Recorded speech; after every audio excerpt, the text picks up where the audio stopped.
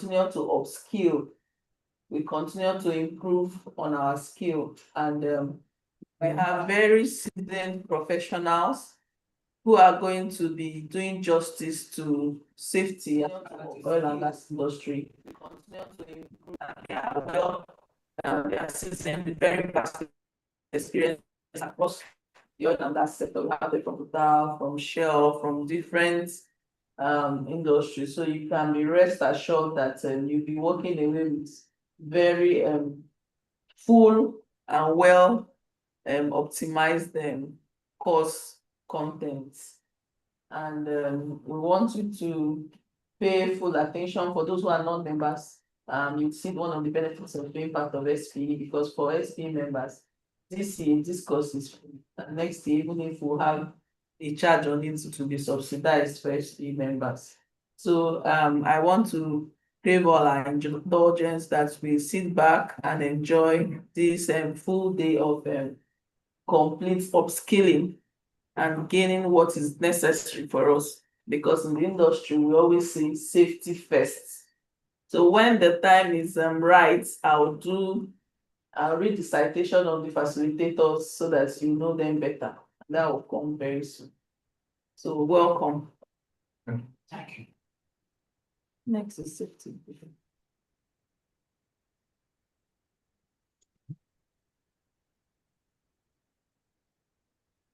So for safety moment, I'll quickly take that.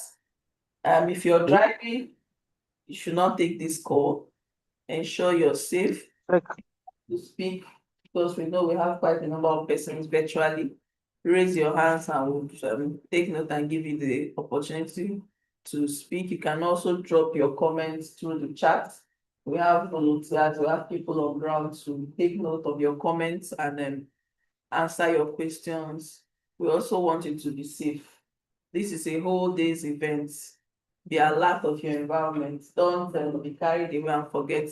Always stay alert while paying attention to the virtual meeting for those who are joining virtually.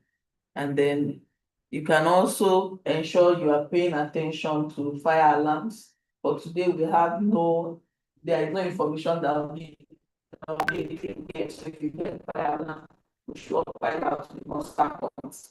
And while putting on your headset for those who are virtual, ensure that you can still hear the fire alarms, which means you use the volume very moderately.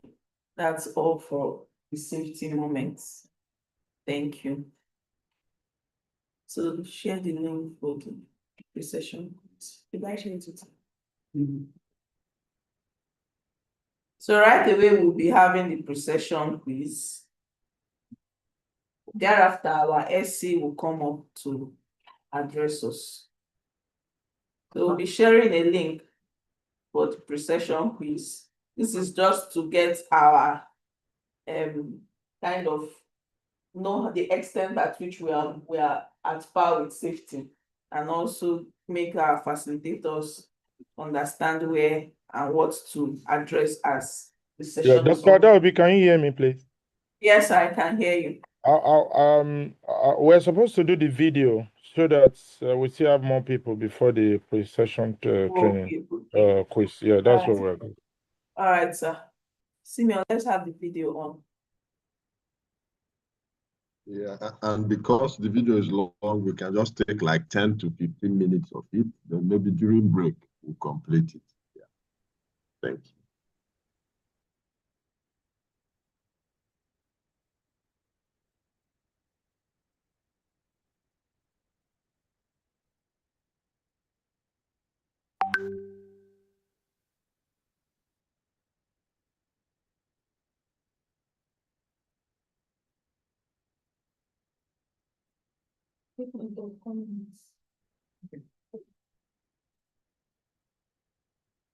And 30 minutes. Now, using cutting-edge computer technology, we reveal exactly what went wrong. Disasters don't just happen. They're caused by a sequence of critical events, locked in time. Unravel the fateful decisions in those final seconds from disaster.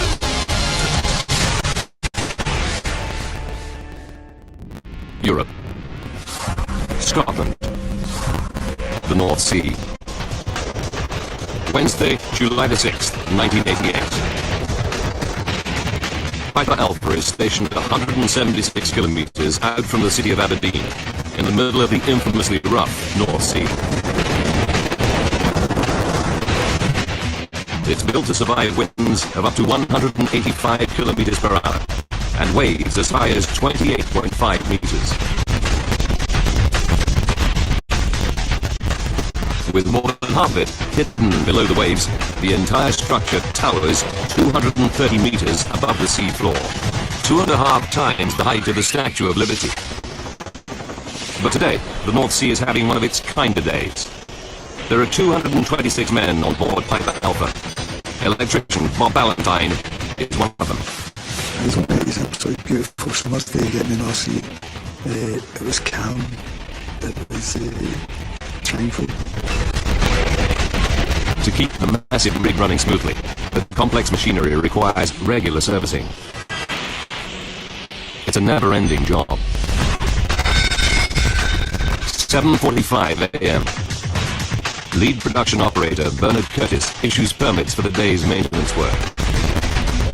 They strictly enforce the rule that no one can work on the platform without one. It's just one of many systems in place to ensure safety on the massive rig. With 226 men living and working so close to such volatile fuel, it's vital. Piper Alpha has been in service for 12 years. Its main job is processing oil. This happens on the production deck. It's made of 4 modules. Module D contains power generation. Module C and B process oil and gas. In Module A, oil is piped up from below the sea floor. Sitting on top of all this is a self-contained city with living quarters and entertainments for the small army of workers for whom Piper Alpha is a home away from home. It all happens 24 hours a day, 7 days a week. 12 p.m. On the production deck, 2 maintenance workers are removing a safety valve. It's a routine job authorized that morning. They're due to finish by the end of the shift at 6 p.m. For control room operator Jeff Bollins, it's just another regular day. There was men doing maintenance, the oil wells were full of oil, the machines were running, compressing gas. It was a hive of activity. 5:10 p.m. Jeff Bollins begins his final shift in the control room before leaving the rig. It was a good shift because we were all happy on it. It was our last shift and we were going home in the morning, so it was always a good shift, the last one. Jeff talks to the control room operator he's relieving to familiarize himself with the day's business. There's nothing out of the ordinary to report.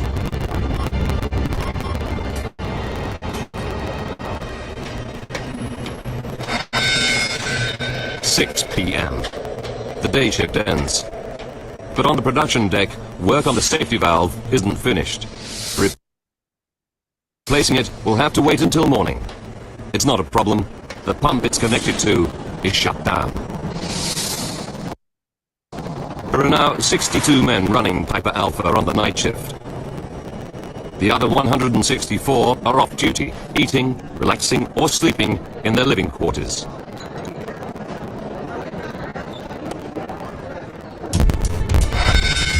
"9:45 p.m. Suddenly, an urgent alarm disrupts Jeff Bollins' routine shift. It's an audible sound, which brings your attention to it.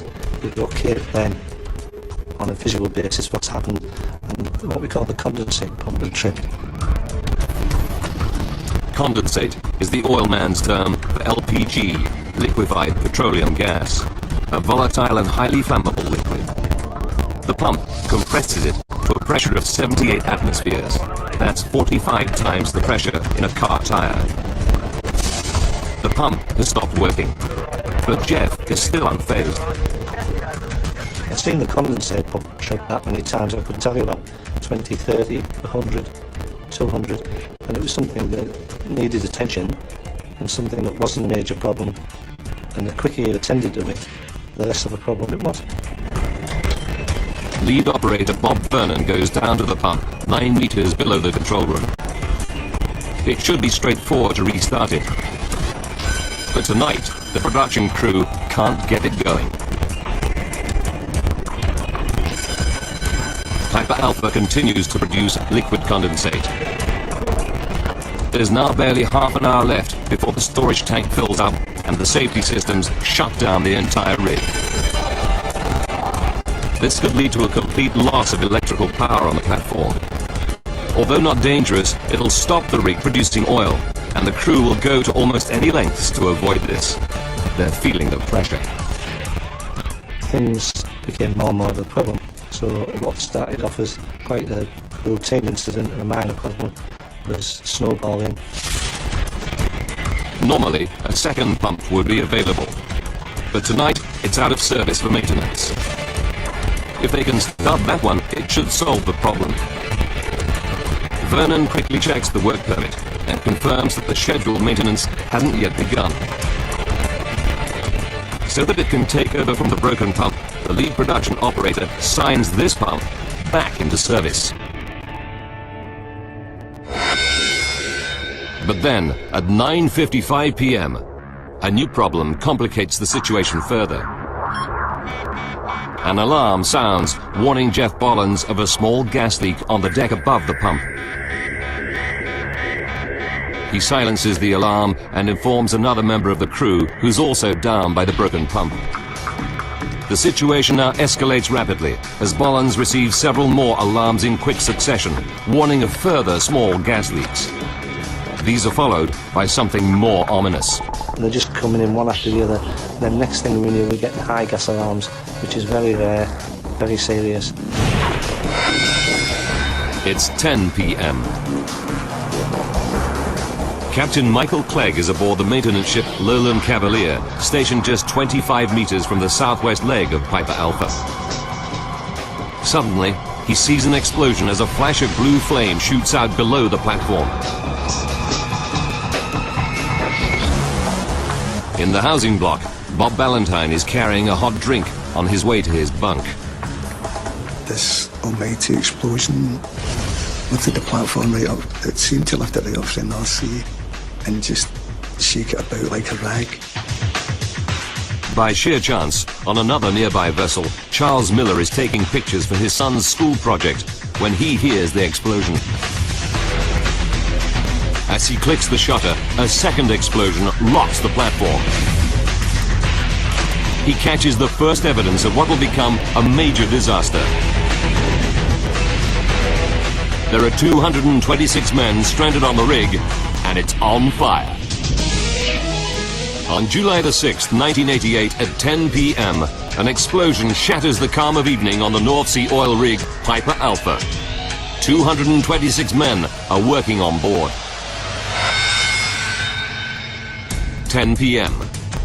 In the control room of Piper Alpha, operator Jeff Bollins thinks he's on a routine shift, until the explosion throws him from his desk. My experience of the explosion was finding myself 15, 20 foot up the other end of the control room. Lights going out, turbines tripped, everything's down, a lot of smoke. Immediately, Jeff does what he's trained to do. He hits the rig emergency shutdown controls and stumbles out of the wrecked control room. Valves automatically close all the main oil and gas lines. The huge electricity generators shut down. But the main alarm panel has been destroyed, so no emergency alarms sound. An eerie silence descends on the normally noisy platform.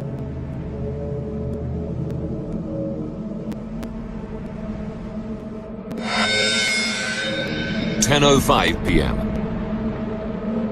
This amateur home movie, shot from a nearby ship, shows Piper Alpha just after the first explosions.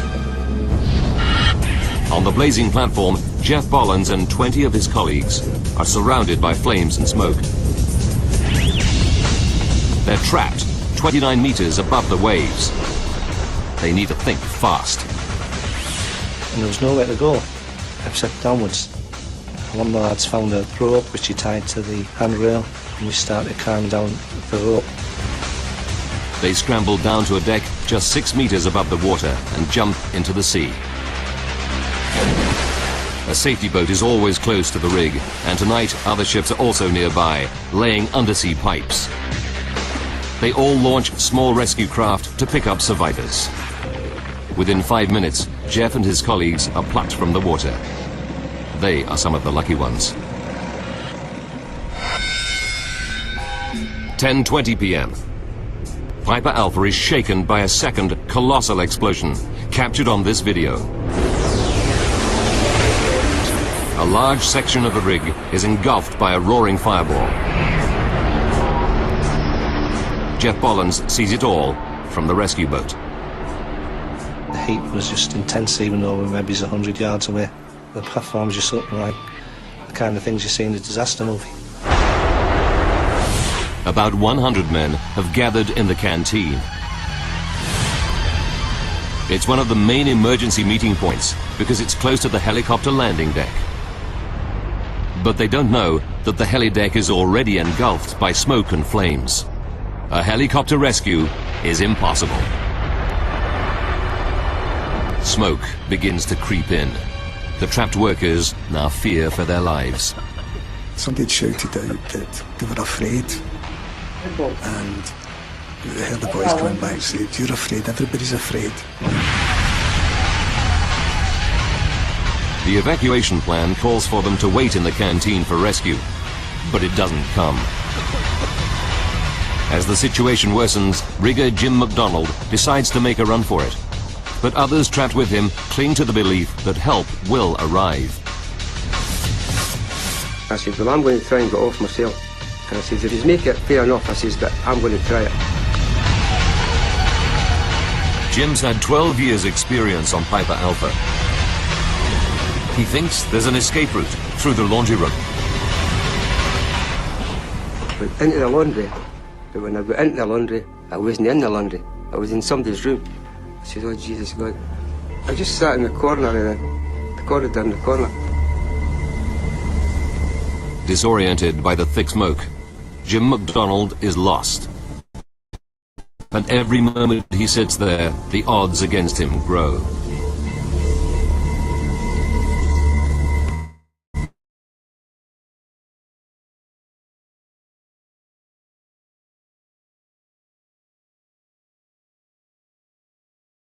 But they're surrounded by the fires. The flames are getting closer and closer and closer, and the only option we had go back into the platform or go into the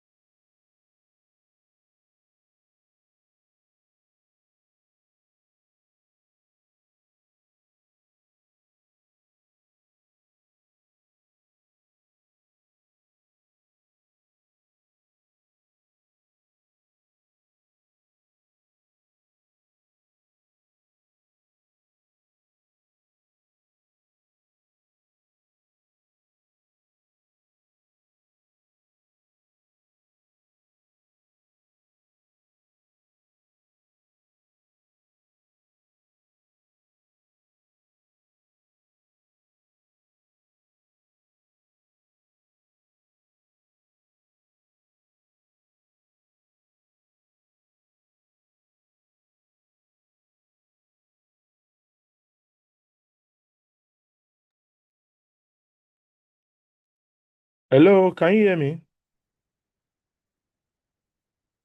Yes, sir, we can hear you. Loud and clear. Yes. So, how many are we now? 65. So I think I can Yeah. just take the key lessons from the Piper Alpha and then You the let me floor. put my video on. Okay. I hope you can see me. Yes, visible. Okay. So good morning, everybody. You're welcome. This is approximately 9:30. It's a good time. Sorry, the video should have done better. But you can go into your YouTube at your spare time to watch the Piper Alpha video. So I will just give insights about 10 lessons that we can learn from the Piper Alpha very quickly. The first thing is the safety culture. Normally, that should not be negotiable. You know, there are procedures that were bypassed. In fact, a lot of safety measures were not prioritized. In fact, production were in favor of safety those days, unlike now that we now have them as forefront. You know, so it's key to make safety a core value, as many companies are doing now. The second thing is the permit to work systems. In fact, it was after Piper Alpha we started having permit to work system taken very, very seriously, in fact. So your permit to work system must be very robust and must be controlled, you know. And the key definition of permit to work is also about being controlled. It has to be a controlled document. So it's not just a formal document, but a controlled, very controlled document. Then you can eliminate things like the Piper Alpha disaster. The third one is the communication failures. So you have to ensure that your critical maintenance information are passed, especially for shifts. So when you work on site, you will see that when you do especially a back-to-back work, people come in, and then when this person is leaving and is handing over to the back-to-back, when the back-to-back comes, it's not really concerned very quickly about the handover.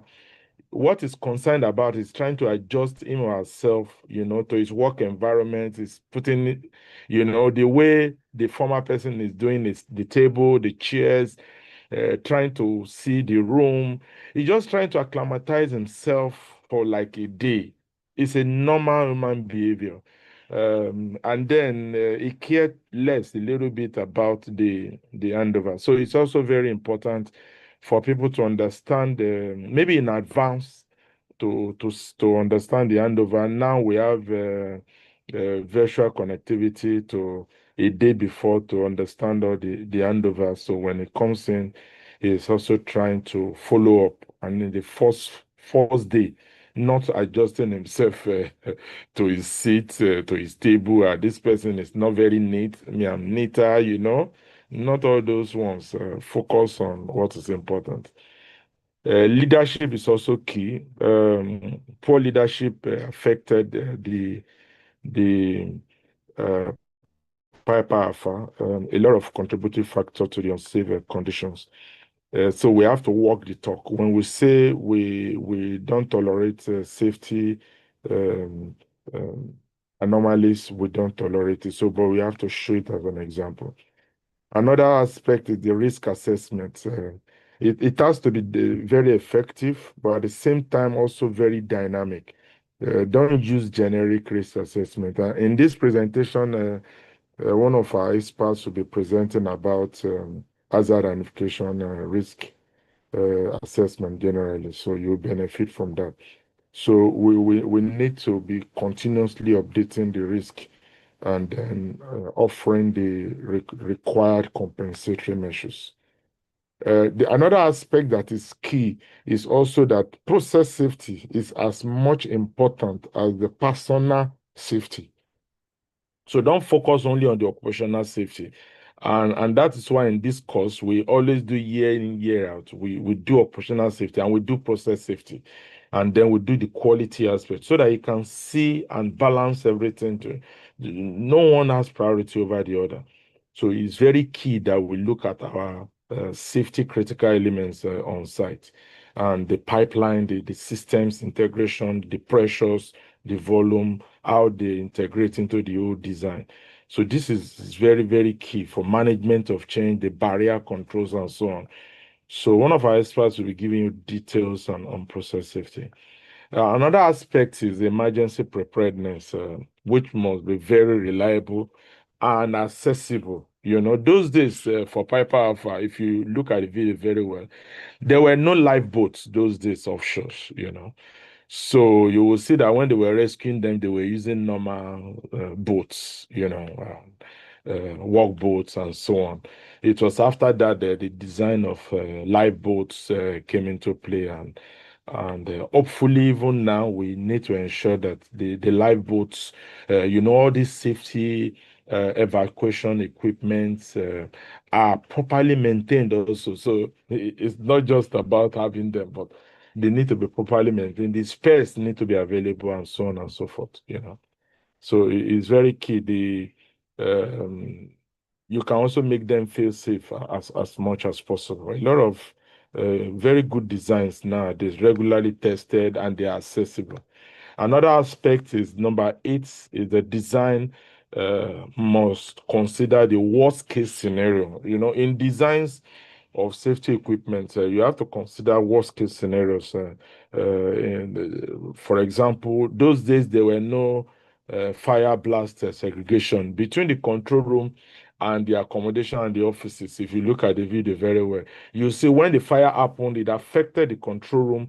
There was and immediately everybody in the control room that was supposed to be controlling those issues, they were all blast off, and that was the beginning of the problem. So nobody can give command to the people. So everybody was doing whatever they want. People jump inside water, so people go to the lower part of this thing, so people went to the upper part, and you know how gas operates, so you have to go to a bit of a higher level a little bit. So escalation prevention and so on and so forth. So design is key. Nowadays we have blast and fire walls that can help just in case of the fire area, then it can come very quickly so that people can escape. You can give some time for the blast walls design. It can take up, some can take up to an hour, some can take up to 2 hours. It depends on the design, so people can quickly escape. If you also notice in the video, and if you have not watched it, try to watch it, you will see that, in fact, when the whole fire is still happening, they were still producing. In fact, they were telling, from the other platform, they are telling them to stop production. But production is very important also those days, just like now. But now, most people are authorized. If you see something unsafe, you can stop production. Don't kill the old people because we need to produce. If we are very sure, because I've seen someone, they gave an award before. In fact, it's even a roast about and he saw something up and he pushed the button of the abandoned this and people, no, you will be sacked. No, but in fact, they gave this guy an award because he was sure that it would have been a disaster. So try to be proactive also. And finally, people must be empowered to speak up. Encourage people to report. And during our panel session today, we'll be talking about some aspects of AI and digitalization that have enhanced a lot on how people speak up nowadays. You don't have to go, you can quickly just do it digitally, things like that. So we'll be talking about that, stop work authority and so on. So try to remove the fear. They empower people to speak, and there are awards, incentives for people that speak up, and they have averted serious issues on site. So thank you very much. I just quickly summarize some very 10 key points you can get from the Piper Alpha video. Thank you. Yes. Thank you so much. We'll bring in our SC now. SC is on the call for his opening remark. Dr. Pringulebe, Section Chairperson, SP Port Harcourt Section 103. Sir, you have the floor now.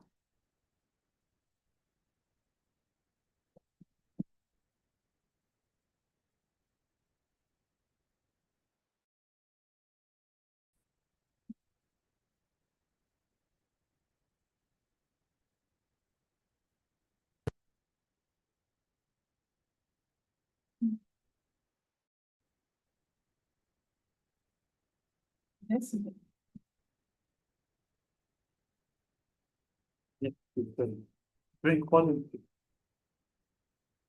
SC, sir, Dr. Pringulebe, you have the floor.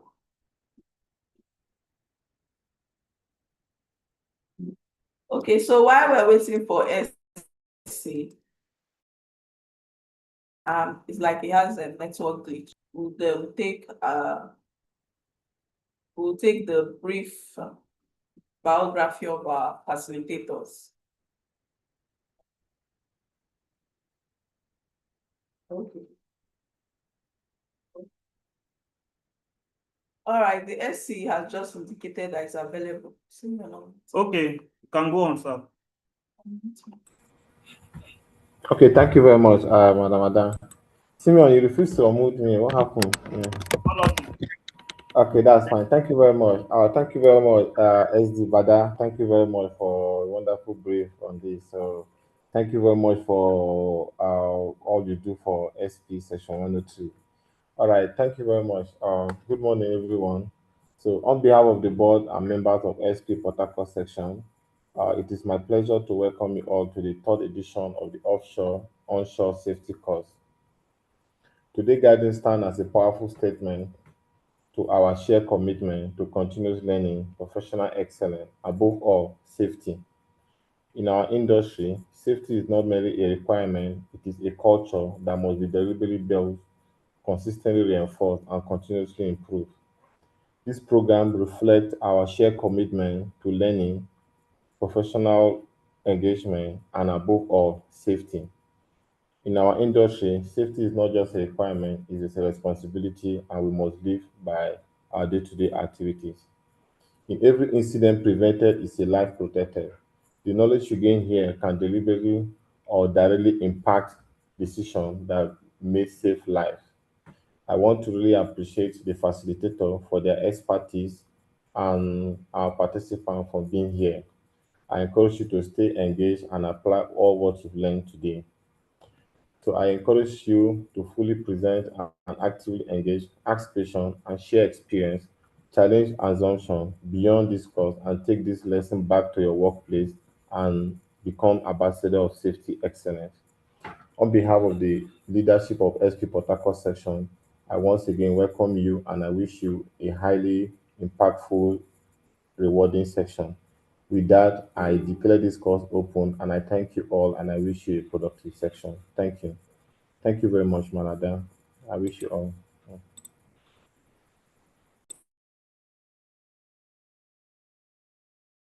Thank you very much, Adam. That's a brief biography of our seasoned facilitators. It will interest you to know that we have facilitators that have a cumulative of over 60 years industry experience on safety. So that's to let you know what's the wealth of knowledge and experience that they will be impacting on you in the next hours. So let's have Engineer Bada Adebola. Engineer Bada is the section director of SP Port Harcourt Section 103. He's a distinguished petroleum engineer and an executive in the energy industry with over 2 decades plus of progressive experience spanning multiple continents. He has been instrumental in the delivery of capital-intensive technological advanced and safety-critical projects within complex operating environments. Currently, he's serving as the Safety Operations Manager, JV Assets at Total Energies Nigeria. He provides strategic leadership in operational integrity, enterprise risk governance, regulatory compliance, and emergency preparedness. His career reflects a steadfast commitment to engineering excellence and sustainable value creation. Engineer Bada is professionally a registered engineer and a fellow of the Nigerian Society of Engineers. He is also the current National Vice Chairman, Policy and Advocacy of the Nigerian Institution of Petroleum Engineers, NIPETI, a fellow of the Institute of Safety Professionals of Nigeria, and currently the coordinator of ISPON of Total Energies chapter. He is an active member and the section director of the SPE, currently at both Nigerian Council and SPE international levels. His leadership is rooted in discipline. Beyond his professional accolades, Engineer Bada is a fitness enthusiast and a family-driven individual who values discipline, wellness, and strong personal foundations as essential pillars for executive leadership. He is married with children and a graduate of petroleum engineering from the University of Port Harcourt with a master's degree in health, safety, and environment from the Loughborough University in the United Kingdom. So we have the privilege of having Engineer Bada as one of our facilitators today. Please, a round of applause for Engineer Bada. Next in line, we have Dr. Ndubisi Okereke. He has over 15 years combined industry and academia experience, cutting across subsea engineering, deep water oil field development, process and flow assurance studies, project management, and tutoring on courses related to petroleum production, reservoir engineering, rock mechanics. Some of his major projects have involved review of severe slugging mitigation strategy for Chevron Abami oil field, swamp dredging and workover operation of typical swamp oil wells, such as Belema oil wells 8, 9, and 10 for SPDC, and the Chuebkiri capital dredging project for SPDC, Alakiri gas plant access dredging. He is a member of the Society of Underwater Technology and the Society of Petroleum Engineers. He is also involved in pre-FEED project of Santos Basin in Brazil, where he worked with the flow assurance team to develop a flow assurance strategy for an oil field with inherent water problem. He's very competent in the deployment of AUGA. He has authored and co-authored over 30 publications, both journal and conference papers relevant to the oil and gas industry. He has also written and co-authored books like The Introduction to Offshore Operations and Technology, which is available on Amazon. So this is another facilitator we have here today. Please, a round of applause for him. Next in line, we have Uwegie Uyi Kenneth. Kenneth is a seasoned senior HSE professional with over 2 decades of experience in the oil and gas industry, covering onshore and offshore operations, exploration, production, construction, and process projects. He has worked with major multinational companies, including ExxonMobil, Chevron, MPDC, and Shell Petroleum. Kenneth holds dual master's degree in project management and environmental management and assessment, and is currently pursuing PhDs in both health, environment, safety and security, and public health education. He is certified with NEBOSH, IGC, IRCA certified auditor, and a member of several professional bodies, including IOSH, SPP, and ASHPON. Throughout his career, he has led numerous high-impact projects with exemplary HSE performance, including delivering a $3.8 billion water EPC project with 0 lost time incidents. Kenneth is recognized for his expertise in HSE management systems, risk assessment, training and development, behavioral safety and incident investigation. His dedication to safety excellence has earned him awards such as the ExxonMobil One Team Award for Outstanding Safety Performance. He is currently the convener of Safety Advocacy Network Nigeria. He brings a wealth of knowledge, field experience, and a deep commitment to fostering a strong safety culture in all environments. Please let's put our hands together. Next. We have again the only lady on board and a very seasoned professional as part of the facilitators today, the Funke Esther. Funke is a QHSC strategist and ISO management systems expert, sustainability enthusiast with over a decade experience in implementation of management system coordination and conduction of audits, risk assessment, environmental aspect assessments.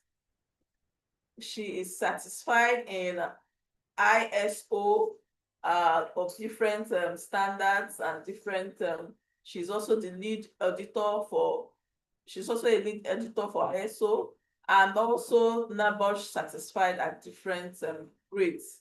In over a decade of her work experience in the industry, it includes manufacturing, oil and gas and project management, including IT.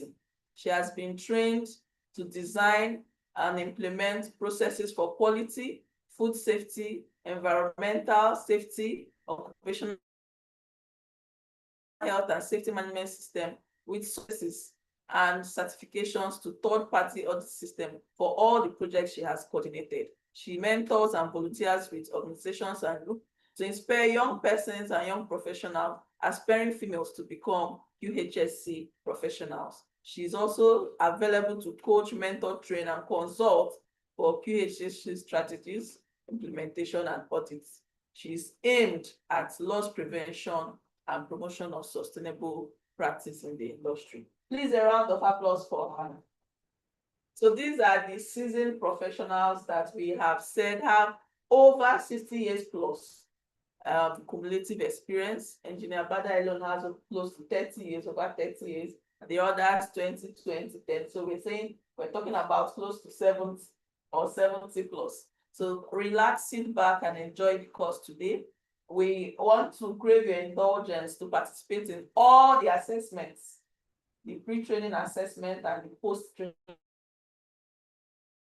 assessment, because those will be prerequisite for the certification, because we're giving out certificates. Thank you so much and enjoy the rest of the training session. Yeah, thank you. So we will go ahead with the pre-training now. We'll have a Google link. So you just have to click the link and take that test. Quickly.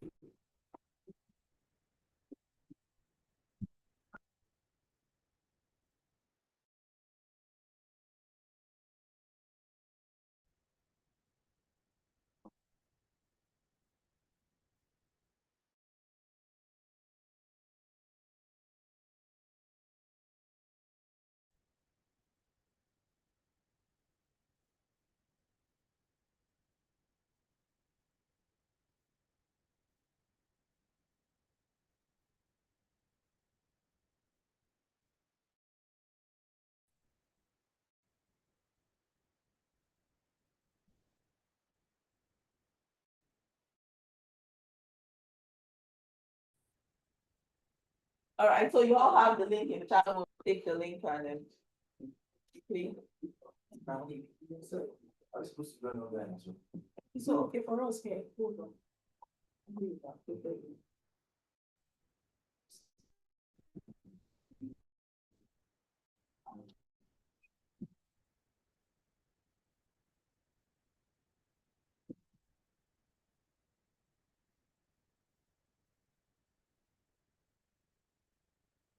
You could try to identify those.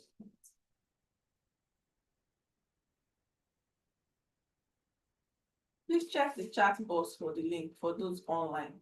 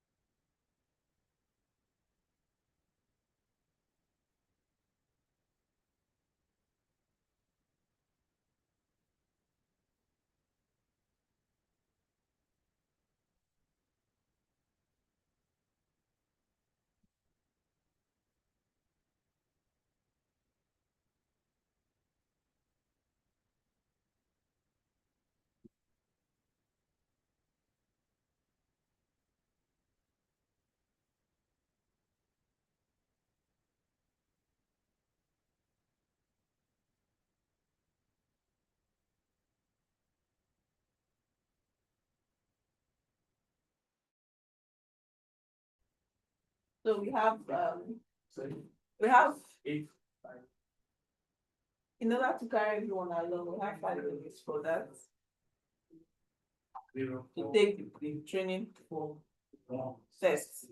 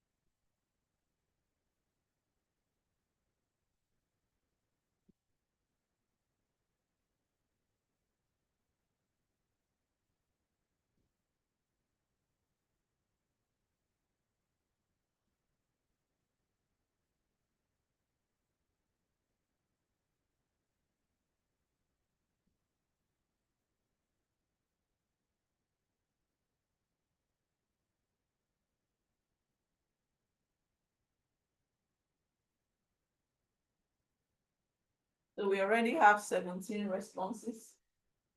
Let's try to make it fast. First, we have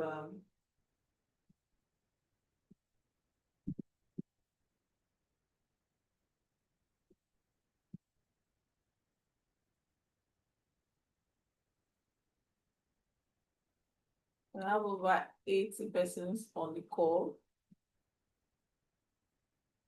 Take note that the assessments are prerequisites for the certification. So please participate in the assessments.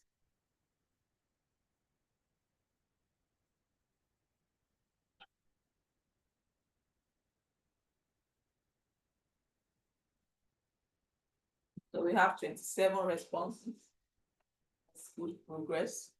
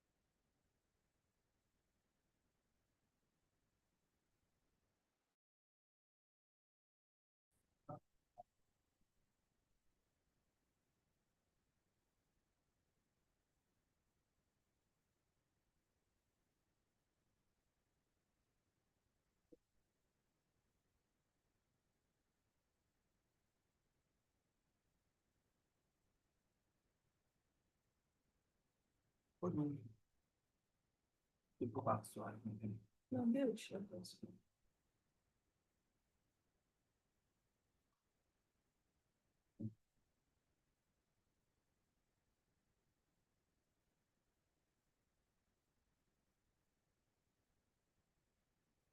So we have 44 responses.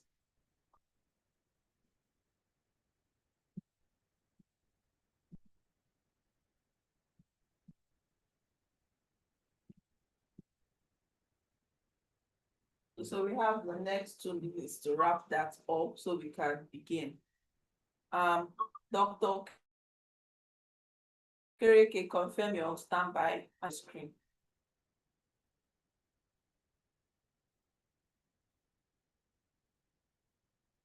Yes, yeah. I was just having a final gloss to my slides. Yeah, I'm good. Good to go once you guys go. 1 more minute to wrap up with the quiz. You just started, okay. So we have about 57 responses out of 80-something persons on the call. 94 persons on the call.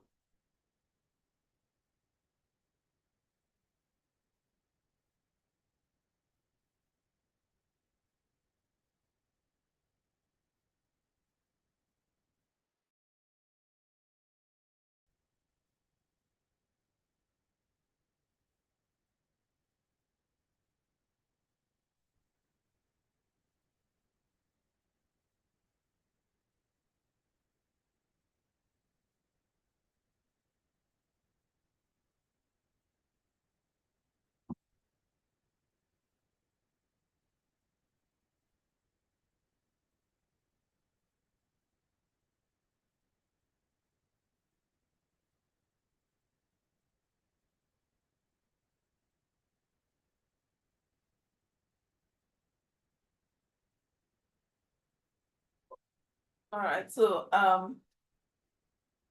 far we have 65 responses. I think that is good. Achieved close to 70% of participants. So, you can still attempt it. So Dr. Kereke, you have the floor. Welcome. All right, fantastic. So Simeon, would you like me to share from my end, or are you happy to share from your side? Can go ahead and share. Okay, all right. So I'll put my video briefly so that you know it's not AI that is speaking from this end, but I'll also switch it off at some point so that my network remains strong. All right. Okay. Here's my slide. I must not share another one. Okay, I think I've seen it. All right. Somewhere a bit forward when I was trying to go through, but I will need to get back to where I need to start. All right. So good morning, everyone.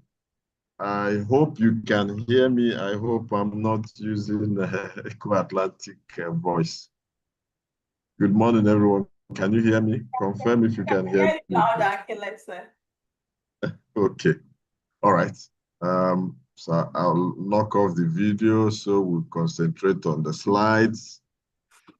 So I'll be taking a number of basic things, and I'm aware that we have a mixed audience, a number of students, YPs, and a number of mature industry persons too. So I'm going to be a little bit slow at the beginning, but I'll move on fast because I'm also aware we have spent quite some time if we look at our agenda. So introduction to oil and gas industry safety, that's what I have. Move quickly to the next slide. So agenda, what I will cover, introduction and key definitions around safety and how it applies to the oil and gas industry. Overview of the oil and industry value chain, right? Importance of safety to oil and gas industry, then definition of key safety concepts such as hazard. We get to remind ourselves, for some of us that know already what is hazard. For some of us that don't know, we'll look through that. Toolbox talk, very important concept. We'll look at it. It shapes the safety culture on the day-to-day activities. Job hazard analysis, what does it involve? We'll look at that.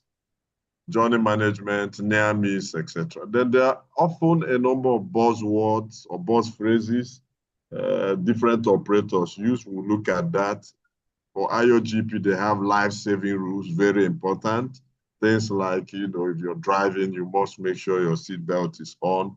If you're on the line of fire, you must stay out of the line of fire. Things like a number of buzzwords. You will see some of that come into play as well when my very good colleague Kenneth comes on board as well.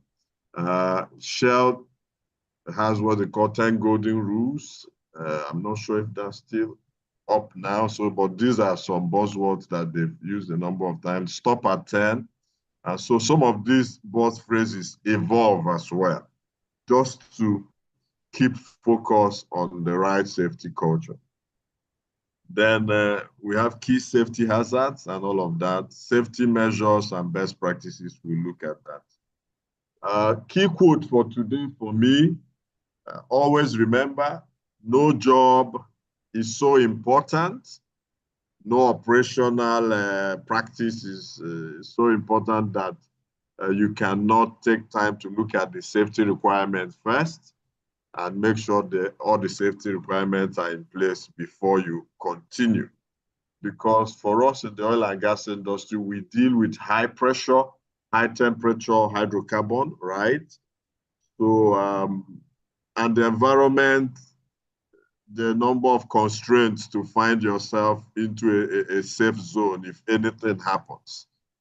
On a recent offshore trip, I was just, just very conscious of even maybe the gratings on the stairs you're walking. If they are not, if they are corroded, you could fall trying to just step down. And if you're not careful and you're close to the edge, you could fall and fall into the water, right? And this deep water for a number of assets, yeah, shallow water for some others. So you just need to be conscious of all the safety practices. When you come on board offshore first, you go through some induction. That induction step, very key. You must pay attention to all the steps, all the safety spots that you need to be. You have a card that you need to clock in when you're moving to another boat, for instance, maybe an accommodation boat. So you need to follow all those steps that you will be introduced to at induction. And as you go on day to day, you need to make sure you are continuously abreast of the safety protocol and procedure. Don't assume that you know it already. Pay attention once those inductions and toolbox and what have you safety talks are going, because there is always something just to pick up and to make sure that you are kept extra safe as you are also expected to do your work. So keep that in mind as we go on. As we go on as well, if you have any question, you can drop it on the chat or wait until the session is over and then throw the question. But let's try to make it as interactive as possible. Safety. So what is safety? So the term safety generally refers to the condition of being free from harm, danger, risk, or injury. So it encompasses a wide range of contexts, including physical safety, emotional safety, environmental safety, and what have you. So, but the long and short, we want to be safe from harm, we want to be away from risk, and all of that, even as we are working to optimize production.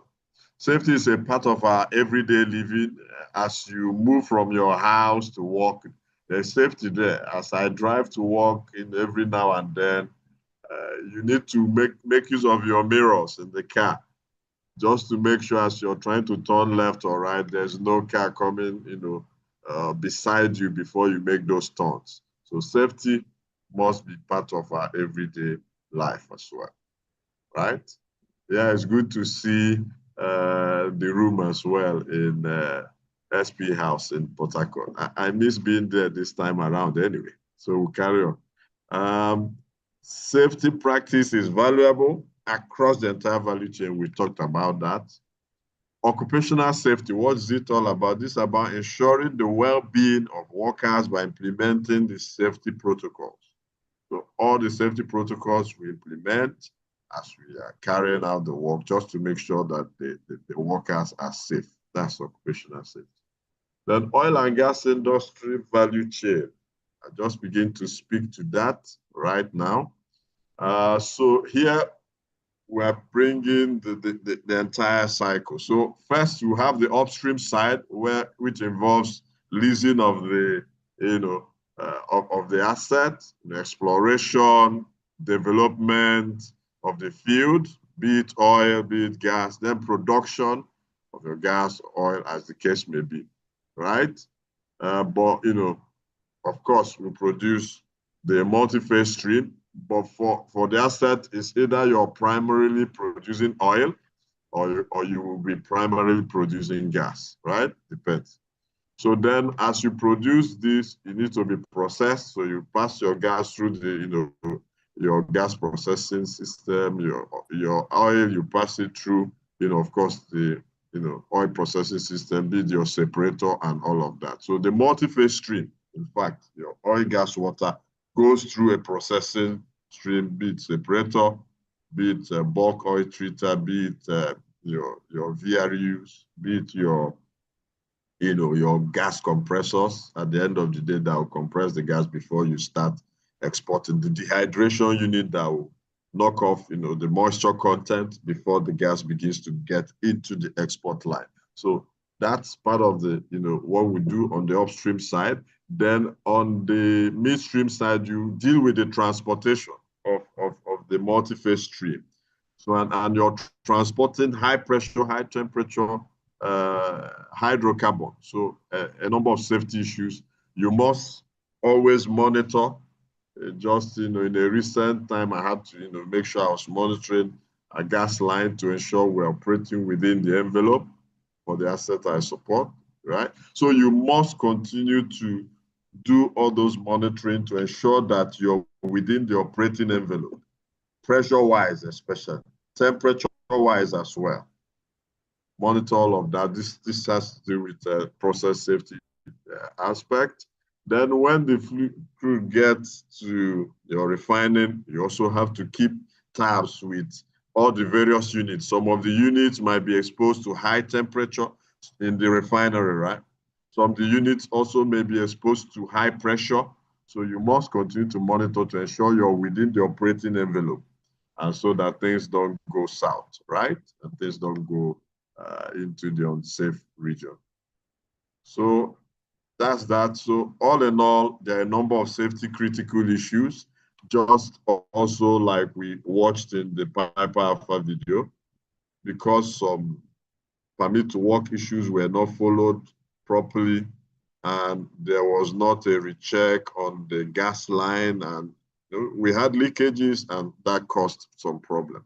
So you must make sure all the checks before you start running the shift.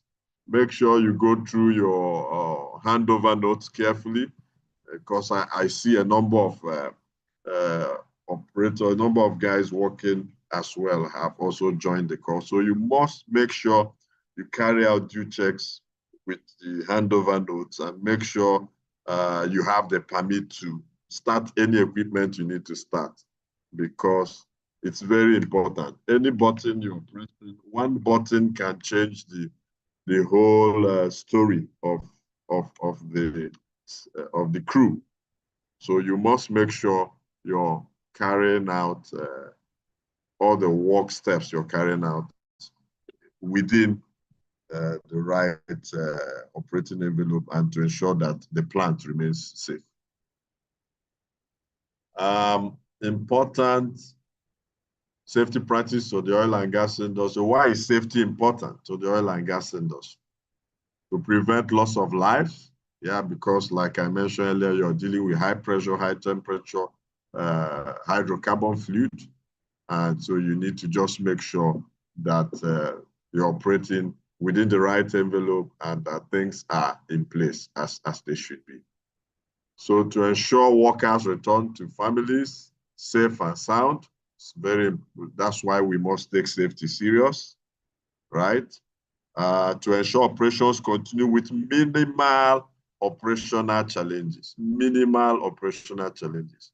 You want to make sure you have as less operational challenges as possible. Reduce downtime. Ensure near misses are kept as low as reasonably practicable. Prevent occupational hazard. Prevent financial loss and failure. So we'll move on very quickly. So still some definition of safety concepts. We have safety hazard. So what is safety hazard? A safety hazard is a situation, a condition, or an object that has potential to cause harm to industry, damage, property, and what have you. So you must identify this hazard from time to time. The guy on the slide here is exposed to an area where you have some chemical smoke. So that's why he has some hood to prevent, taking in any of these chemicals that could be harmful to his respiratory system. So you must make sure you have the right PPEs before you move into certain areas in your plant. Safety toolbox stock. Every morning, this must happen. I'm aware there may be some, or let me not say I'm aware, there may be some assets or some units that just want to work very fast and you tend to want to overlook this. So this is very critical. Safety toolbox must hold every morning so that you are aware of the safety risk that is associated with the work you ought to do, right? So toolbox stock has to do with identifying some of the safety issues that are related with the activity for the day, not the activity of yesterday or the activity of last week. No, the activity you're going to carry out that day. You need to discuss some of the safety concerns around it and make sure that those that will be working are aware of what they should do in order to keep themselves safe. It could be as simple as lifting procedures so that you don't begin to have too much waist pain and the likes. If you carry out lifting with the right procedure, you stay away from some of the possible ailments that could come if you don't do it the right way. If you're supposed to wear nose masks, you get to know that morning because of where you're moving into, and you must wear such nose mask. Then, of course, at the basic, you must have your safety boots, your hard hat, hand gloves, right? Very important. So key definition of key safety terms. So here is a general structure. Some key elements to consider include when conducting safety toolbox talks. So this is just like the protocol procedure, key high-level steps. So for instance, if you've not done it before and maybe you need to do that, introduction, greet participants, thank them for attending, emphasize importance of safety and purpose of the toolbox talk. Topic overview, make sure clearly state the topic of the toolbox talk, fall protection, electricity safety, hazard communication. Provide the overview of why the topic is relevant so that people can pay attention. Then make sure it's interactive so that you're able to identify the key hazards that will come into play and how to manage those hazards. Mitigations must be in place. So it's not just important to identify the hazard, but also more important to also identify the mitigations that need to be in place in order to make sure there's no safety incident. We'll move on. Still on this, so when conducting safety toolbox talk, in terms of best practice, present the best practice safe work procedures that should be followed. Use visuals to do, make the demonstration clear so that everybody around gets what needs to be gotten ahead of work that day. Real life examples must be shared so that you can emphasize the lessons, discuss the hazards associated, right? And then make sure questions and answers follow so that people can flow. Then here is the general structure of toolbox. General structure for some of the elements you need to consider in toolbox talk. Make sure you bring up the relevant policies for the company that addresses the safety issues that you need to work on. Make sure emergency procedures are in place and that you discuss them. Then engage participants through quizzes just to make sure that they understand what has been discussed in the toolbox talk. So at any point, if you need to ask questions, you can drop it on the chat so that after the session, we can treat it. Job hazard analysis, what is it all about? Job hazard analysis is the ability to identify and evaluate the potential hazards that are related to the job you'll be handling. So I give an instance. Maybe it involves, the work for the day involves crane operation, and you need slings to lift up heavy objects. You must discuss things like, how safe the sling is when it's hooked up to the crane. Yeah. You must discuss things like, are you lifting within the safe weight limit? Yeah, SWL of the sling and of the crane, right? You must discuss that people must not be around when the crane is lifting those things, because if there's if the sling failed, God forbid, if there's any failure in the sling, you don't want people around so that it doesn't fall on them. So you must discuss things like that. Break down the job, identify the hazard, and then the measures to mitigate them. Assessment of risk. You must create room for, risk to be assessed. This is part of job hazard analysis. Yeah, you must create room for assessment of the risk involved. Implement controls. You must create room for implementation of the controls. Communication needs to also be very clear when you're carrying out job hazard analysis. Then we move on to journey management. Why is this important? You need to carry out journey management properly because there could be a lot of issues on the journey. Especially for now, in country, there are a lot of safety issues traveling to some part of the country. So you must carry out proper job hazard, and if you need to maybe travel to north for a particular project, you must think through, how will I carry out that journey so that there are no issues? Within the Niger Delta, yes, it's relatively calm now, but you must also do some security assessment. Most time you need to go with security personnel, MOPOL, and military guys sometimes, just to make sure things are safe. Then a number of operators will advise don't travel in the night, right? So that you can manage risk better. So you must carry out risk assessment as part of journey management. Communication is very key as well. So still as part of journey management, emergency preparedness, you must look at that. Driving safely, you must look at that. Vehicle inspection, you must look at that.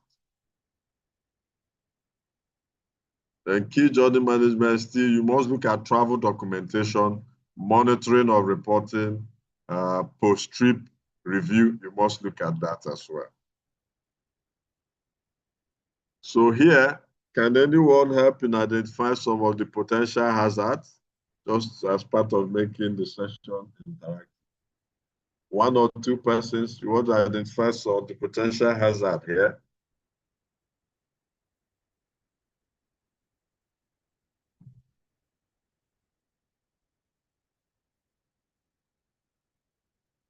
So you can type answers on the chat box, please. Yes. You can type your response in chat box. Let me check if there's any.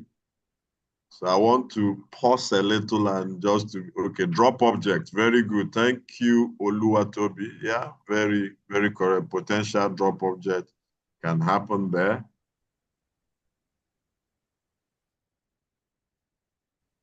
Any other thing?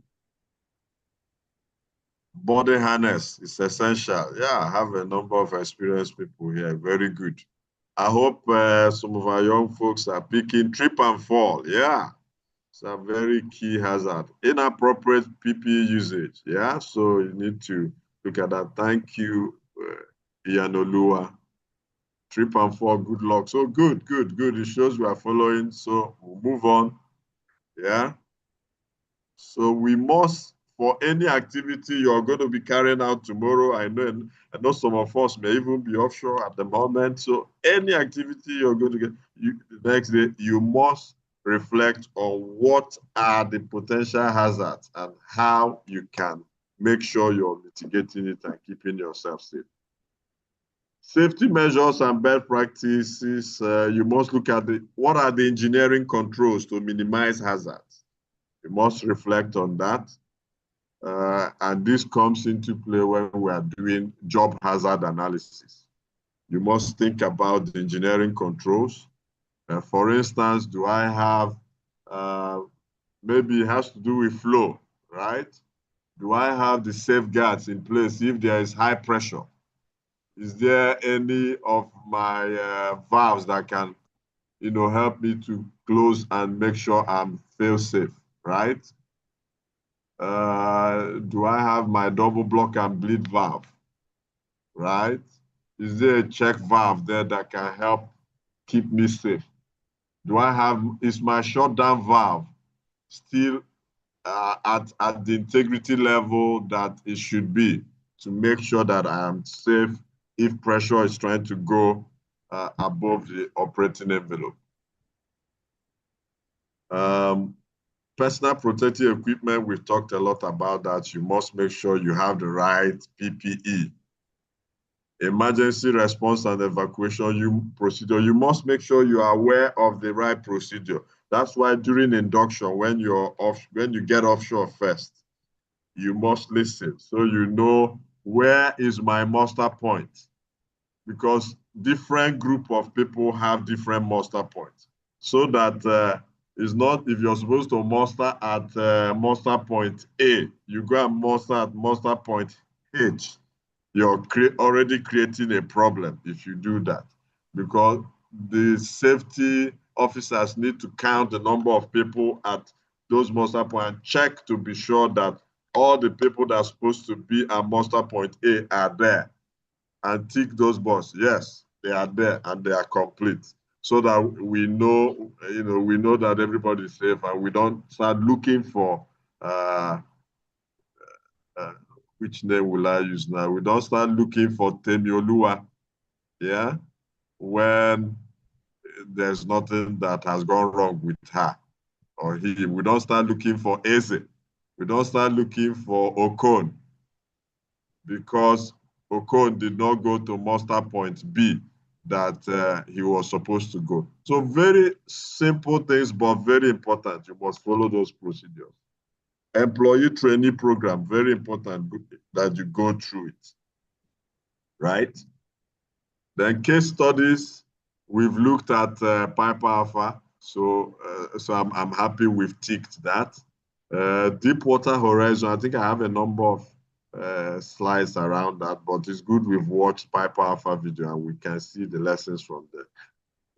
The lessons, discuss courses, consequence, lessons learned, so that's part of what I'll be looking at. Already, SD Bada has done justice to Piper Alpha, so I won't belabor that. emphasize improvement and safety price. So we'll look at that. So we'll look at Deepwater Horizon. This one happened sometime in 2010 when I was doing my master's at Cranfield, and we reflected on it as well in class. Yeah, very, very touching incident, right? So this was how the asset was before the incident. Nice, everything looking fine, right? So this is after, and this is always what we want to prevent. We don't want to come to this space.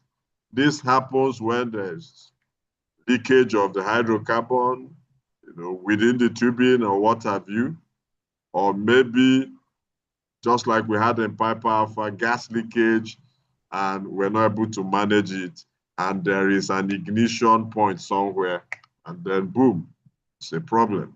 So we must manage that and manage that effectively. So event highlights, very good part of the slide to make life easy for me, because you may not remember all the key histories offhand. Date of occurrence, 20 April 2010. Oil spill lasted for what?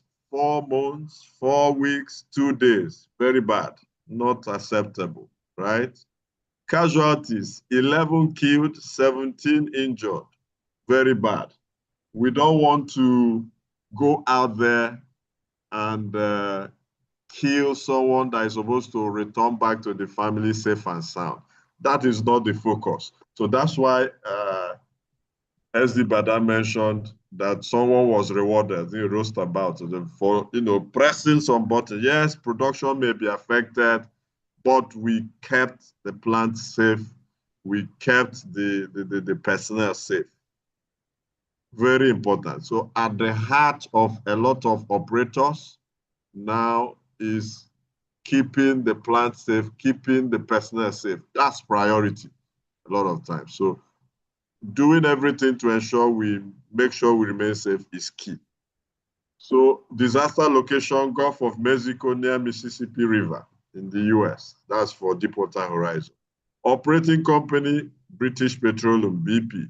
So you don't want your company to be named here. And so for that to happen, you must continue to help the organization to identify potential hazards, to help them keep a good safety culture as much as possible. Rig owner Transocean, area of oil spill like 2,500 to 68,000 square meter, right? Volume of oil spill 4.9 million barrels, right? Deepwater Horizon, 10 years old semi-submersible, right? Dynamically floating and all of that. Switches model. What is this all about? Especially for my friends, some of our students, some of the undergrads, some of the young graduates as well. I'll take there a little bit. Did I move on? No.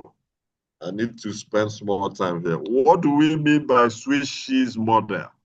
So the switches model is just you can see the hole, right? Yeah, I need to bring in my pointer. Not brought that since. My virtual pointer, where is it?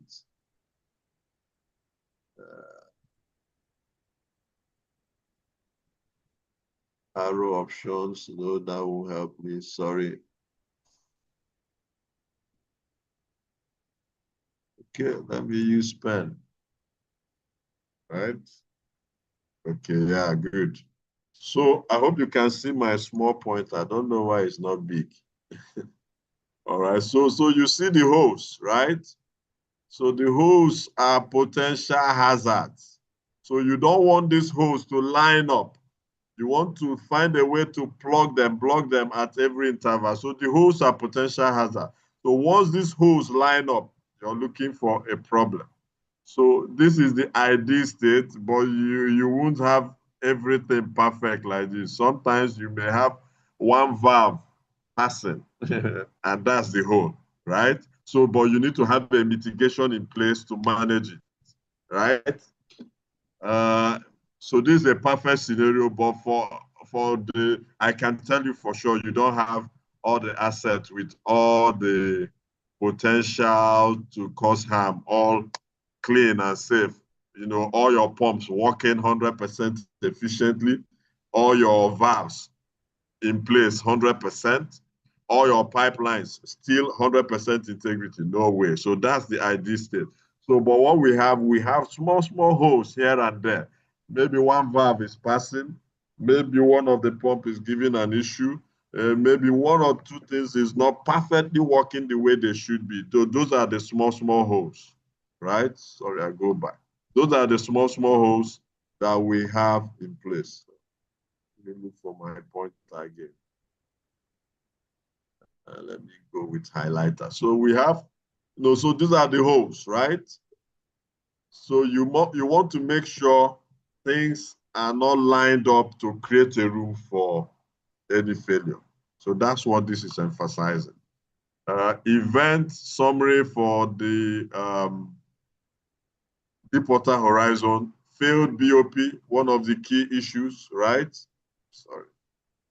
Failed BOP is one of the key issues. And it's due to poor cementing job.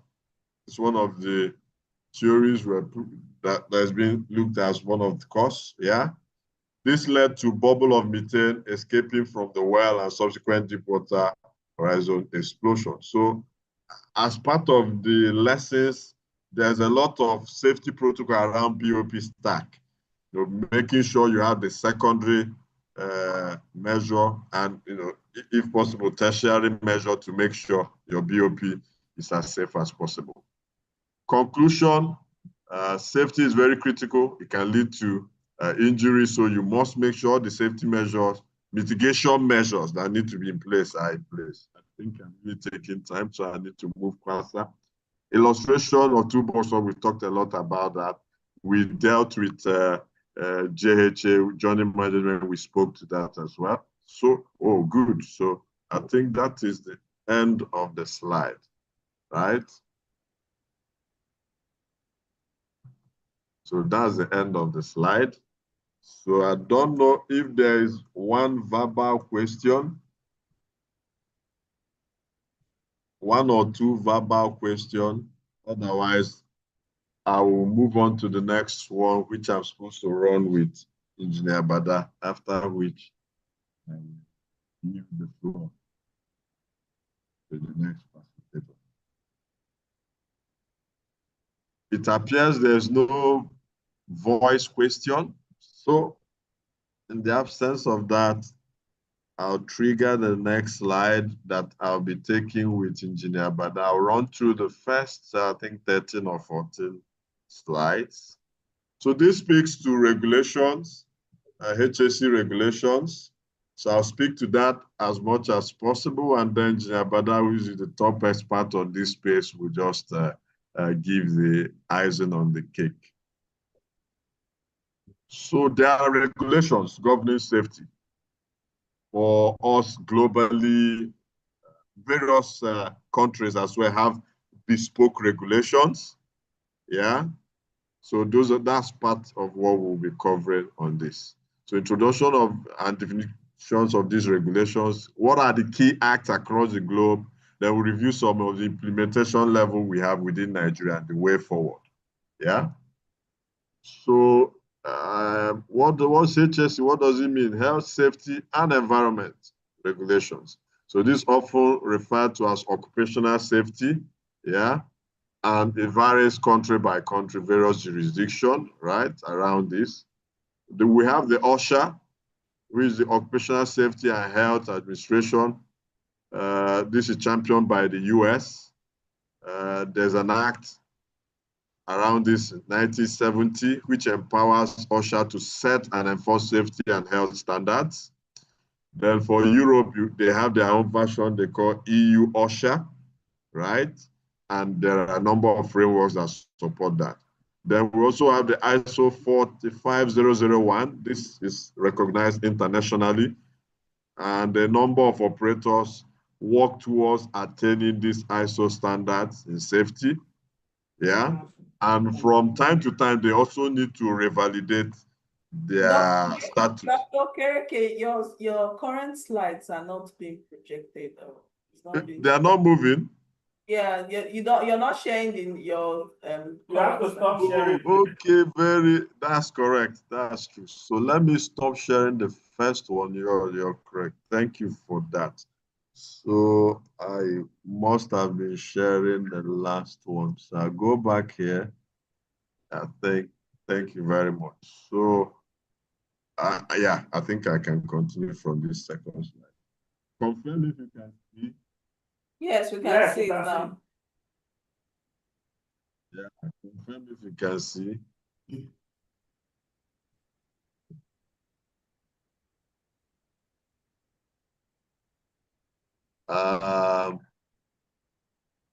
So I was speaking No, to online. Please confirm you can see his slides now.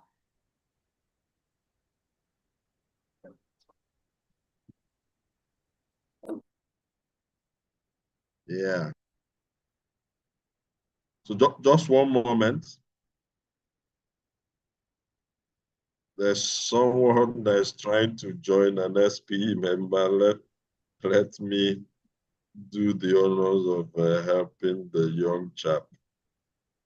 You never know who will save us from any potential Piper Alpha in future. Okay. All right. Okay. So that's done. So here we were just speaking to the various regulations. We have OSHA, which is championed by the US. The Act for OSHA came on board in 1970, OSHA Act of 1970, and it empowers OSHA, which means Occupational Safety and Health Administration, to set and enforce safety and health standards in the workplace. So they are still championing that. Then you have the EU OSHA for the Europe version, and there are frameworks that they drive to help maintain safety as well. And ISO 45001, we also have that at the international space. Then in the UK, we have the Health and Safety Work Act of 1974. So this is a primary piece of regulation that legislation that helps and governs occupational health and safety in the UK. And it places duties on employers and employees as well. So just to help to keep safety up. Then we also have the Work and Safety Act of Australia, 2011. Then we have the OSHA Act of Canada as well. So a number of different countries have also adapted, just to adapt this Safety Act to their bespoke environment, but still maintaining a lot of the things that are internationally acceptable. So this just gives us a flow of the various acts again. So Work Health and Safety Act of Australia, that's their own version. This act came on board 2011. And sometimes we have operators also, we have the regulators kind of revalidate this act, run it through some checks because things are changing with time. For instance, now we're in the space of AI. So some may want to add some things to the act and make it more robust. OSHA Act Canada, we've talked about that. Singapore have their own as well. Then key definitions, occupational safety and health, what is it all about? Is an area that is concerned with ensuring safety, health, and welfare of the people engaged in work, as well as the employers, right? Then recent studies put the annual work-related death rate for Nigeria at about 24 fatalities per 10,000 employees. So this is also still relatively high. This was by a study done by Dugeri, 2016. So, but within the oil and gas industry, the numbers are coming down a bit, but we also need to raise our guard and be more safety conscious. I see from my observation, I see a lot of the IOCs still keeping this Safety Act up. And if you ask me, I think we need to have the marginal field operators take up this safety culture high as well. We need to have a number of our NOCs also imbibe this culture. But I see a number of the NOCs also take up safety culture in a high manner, but that needs to also be continuously preached. We need to make sure safety culture is picked up for a number of our indigenous operators. Very important. Nigeria is a member of United Nations Act on ILO, also a member of ILO and the convention thereof, which also supports safety. So we must continue in that stride as well. So I move on. So then there are also some organizations that champion safety regulations. In Nigeria, we have the Nigerian Industrial Safety Council of Nigeria, NISCN. Then we have the ISPON, Institute of Safety Professionals of Nigeria, which we have, the likes of SD Bada, very strongly involved. So these are organizations that continue to champion this, and we must continue to encourage them. Government as well must continue to support them. Regulations 2003, we have the Nigeria Radiation Safety Nuclear Regulations, we have the 2006 Mineral Oil Safety Regulations.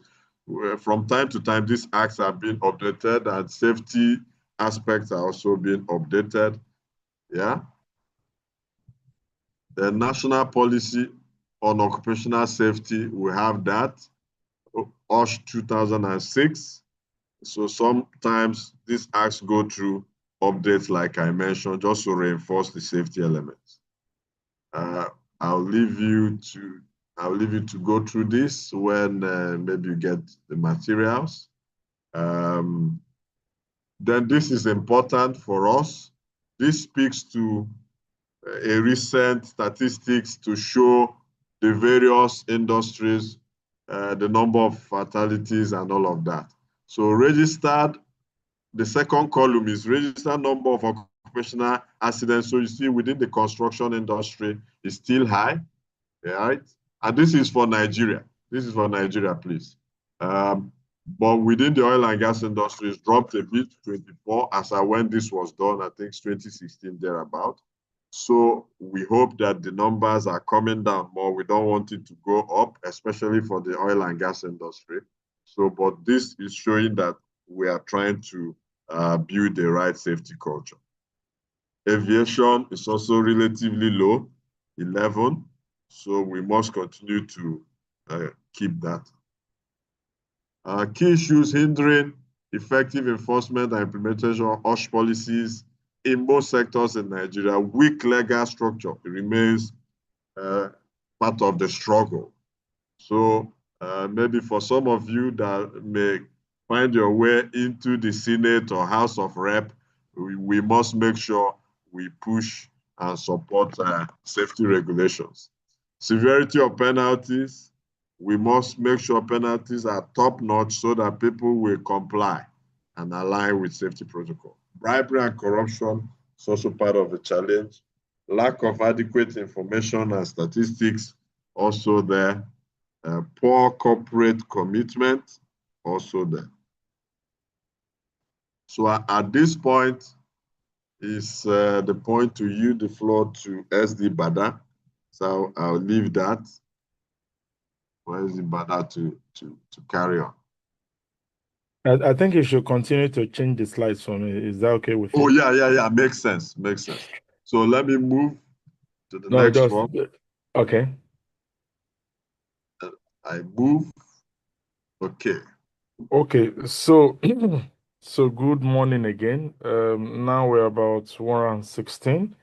So some people may have joined, I think after the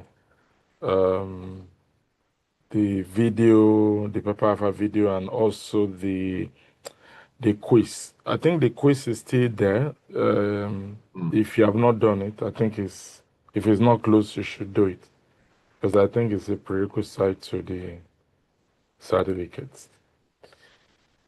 Okay, so thank you very much, Dr. Okereke. So it is dealt on the very preliminary parts of the regulations, which is very key for everyone to really understand, digest, and be as part of your implementation in HSC.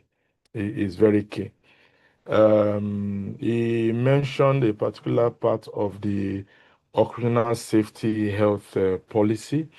That is a key part of what I think is under the Department of Ministry of Labor that champions that. And I will just break this down in 3 or 4 slides for you to understand. Is the fundamental policy that we have for occupational safety and health in Nigeria. Is being reviewed presently by different stakeholders, but it's very important the fundamentals of this to understand.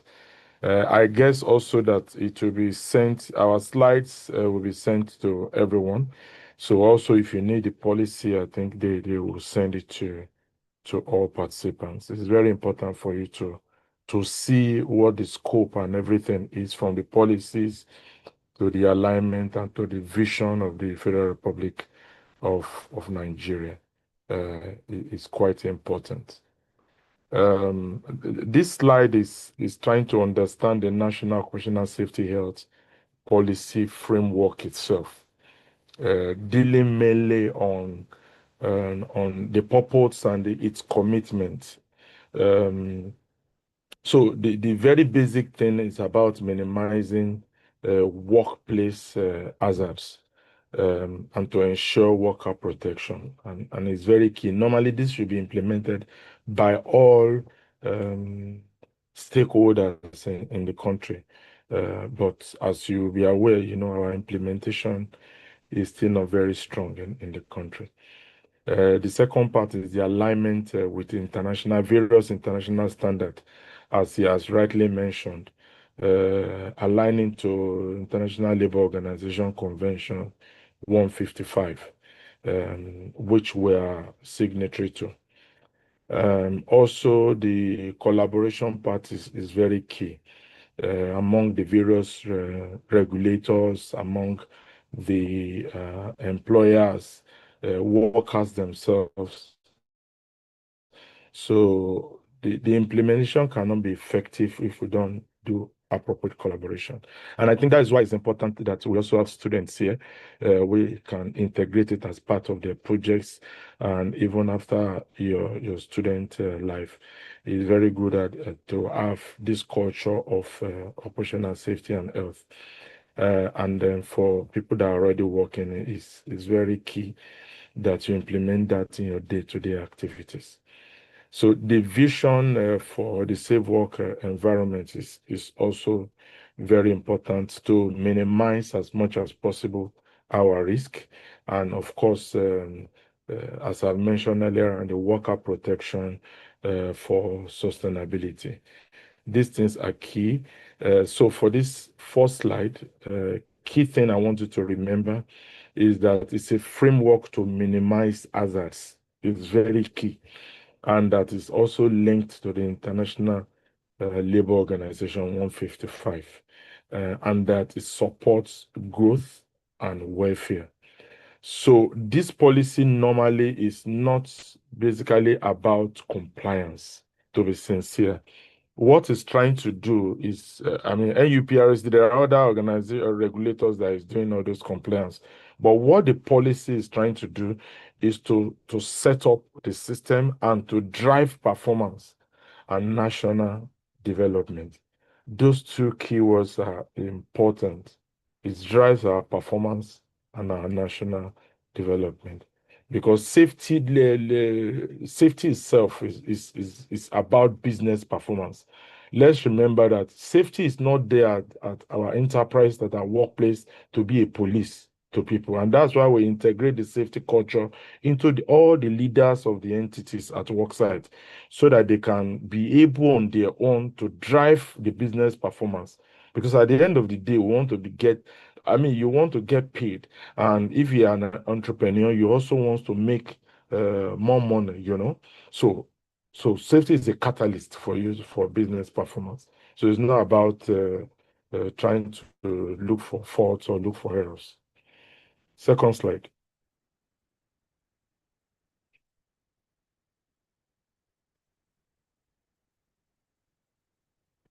Yeah, I'm trying to. I think network is acting up. Have we Okay. moved? So All right. that's Yeah.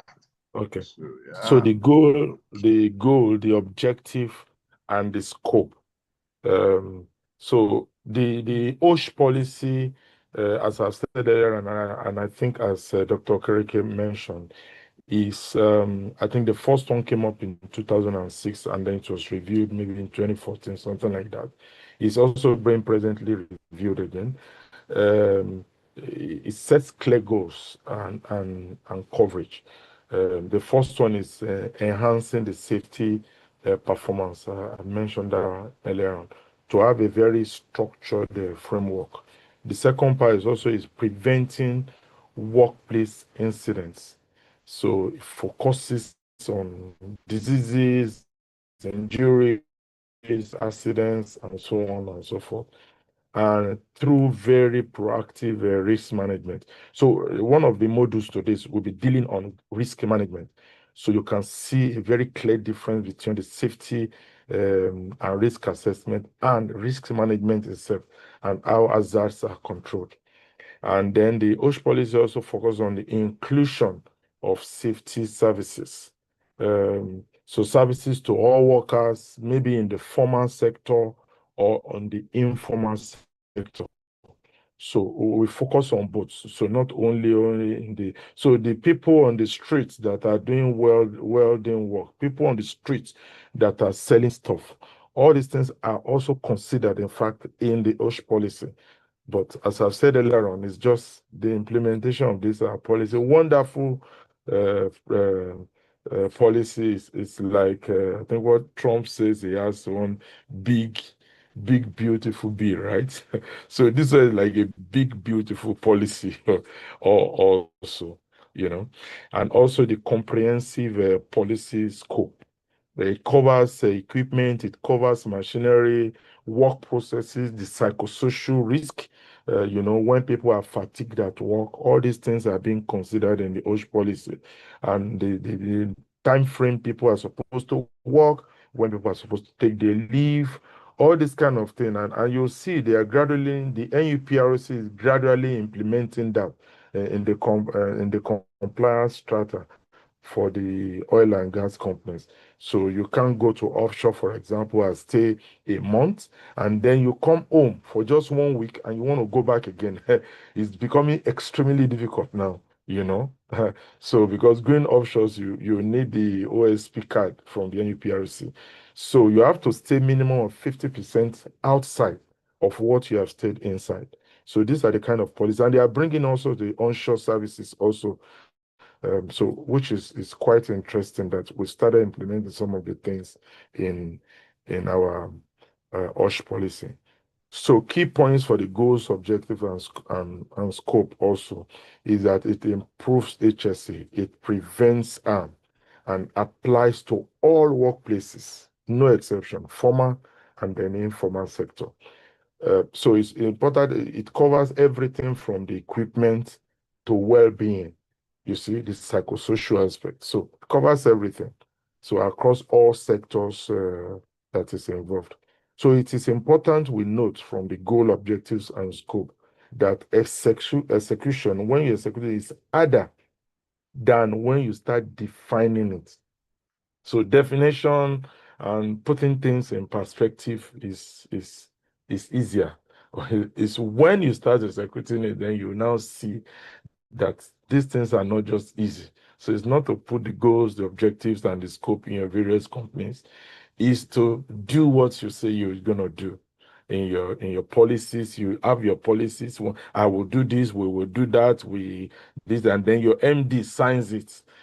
Every line of Johnson, if I come for an audit of your company, for example, I'm taking those things you have promised to do, and I'm asking you, how have you done it? I want to see. So it's not paperwork. I want to see exactly how it has transformed in people's lives and in your workplace. Next slide.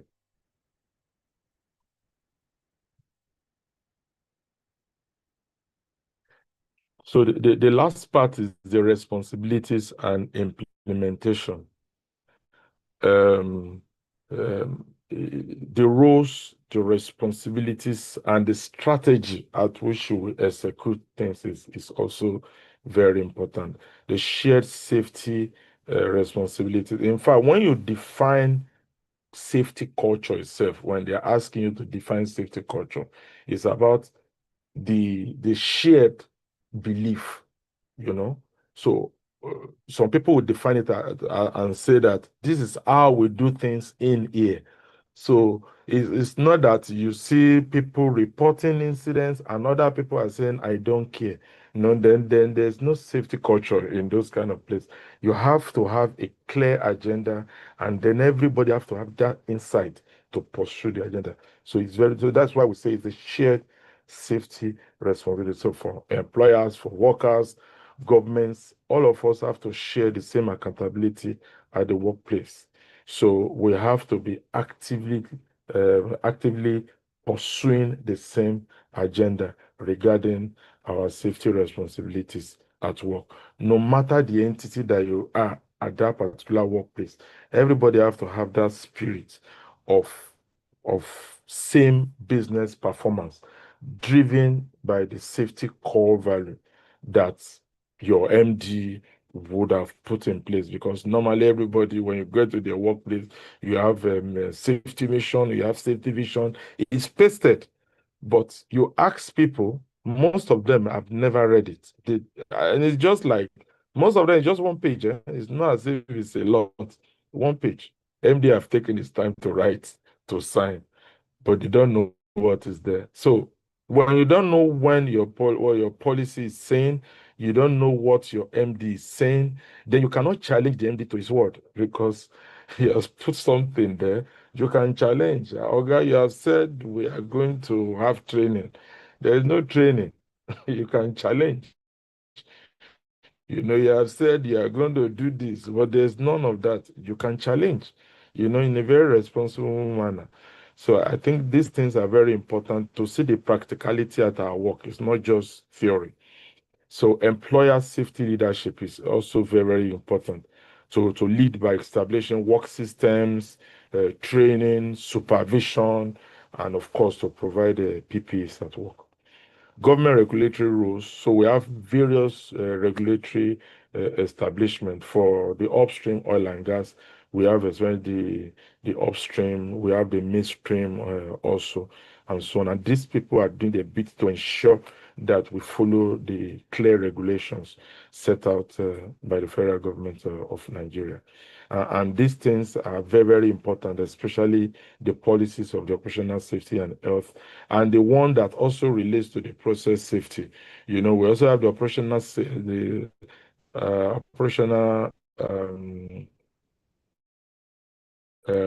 safety controls that deals with basically the equipment, environment, and so on and so forth. So there's a whole lot of process areas that we need also to consider in our industry. So we have a module on that one of our experts will also be digging deep into the various strata of the process safety that needs to be looked into at our place of work. Implementation strategies, collaboration, continuous training, researches with various establishments, with the academia, and so on and so forth, monitoring the effectiveness of this policy. And in fact, that's why they are reviewing it now since about 10 years ago. It's not been looked into. So now they are looking at what are the how can we evaluate what has they done so far, and where can we improve, and of course resign the policy again. So they are looking at all those ones, and these are very key. So I've mentioned about responsibility and implementation for employers, for workers, for government, and for every one of us to collaborate. So safety is shared. It's about the systems it's about the behaviors, and also it's about leadership that really have to go together. So it's not just about the behavior alone. It's not about leadership. It's also about the systems. So we have to put all these things into perspective. So systems is basically not equal to safety. So remember that, as I've said, because they are all shared responsibilities. So they have to go, the systems, the behaviors, the leadership, everything have to mix together for you to have a proper shared safety. It's very key. So execution definitely will now deliver the results for you. I think that's the end of my presentation. Yes? Am I right? Yeah. So in closing, it's very important for us to know that we just as the federal government national safety and health policy, so also in our places of work, please, if you don't have one, ask your employers. Your MD needs to sign one, a clear policy that will also take basically from maybe the experience from the company, what the company is trying to achieve, and also, of course, in the workplace. So every worker must go home safe every day. For me, that is the closing remark. Thank you. Thank you so much. A round of applause for our SD. Yeah. And Dr. Okereke as well. Thank you so much. So if you're just joining, we just concluded the section on regulations in HSC, understanding regulations, standards, governing safety in the industry. And we had Dr. Okereke and Engineer Bola Bada handle that session. Next up, we're going to have Dr. Okereke come back with job hazard analysis, hazard identification and risk. I've actually covered it in the first slide. Oh, you covered all of that. Yeah. So the only thing we can do is to maybe make if there's room for maybe one or two question and interaction, it can help to beef it up. But I don't have a separate slide for that. Okay, for that. Covered in that first one. Yeah. All right, thank you so much. So if you have any question from the last two sessions, you can drop your questions on the chat box. We'll look at it and then comment. Otherwise, we'll go ahead with Kenneth. So it's Oga Ken. I hope he's on the call. As when we spoke in the morning, he may need to do something, but I told him to try and come back on or before 11:20. But let's see. Yes, Oga I'm on the Ken. call. Oh, fantastic. I know you're always on time. I'm on the call. All right, so thank you, Ken. I think you can share from your end as well. Yeah, but let me. Yes. We already made him co-host, so he can share. I think it should be shared from your end, so I'll just follow. Oh, okay. Okay. Let me see. Simeon, you want to do us the honors? I don't have it particularly open now, but why I know I can pick it up. Let me see. Yeah, I need to go for your, let me go for the most recent version. Let me go for you. So I check the email we had in the night. Don't be shared. I'll look at that. Yeah, I've seen it. I think I might as well just keep that of Madam Funke open too, just in case if I need to support.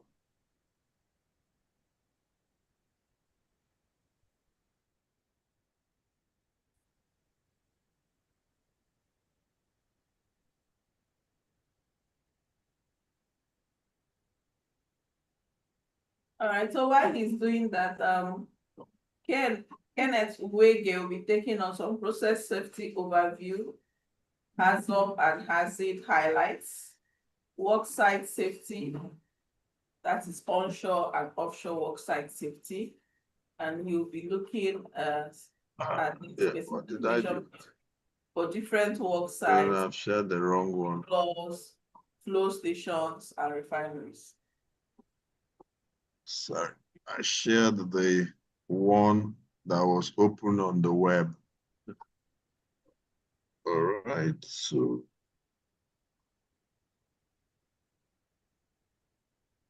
I think I'm sharing the right one now. Can everyone see?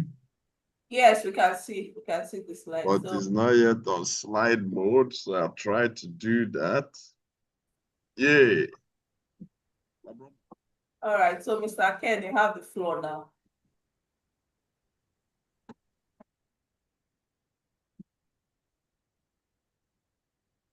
Okay, I'll just put my camera on for now, but I'll get it off to accommodate my data. Okay, please confirm you can see me, everyone. I am trying to see you. Okay, confirm you can hear me. I've taken off my camera. Yes, confirm you can see and hear me, then I'll take this camera off. You. I can see and hear you loud and clear. Okay. Maybe because I'm projecting, I can see you. It's okay. Okay, good morning, everyone. It's my pleasure joining again after the last session. Very thank you to Engineer Bada, very thank you to Doctor, very thank you to Madam and everyone for the opportunity to share and to learn. I'll be taking us on process safety management. And I think the last time taught me to stay ahead of time. So I'll do well to stay ahead of time today. Okay, process safety management. It's, well, we might not be going in depth. We will be taking a look at an overview of it. However, our focus will, the slide is gone. The slide is gone, please. Slide is gone. Dr. Kirk, are you there? Yeah, sorry, I had some small disruption, but I'm back now. Yeah. So okay, are we good? The focus will. Okay, let me check. Okay, it's not, the slide is not up yet.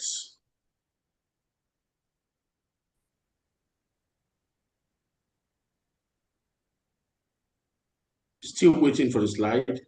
Oh, has it not turned on? Okay, sorry. No, it's not. I think maybe it wasn't sharing again. Just 1 minute. Okay. 1 minute. I think I must have stopped sharing. I had a bit of disruption on my network. All right, so 1 minute now. I should have it in the next 2 minutes. Okay, I'm up now. I'll just put it on slideshow. Okay, it's up. Okay. Okay. Yeah, go ahead. Go ahead. Okay, we're good. Okay, like I said, we are going to be looking at process safety management. We will not pay attention to everything around process safety. However, the focus for today would be on HAZOP and HAZID. Then we'll also look at some fundamental aspects of process safety. So at the end of this course, we should be able to have an understanding of the fundamentals of process safety management. We should be able to examine common process safety incidents. I've listened through, and the first segment, we talked about various incidents, process safety incidents. And I also remember Engineer Badat taking us through an aspect of a Piper Alpha, okay, the summary aspect of it and what went wrong and the consequences of every failures, safety and process-based failures that brought about. So basically, we are going to examine the common process safety incidents, look at key elements of process safety management. We are going to deep dive into HAZOP and hazard techniques. Then we finally review onshore and offshore worksite safety practices. So at the end of the day, we have a full knowledge of process safety and what it entails. Next slide, please.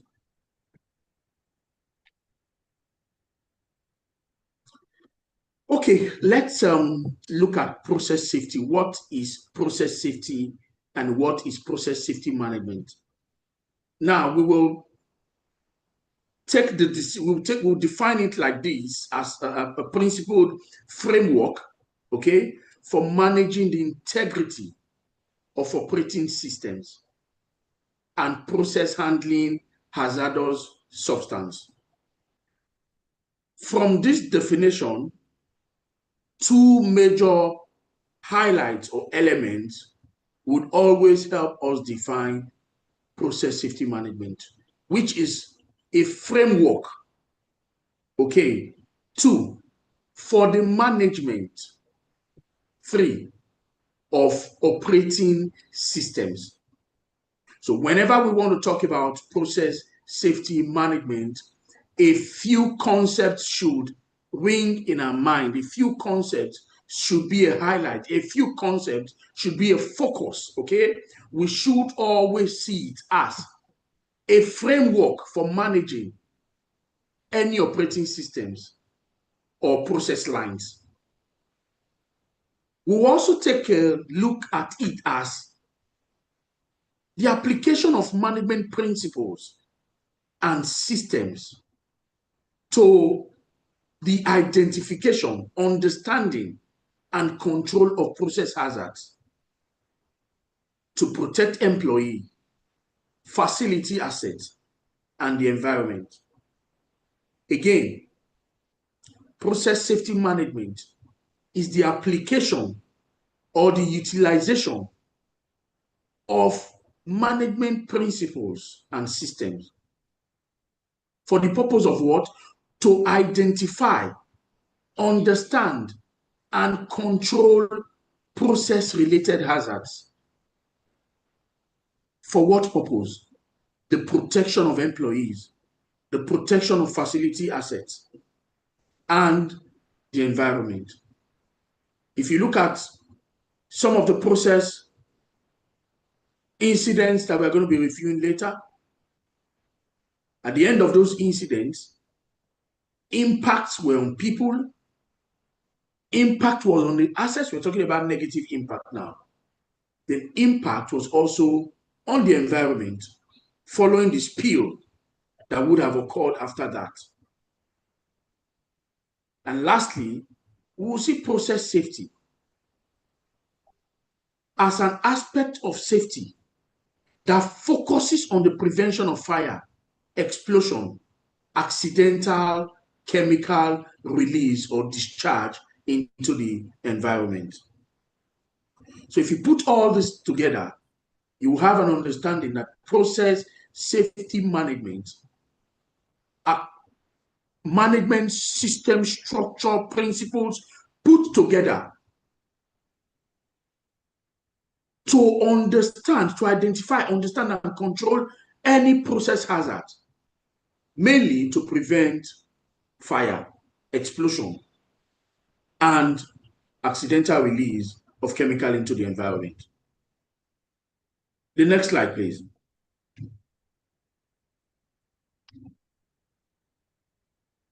Let's quickly, having understood the definition of process safety management, let us look at the importance of process safety management. Is process safety management important? What's the extent of good it can have or benefit it can have on any organization, on any individual? Let's look at the first one. It protects lives and prevents accidents. It helps safeguard employee, community, and the environment. When we started, we watched a video on the Piper Alpha incident, and we see clearly how it impacted, how that incident impacted on the lives of people. So the importance, one of the major importance of process management system is the protection of lives and prevent accidents. The second one is to ensure operational continuity. The third one is to prevent regulatory penalties and reputational damage to the organization. It's also important because it strengthens risk management. It strengthens risk management and preparedness. And finally, it enhances environmental responsibility. So from these key points, it is clear the importance of process safety management. In the overview, it helps to prevent incidents that has everything to do with fire, explosion, release of chemical into the atmosphere. So yes, it is very important. Of course, that's why we are paying attention to it and looking at it clearly on how important this can be, because the understanding of process safety management will help every one of us here be a part of preventing process safety incidents. Next slide, please.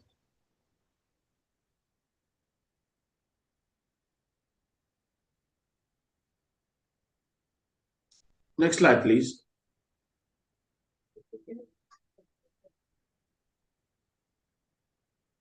Please confirm you can hear me. Yes, loud and clear. Next slide, please.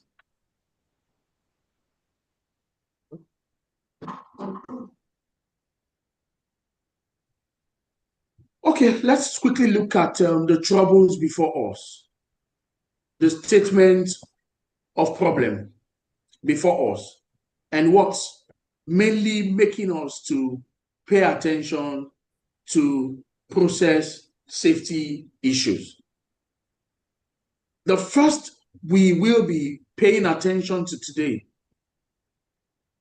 is process safety lapse cause fatalities and disaster.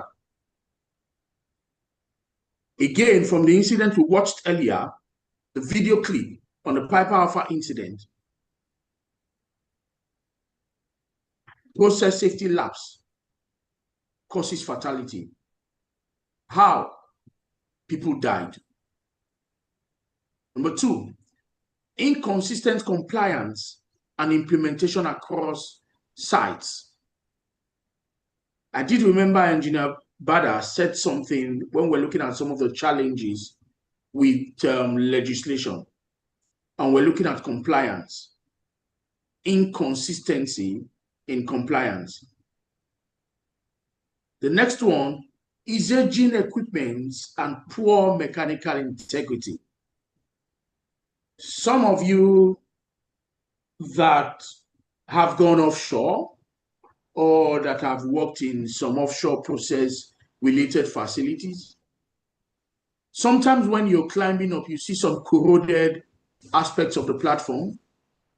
You see some of the gratings that are bad.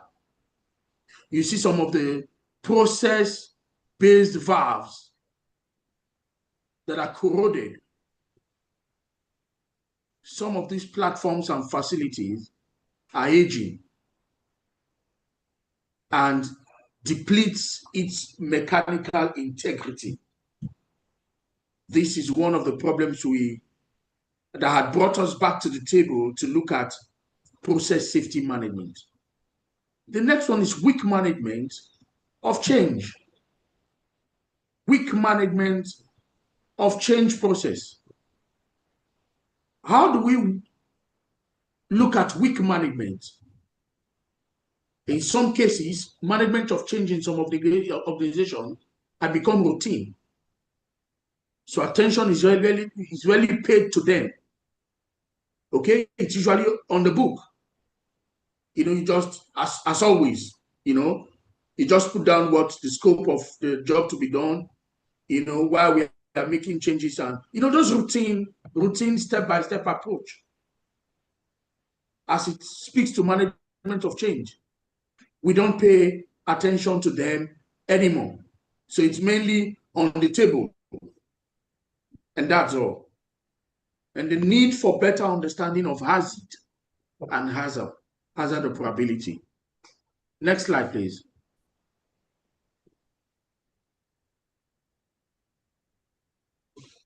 Let's look at some of the notable process safety failures over the years. We'll just mention them, we'll pay attention to them later. The first one is the Texas City refinery explosion, which happened in 2005. The second one is the very popular Deepwater Horizon blowout in 2010. The third one is the known Bhopal gas tragedy, which happened in 1984. And the last one, some others have happened, but these are notable process safety failures. The last one is the Stellington, LA, 1991. 8 deaths, 128 injury. It was mainly about chemical release. These are notable process-related incidents and failures that impacted on people, assets, and the environment. And again, in most cases, it impacted on the reputation of the organization. Some never came out of it. Some were drowned in that incident. Some were able to come out to tell their stories, but as an organization, they never remained the same, all of them. Next slide, please.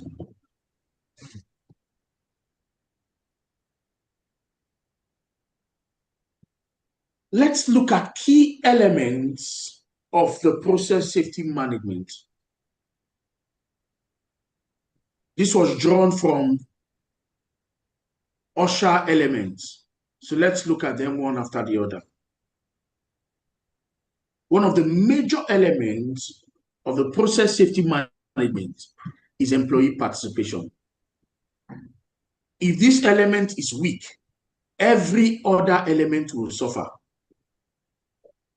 If this element is weak, every other element that we're going to talk about will suffer. So the employee participation element is number one, and is a key process safety management element. It's one of the first elements that helps to manage process safety management. The second one is process safety information. The third one is process hazard analysis. We're going to be looking at the process hazard analysis later in full chain. The next one is the operating procedure. Procedures are step-by-step approach for carrying out specific actions. The next one is employee training and retrainings. The next one is contractors and subcontractors. The next one is pre-startup safety review. Then mechanical integrity, hot work permits. We will pay attention to work permits later because they are a major aspect. I did hear Engineer Bada talked about work permits. I also heard Dr. talking about work permits earlier. So work permit is key in process safety management. Then management of change, incident investigation, emergency planning and response, compliance audit, then trade secrets. All these elements playing together brings about process safety. All these elements put together brings about a proper and effective management of process safety. Next slide, please.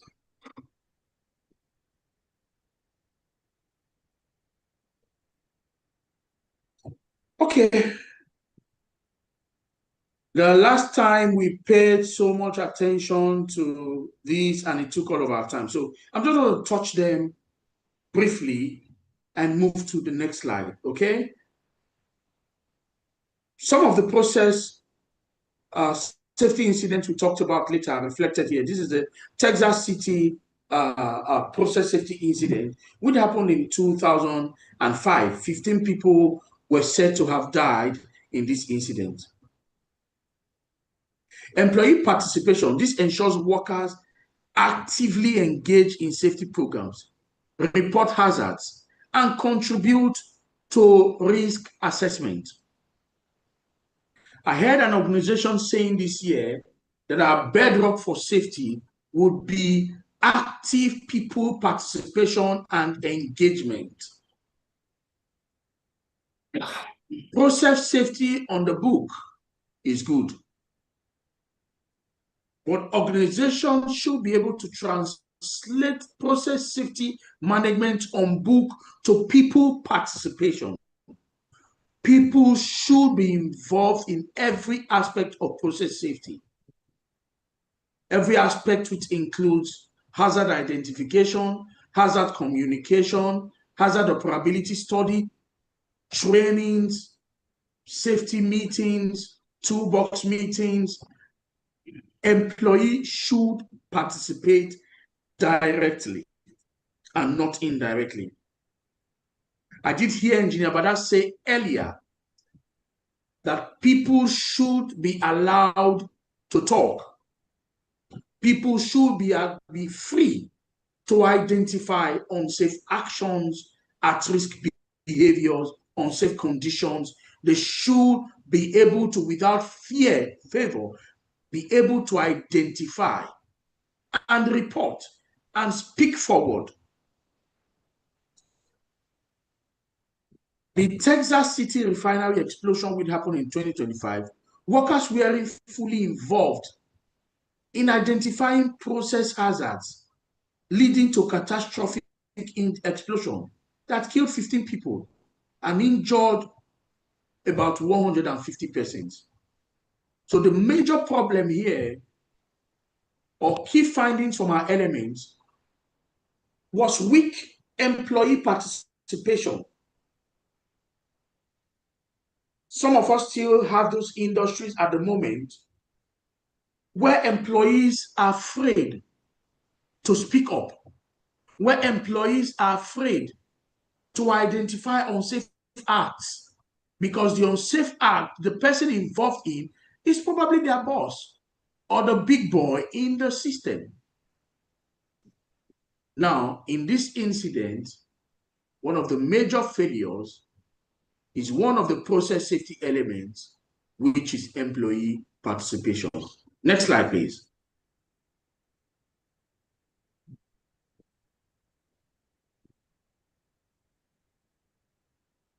Now, another element which failed was process safety information. Now, in process safety,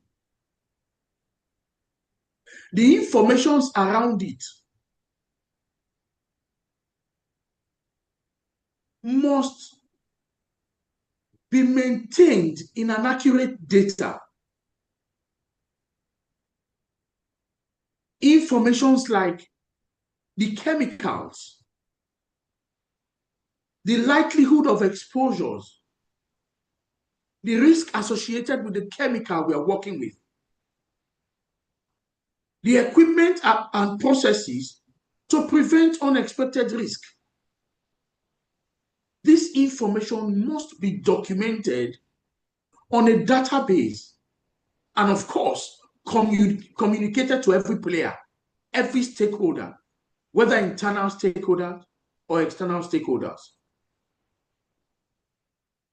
Of course, that was one of the major failures with the Bhopal gas tragedy. Workers lacked key safety data on the highly toxic gas that was being used. And at the end of the day, when the gas leaked, it led to the killing of estimated 2,000 people, all because the information around the chemical that was being used was not properly communicated to the people. They did not understand what they were dealing with. Some of the workers did not understand what they were dealing with. And of course, comes back to the first element, which is people engagement. They were not part of the process.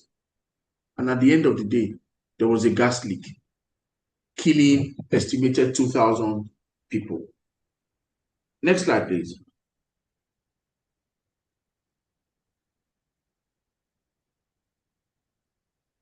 Okay. Now, for the deep water horizon blowout, there was a key element that failed, which is the process hazard analysis. Now, the process hazard analysis is a structured approach to find out the likelihood of a failure and the severity. Approach are detailed on paper. And one of the elements for carrying out those approach is the hazard of probability. It looks at the risk. Of course, risk is likelihood versus consequence and severity. Now, hazard looks at those likelihoods and also identify measures to put in place to prevent an incident. For the BP Deepwater incident, this wasn't available. This wasn't comprehensively done.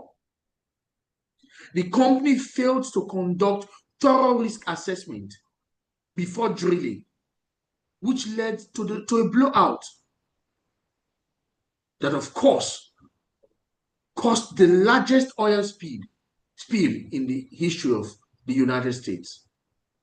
11 deaths recorded. So this key element, the process hazard analysis, must be done, must be known, must be done. It should be strong. It should be on paper, communicated to all stakeholders for the management of process safety. Next slide, please.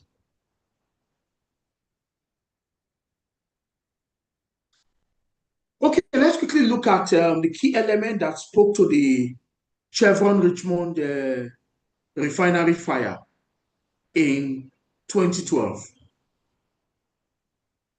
Now, one of the major elements that spoke to this, or that speaks to this, is the pre-startup safety review.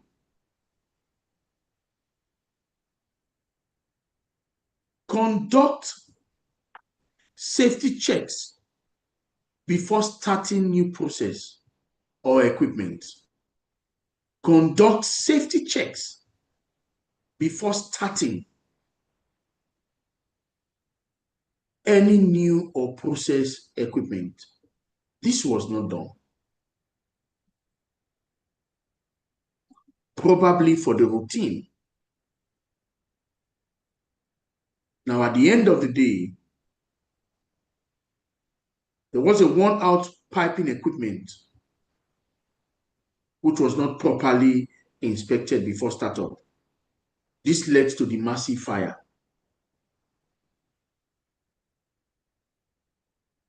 So, these key elements must be taken into consideration. The pre-startup safety review is key if we want to prevent this kind of process safety incident. Next slide, please.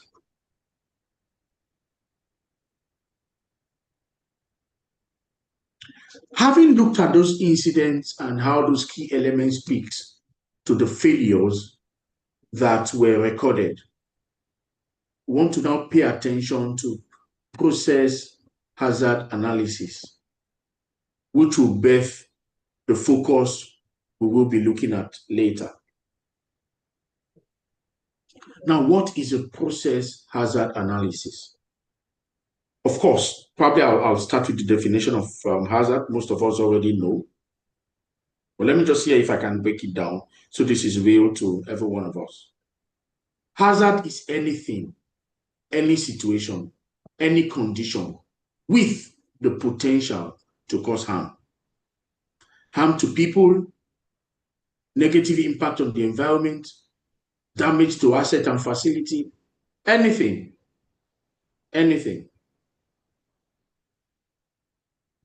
Analysis has to do with either a figure-based or either a quantity or quality-based analysis or spread down to look at the likelihoods of failures and the severity against the scope that we are looking at. So process hazard analysis, which is usually known as PHA, is a systematic approach or a carefully structured approach to identify, evaluate, control potential hazards associated with industrial process. It's a structured risk assessment designed to uncover potential hazards. Now, the process hazard analysis has various tools to achieve it. One of the tools is HAZOP. HAZOP is hazard operability.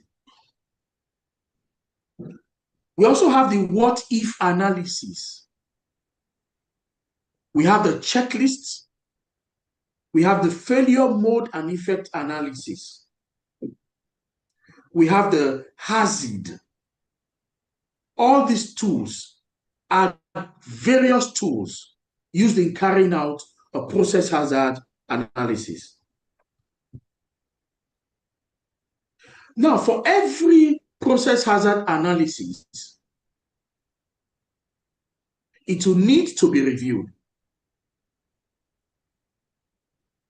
The management system around process hazard analysis requires the review to be done every 5 years to be able to revalidate that document. However, this review can also come up when the scope changes. This review can also come up when government policies around process-related facilities changes. At that point, this review becomes necessary. Next slide, please.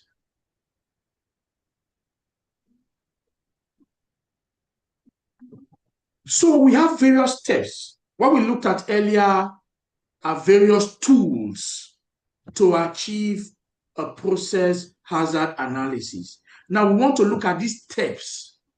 These steps are familiar with all the tools that we talked about earlier. So if you want to use any of those tools, in most cases, you will come back to these steps. What's the first step?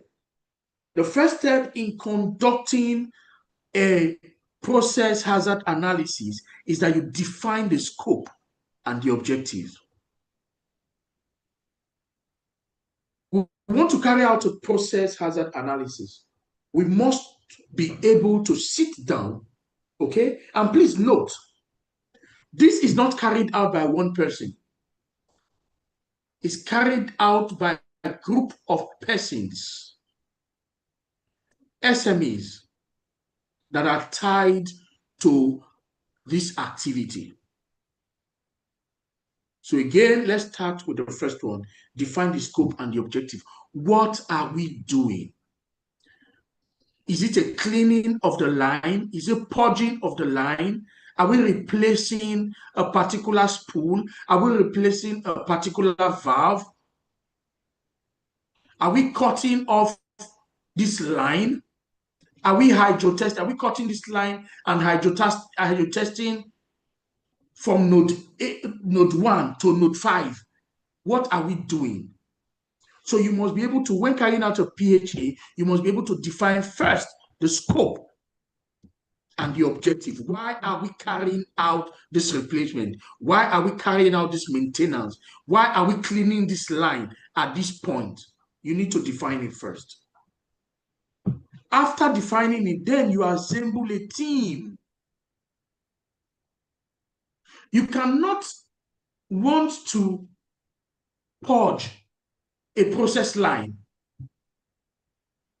and the process supervisor is not available in the team. It's not proper. You cannot want to replace a particular valve and the maintenance supervisor is not present. No, he must be a part of the team. Now, if this is going to involve a cutting and replacement by probably another valve for probably beveling and alignment, then the welding supervisor, welding foreman must be a part of this team. The HSE department must be a part of this team. The project manager must be a part of this team. So, after defining the scope, you assemble the team that will carry out the process hazard analysis. Now you have your team. The team is to sit down and identify the hazards. We are working on the not flow station. Okay, we are changing the whole facility.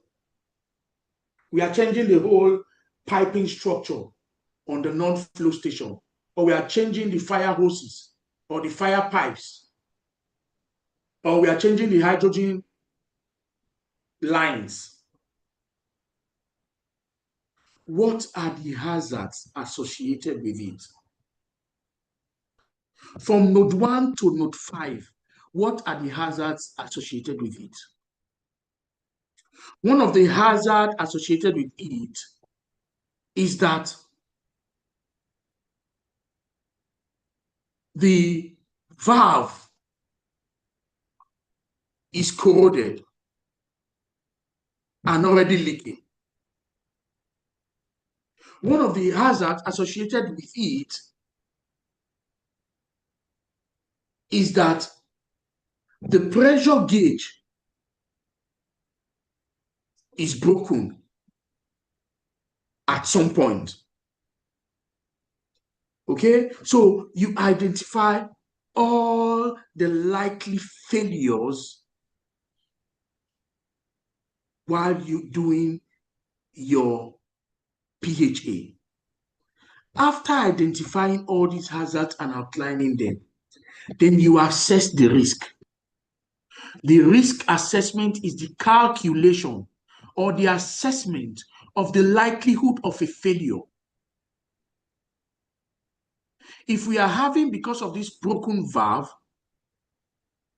leakage, it would have affected the pressure.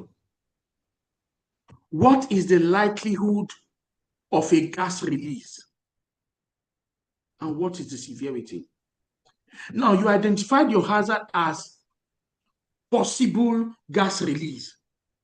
Now, you are assessing it now. What is the likelihood? What is that possibility?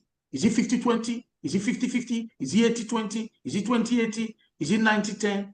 You must be able to analyze it, assess the risk, the likelihood of a failure. And when the failure, what is the severity? Is the severity a minor fire? Is it a major fire? Is it an explosion? How many people are likely to die? How many people are on the facility? You are assessing the likelihood of a failure and the severity. After doing that, then you get to go to stage 5, which is develop and implement controls. Okay, before we cut this line, we must be able to shut down this facility at this point and monitor. That's a control. We must be able to isolate this line. Lockout and tagout procedure will be effective at this point. Who is responsible for this? On the handover process, who are we handing over the facility to? When should it become operational? You develop all those controls. Controls are actions you put in place to prevent something you think could go wrong from going wrong. So you put all those controls in place. Then lastly, you review and update the process hazard analysis. So again, running through this, you define the scope, you assess the team, okay? You identify the hazards associated with this task, then you assess the risk, then you develop controls around it. Then you go ahead to review and update the process hazard analysis. Next slide, please.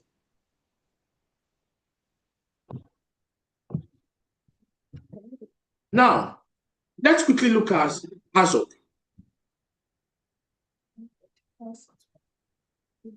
Hazard simply means hazard is hazards. Hazards is hazard operability study. This is a structured and systematic technique used to identify potential hazard and operational inefficiencies.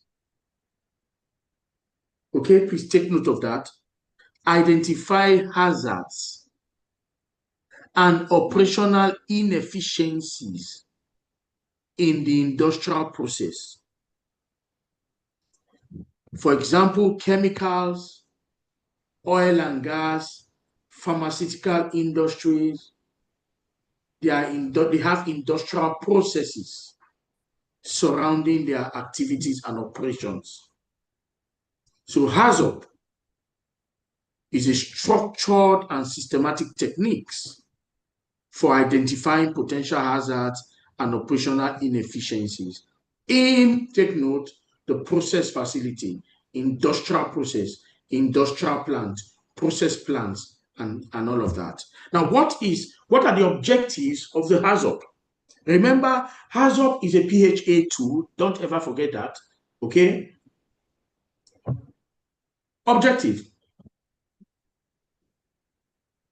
The first one is to identify process deviation that could lead to safety risk. The second one is to assess operability issues, operational issues that may affect efficiency in the running of the process facility. Another objective is that hazard helps us to develop corrective actions to mitigate risk. It helps us to comply with safety regulations. In carrying out hazard, there are areas that require focus And some of these areas includes design, operations, and maintenance phases of the facility. Of course, if you are about commencing a design or redesign of your facility, of course, HAZOP becomes a major control tool or PHA tool to deploy in ensuring that the design phase of that project is devoid of incidents like fire, like explosion, like gas release, operational issues, and all of that. The same applies to operations and maintenance phase. You want to do operations?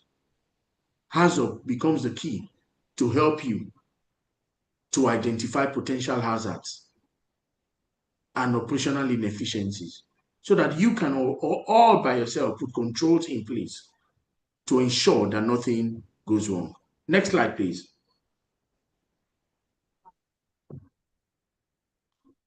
Please confirm you can all still hear me and you are all still here. Just unmute and say, yeah.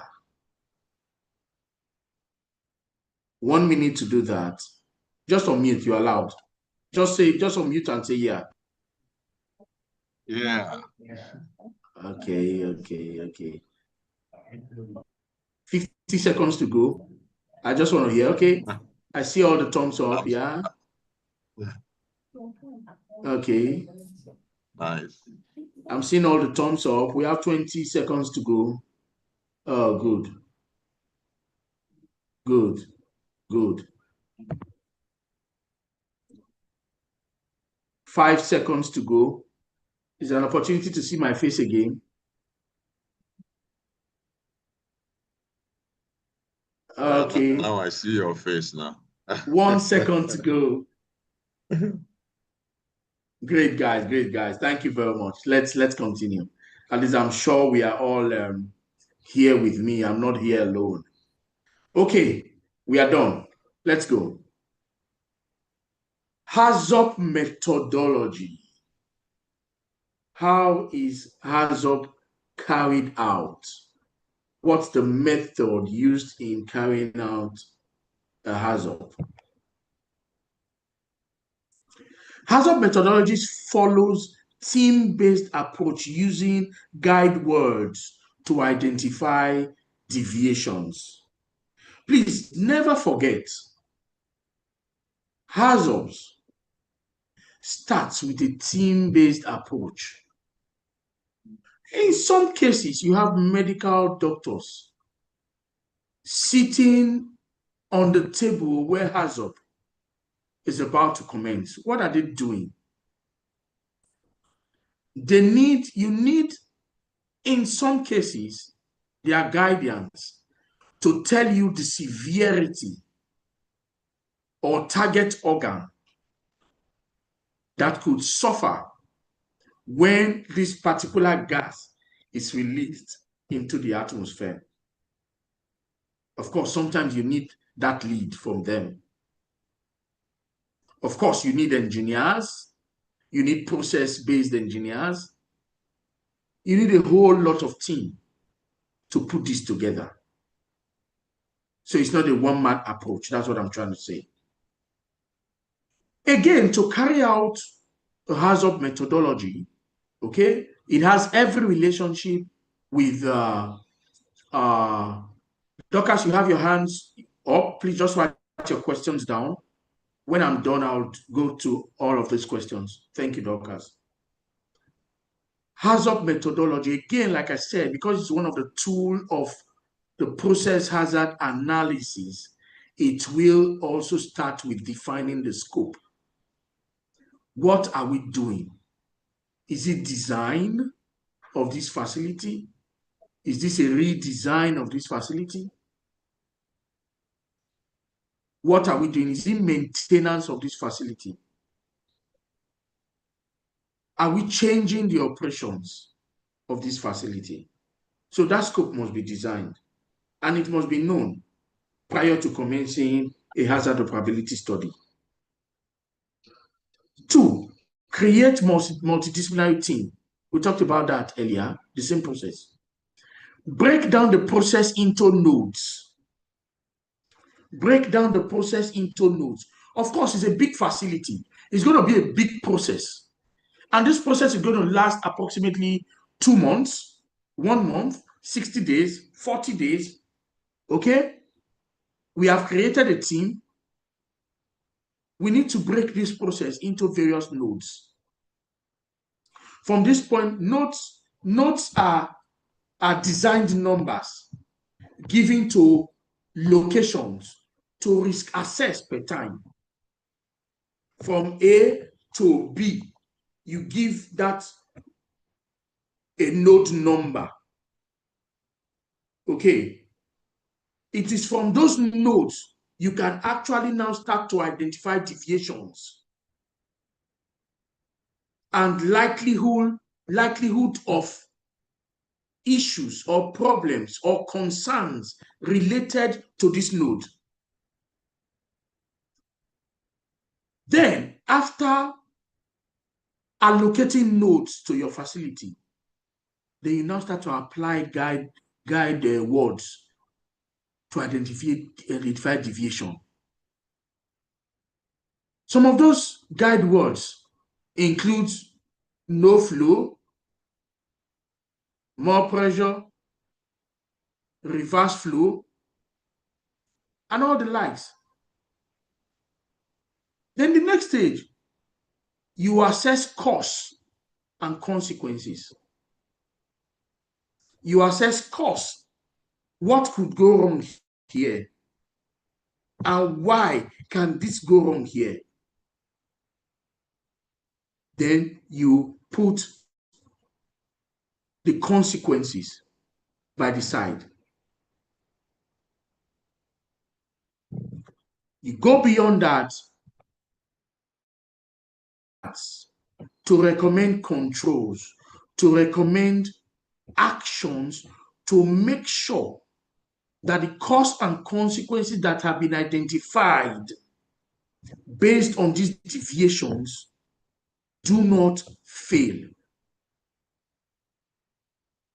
After doing all of this, you document every of your findings. In some cases, your hazards could take up to 5, 6, 7, 10 sheets. Of course, when you are now about to do a particular job, it is from the hazard that you pulled out information to generate your job hazard analysis or your hazard identification and risk assessment. We want to work on point B with ABCD notes. These are the deviations, okay? These are the cause and consequences. And these are the recommended actions to make sure nothing goes wrong. You document it on paper, signed off, and it becomes a working document for the maintenance of that facility, for the redesign or design of that facility, or for operational issues that has to do with that facility. So again, your document would have a scope of what is to be done, the node numbers, the various deviations, the causes, the consequences, the safeguards and recommended actions to make sure nothing goes wrong. Next slide, please.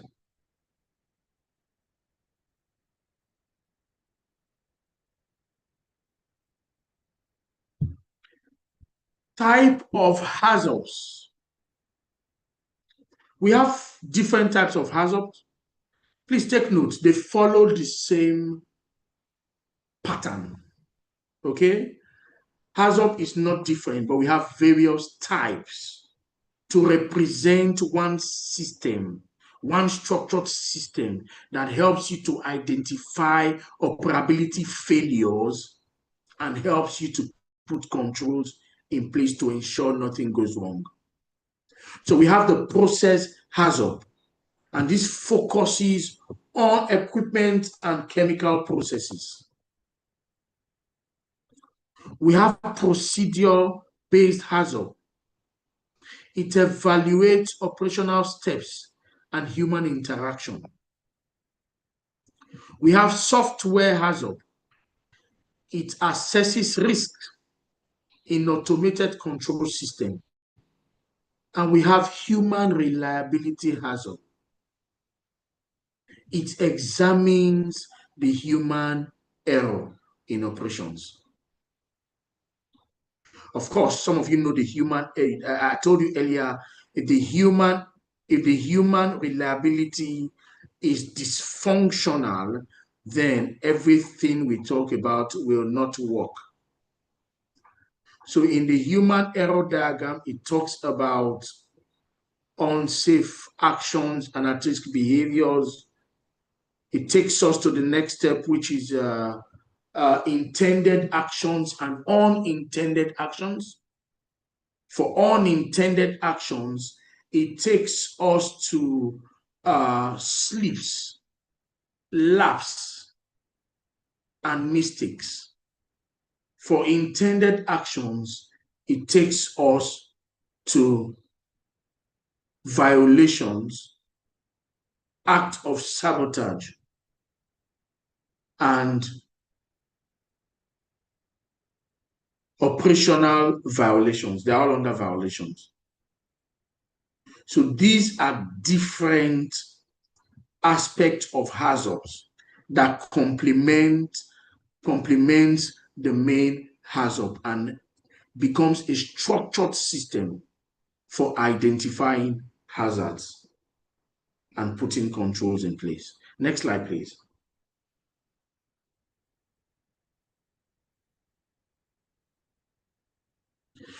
Okay, let's just quickly run through these cases. Okay, reactor vessel scenario. Okay, we want to do a hazard on it now. Okay, some of the things we are going to look at to establish this case. 1 minute, please.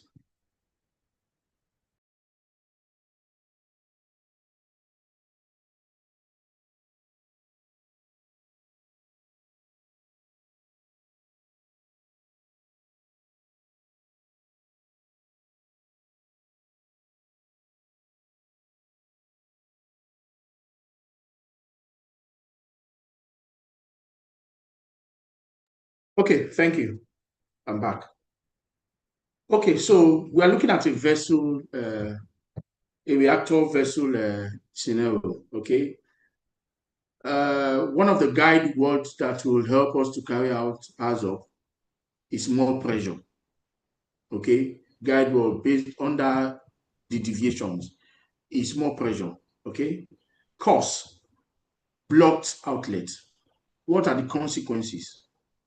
Overpressure or rupture. What are the safeguards or what controls are we to put in place to prevent that?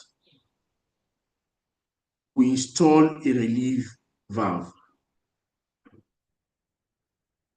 Action, what action should be in place? After installing, you review the pressure relief valve set point. Okay, in some cases, calibrate it to meet required set point and monitor.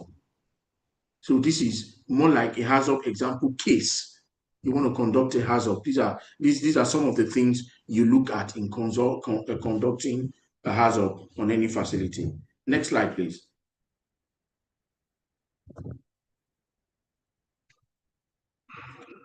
Okay, having dealt with hazard, let's look at hazard. Hazard is a simple word for hazard identification. In some cases, you also see HAZCOM. It simply means hazard communication. But now we are dealing with hazard identification.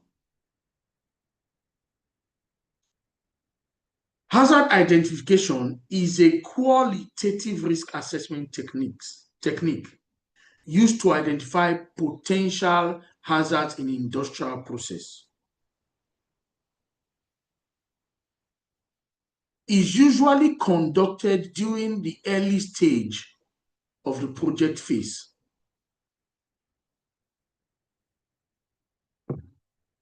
It identifies major potential hazards. Remember, hazard is a qualitative risk assessment approach. It is usually carried out at the early phase of the project. Okay, we all know that a project will always have a project cycle. Okay, it has different phases to the project until project execution, commissioning, pre-commissioning, and commissioning, as the case may be. So it's conducted at the early phase of the project, and it identifies major hazards in that activity. Now, what's the objective of a hazard? It identifies potential hazards that could impact safety, health, and environment. It assesses the risks level associated with identified hazard. It goes ahead to develop preventive measures to minimize risk. It ensures compliance with safety regulations and industry standards. Next slide, please.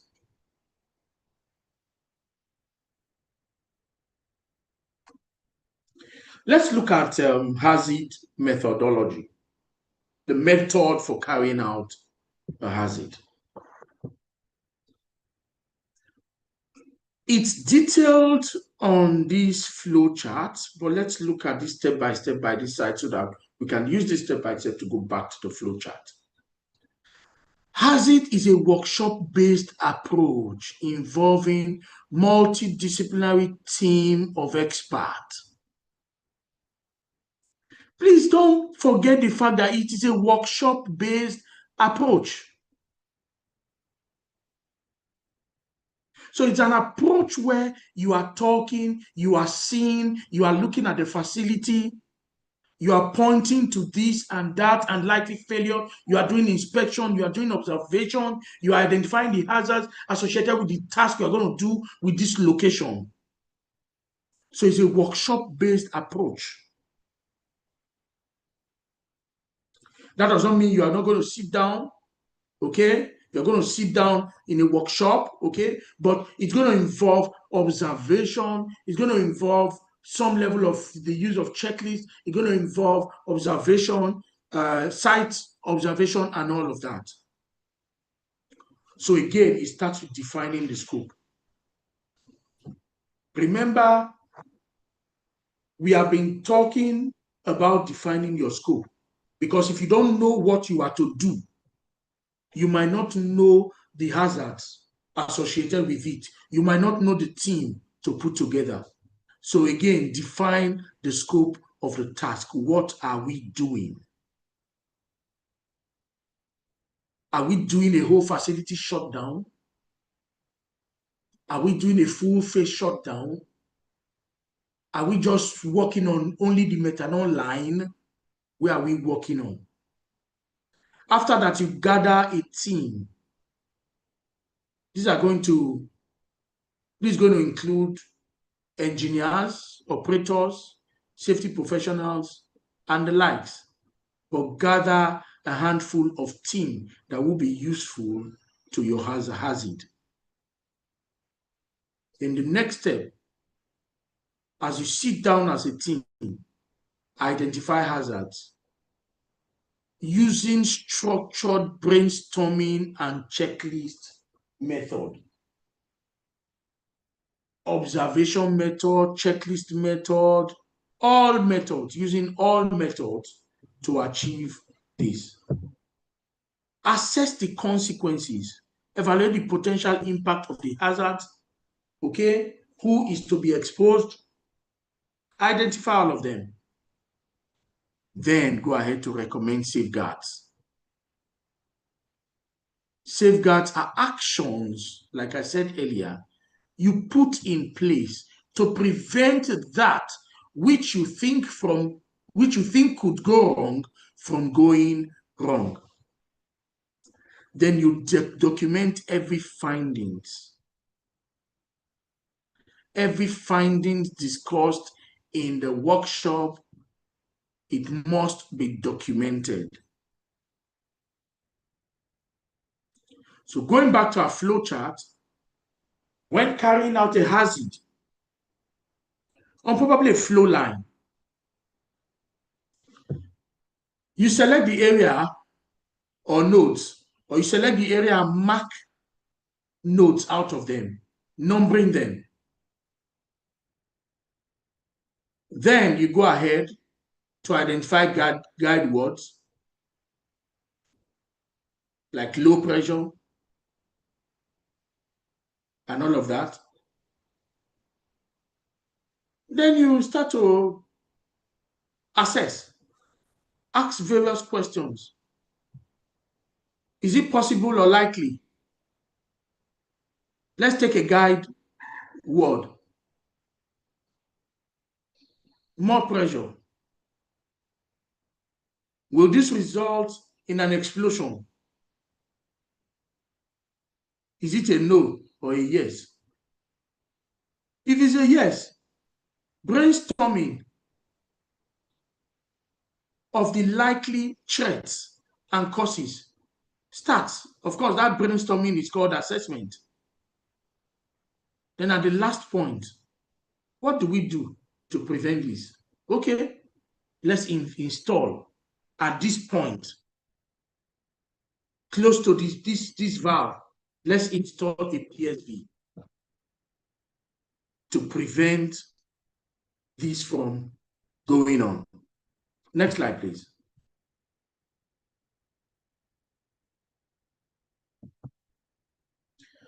Okay, it looks like HAZOPs and HAZID look very much alike. I believe most of you would have had that, in your head that, what this guy is talking about, it's the same thing, HAZOP and HAZID. No, they are not same, okay? So I'll quickly differentiate them, okay, to when it's needed, how it's being done, and the reason for doing it. We'll also look at the team composition, okay, how the risk assessment is like. So let's delve into that. Now, looking at HAZOP, the major purpose of HAZOP is identify deviations in process design and operability. That's the major purpose. Identify deviations in a process design and operability. To the layman, we will just say to identify hazards in the process. No, but in HAZOPs, we say that the purpose of a HAZOP is to identify deviations in the process design and operability. Now, for HAZID, what's the purpose? The purpose of HAZID is to identify potential hazards in a system or project.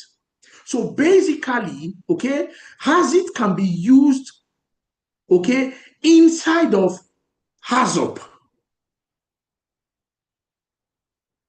during design or maintenance phase of a process or a facility. HAZID can also be used in a non-process design.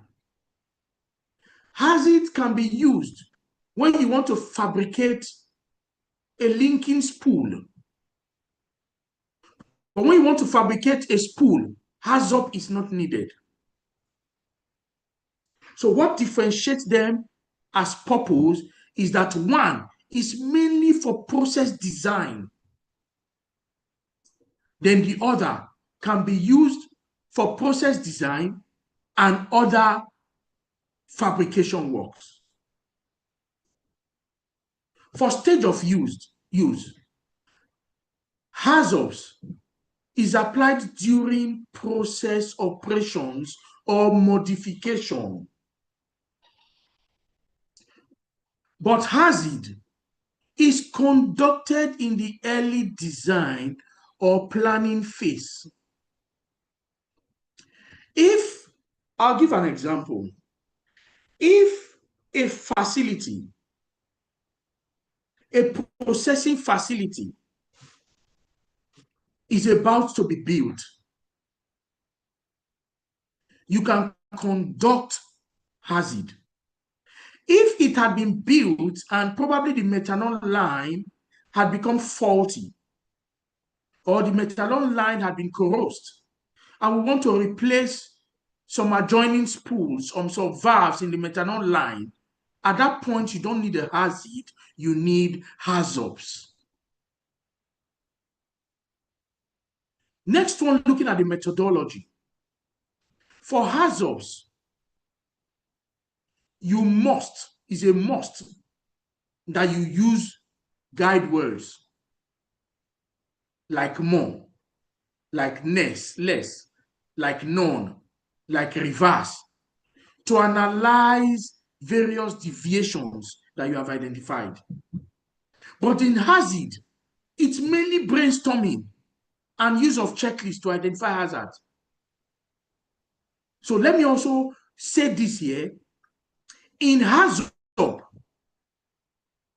risk assessment type used is usually and always a quantitative risk assessment approach. Meanwhile, in hazard, it is usually and mainly a qualitative risk assessment approach. This must be known. In hazard, a whole lot of mathematical calculation comes in. But in hazard, we are brainstorming. Had this explosion incident happened before? Of course, this is when we now use the risk matrix, either the 4x4 risk matrix, the 5x5 risk matrix, the 6x6 risk matrix, looking at the likelihood of a failure and the severity. Now, the likelihood defines, has this incident ever happened anywhere in the world? Has it ever happened anywhere in our location?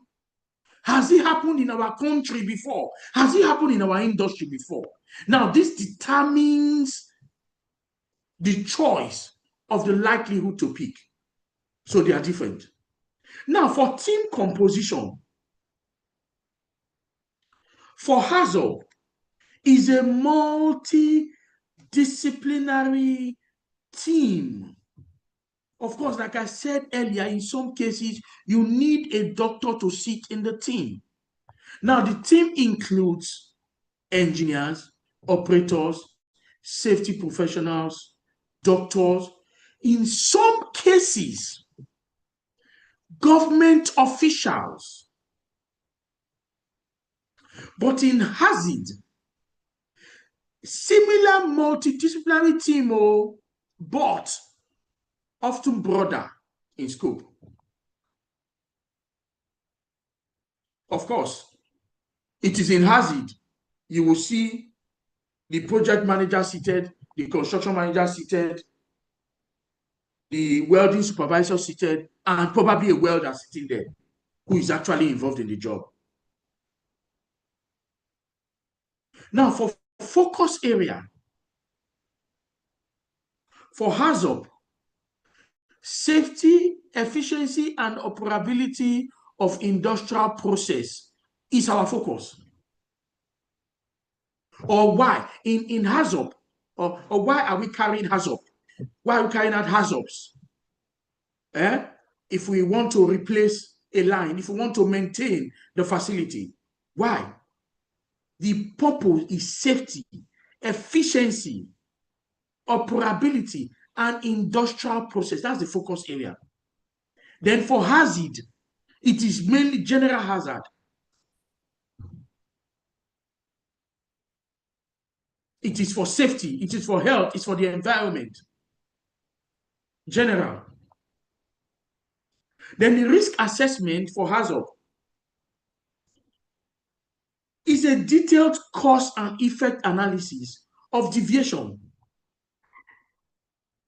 If there is more pressure, what is causing more pressure? If there is more pressure, what could go wrong? So all of these are reflected in the risk assessment aspect of using HAZOP. But for hazard, it's qualitative evaluation.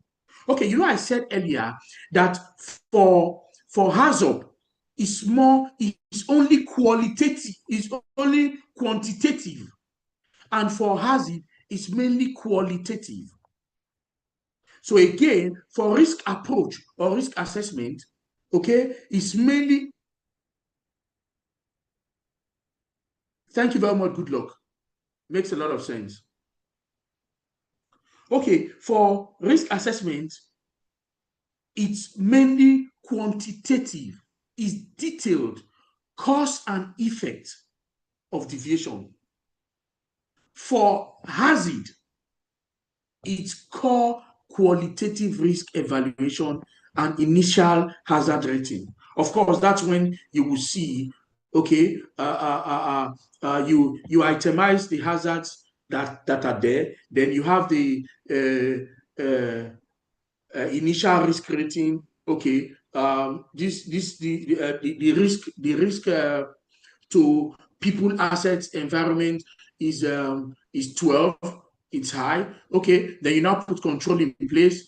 After putting control in place, you now have a residual risk rating. Okay, the risk rating had dropped from 12, okay, to about 4 because you have put controls in place.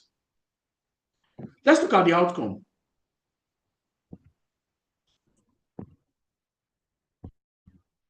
Generates recommendation for process improvement and hazard control. But for hazard, it provides a list of identified hazard with mitigation strategies. Example of application. HAZOPs are usually carried out in chemical plants, refineries, pharmaceutical industries, production environment. But for hazard, it is usually used in new facility planning, modification, offshore projects, fabrication projects, installations, and all of that. I want to believe that this is clearly understood. I had to pay attention to this for the confusion it comes with most of the time. Next slide, please.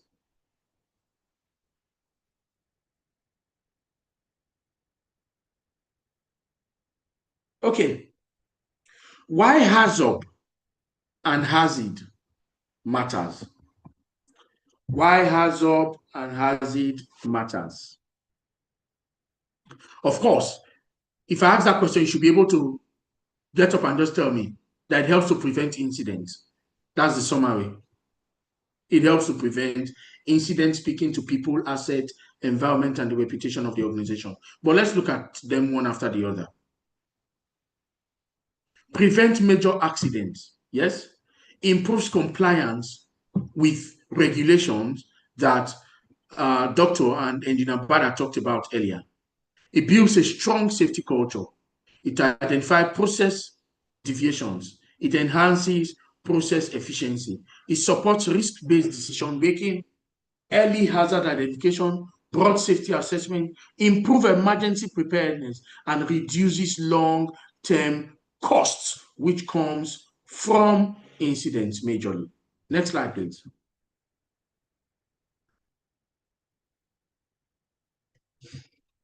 Okay, having dealt with our focus area, which is HAZOP and hazard, we'll now look at worksite safety. Worksite safety refers to the measures, protocols, systems, standards, activities, practices implemented to prevent accidents, injuries, and hazards in the workplace. They include toolbox meeting, safety meetings, inductions, safety trainings and retraining, competency assessment, management system structure, approach, safe approaches, safe administrative systems like PTW, like audits, like inspection. They are all put together for every worksite safety. Offshore versus onshore safety challenge. To the layman, offshore is inside the water, onshore is outside the water. So just take it like that for your understanding. High-risk operations like drilling, refining, chemical storage, and the need for tailored safety protocols. Next slide, please.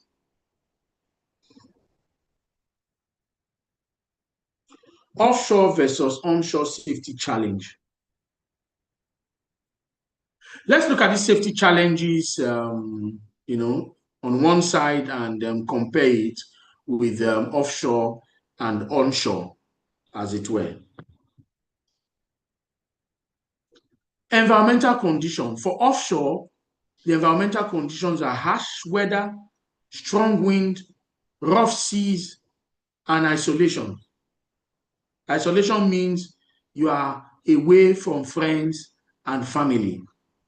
You are alone, on your own, with your co-workers on board a facility, either a manned facility or an unmanned facility or a vessel. It becomes tough for you if you are on a vessel with less than 2 DP, where you have to rock your life throughout your work period. For onshore work, is extreme temperature, dust, and air pollution. Let's look at these challenges under emergency response. For offshore, is limited access to medical facilities. Of course, you know what it takes. For your onshore location, is faster. Somebody is sick, is immobilized to the retainership clinic. The retainership clinic is five minutes away from the organization. The person is taken to the hospital. But in offshore location, you have to get a chopper. Chopper could be 40 minutes, 45 minutes, 1 hour, 1 hour, 30 minutes, as the case may be, to evacuate a sick person from the facility. But for onshore, faster access to emergency services, or the emergency response is faster as it were, for evacuation. Fire and explosion risk. For offshore, higher risk due to confined space and flammable material. A full hydrocarbon area, the risk of fire and explosion is high. But for onshore, fire risk is present, but the emergency response is quicker. And the fire risk is not as high as that you have offshore. Because in most cases, offshore is predominantly a hydrocarbon environment. Let's look at it under transportation hazard. Helicopter and vessel transport increase risk. That's true. For road transport and site traffic pose challenges. Structural stability, corrosion and maintenance issues due to salt water exposure. For onshore, wear and tear from heavy equipment and industrial process. Looking at it under workforce fatigue and mental health. For offshore workers, long shift, isolation, and mental health strain from remote location. I think we've had an incident before when an expert jumped into the water because he has exceeded his time. He wasn't allowed to go. His relief wasn't there yet, and he was being threatened by the wife that if he doesn't come back, she would remarry. And he jumped into the water. I think that happened some years ago. Okay, Long shift isolation and mental strain from remote work location. Fatigue risk exists, but with more social interaction and accessibility. Chemical exposure. High exposure risk to hydrocarbon and toxic gases. Yes, onshore, you are also exposed to industrial gases, dust, and emissions. Next slide, please. Onshore worksite, refinery and flow station. Challenges, hazards, and safety measures. I'll just run through the challenges. Fire and explosion risk due to flammable material, chemical exposure to hazardous gases like hydrogen sulfide, pressure system failure leading to leak or ruptures, aging infrastructure causing corrosion and equipment breakdown, workers' fatigue from physically demanding tasks and long shifts. These are the challenges. What are the hazards associated with these challenges? Okay, gas leaks that pose health and environmental risk, confined space dangers like oxygen depletion and toxic buildup, pipeline failures causing spill and safety hazards, manual handling risk leading to injuries, environmental contamination from improper water, from improper waste. Sorry, please.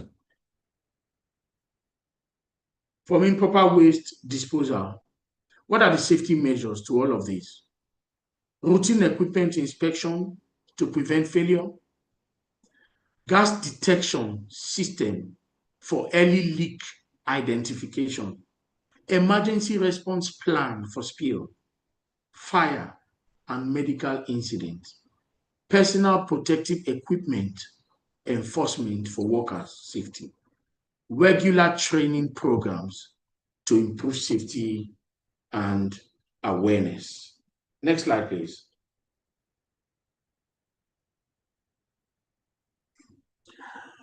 Offshore worksite drilling rig and platform. What are the challenges? We've talked about them earlier. Harsh weather conditions, storm, strong winds, as the case may be, limited emergency response access, equipment failure and corrosion, transportation risk, mental and physical fatigue for personnel on board. What are the hazards in offshore work sites? Fire and explosion risk, handling flammable hydrocarbon, gas leaks and toxic exposures, structural instability, confined space dangers, high pressure equipment risk. What are the safety measures? Routine maintenance and inspection to prevent equipment failure, emergency response and evacuation drill to ensure preparedness, personal protective equipment like fire-resistant suit and gas detectors, gas detection and ventilation system to prevent exposure risk, fatigue management program to support workers' health and alertness. Next slide, please.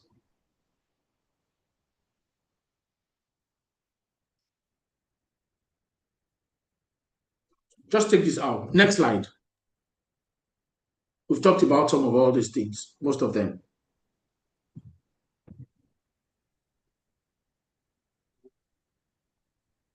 Next slide. We've talked about most of them when we're reviewing incidents. Yeah, I think my time is fast spent. I want to roll it through others. Visuals, PPE and safety. Clear the backgrounds, yeah. Pardon?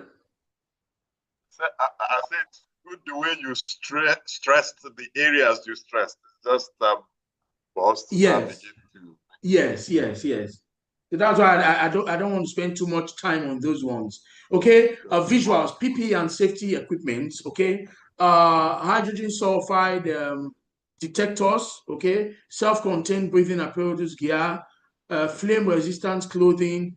Use correct PPE for the environment.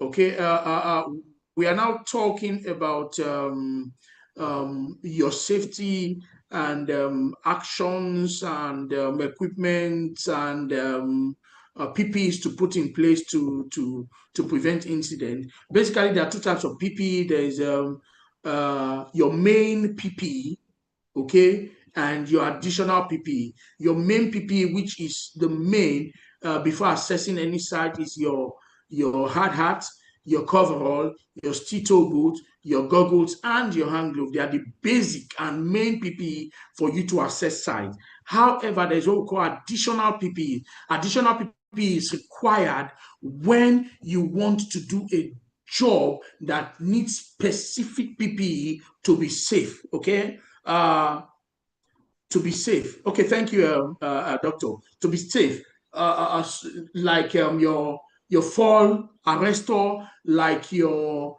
welder's screen, like your knee protection and all of that. Those are additional PPEs that helps you to be safe. Now, there are also certain safety equipment, safety tools that helps you to identify hazards, okay?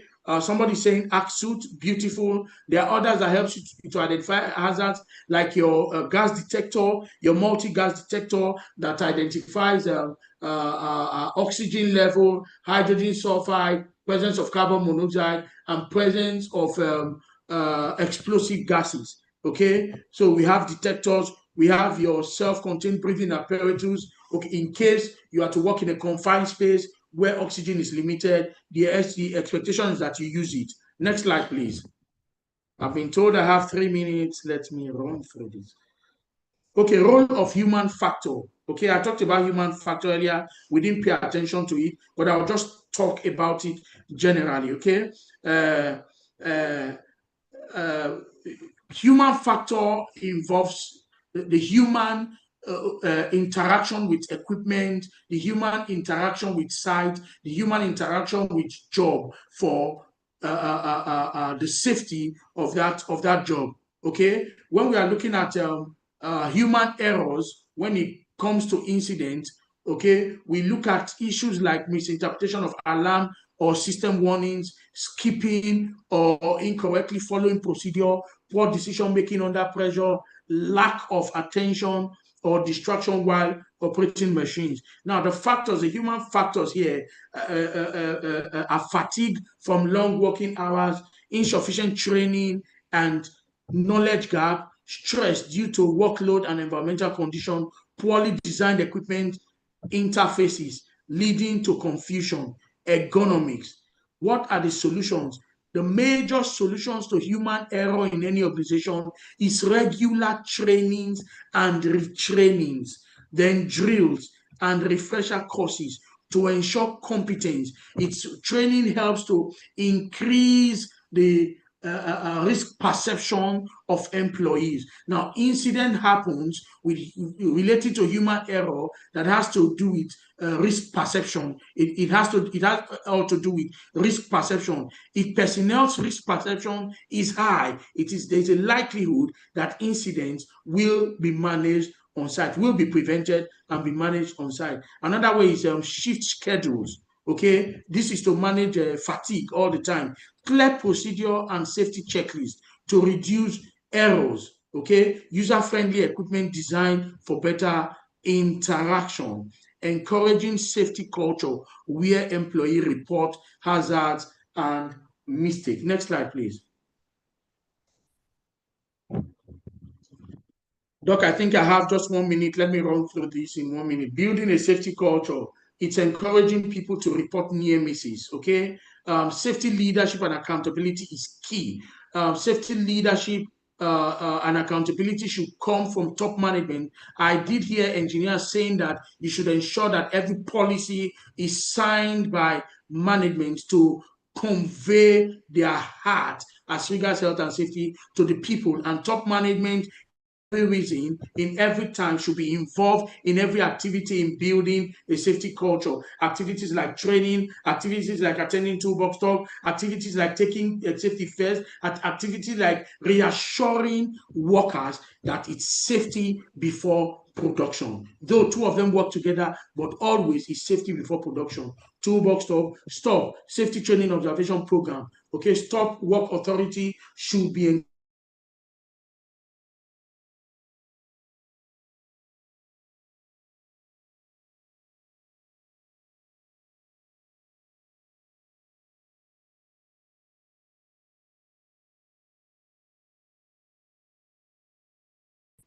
PSM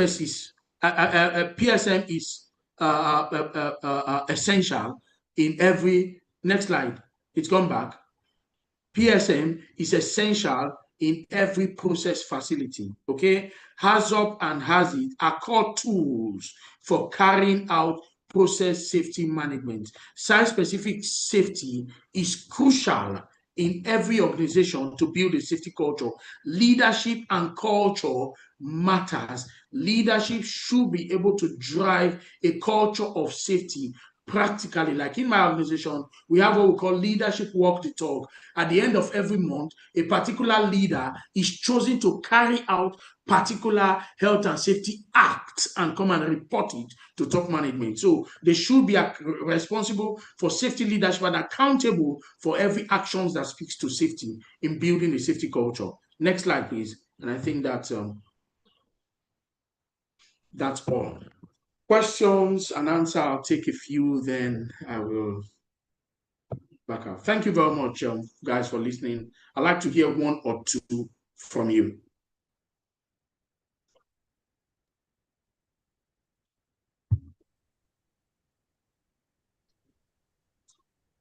Any question, please? I'll take one or two. Thank you so much, Kenneth. Thank you so much. You're welcome, ma'am. So we have questions for you. Someone asked what's the difference between JHA and PHA? Okay, I'll quickly answer that one. Okay, job hazard analysis, okay, is a part of process hazard analysis, but it's not called JHA in process hazard analysis. It is now called hazard. In some cases, it is called HERA. Now, it is the same thing and the same approach, but JHA and JSA, which is the same, is common to fabrication site and construction activities and not common to process safety. So if you also come to fabrication and construction, you will not hear process hazard analysis, because in fabrication, we are not talking about process now. We are talking about fabrication. We are not talking about design, as it were. We are talking about fabrication and construction and installation. So they are the same thing, but the use is different. The terminology is different, and the people you put together to carry out this is different. So in process hazard analysis, you don't use JHA or JSA. You use tools like HAZOPs. You use tools like HAZID. You use tools like HERA.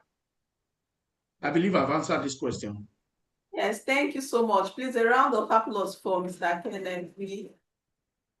Let's see the emojis going up for those that are online. Thank you so much for doing justice to process and safety management, job hazard analysis, and all of that. Thank you so much. Thank you so much. So right away, we'll have Simi Sola give us some membership drive presentation.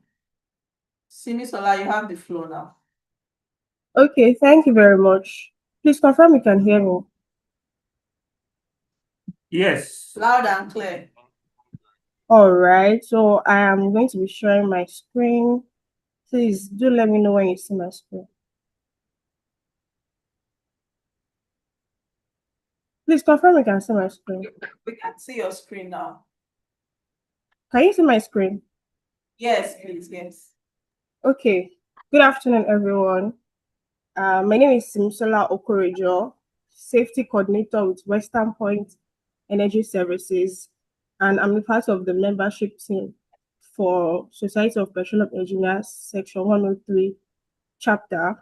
So right about now, I'll be taking us on membership drive. It's been an amazing time so far here, listening to our facilitators. I mean, for me, my firm, there's something we adapt.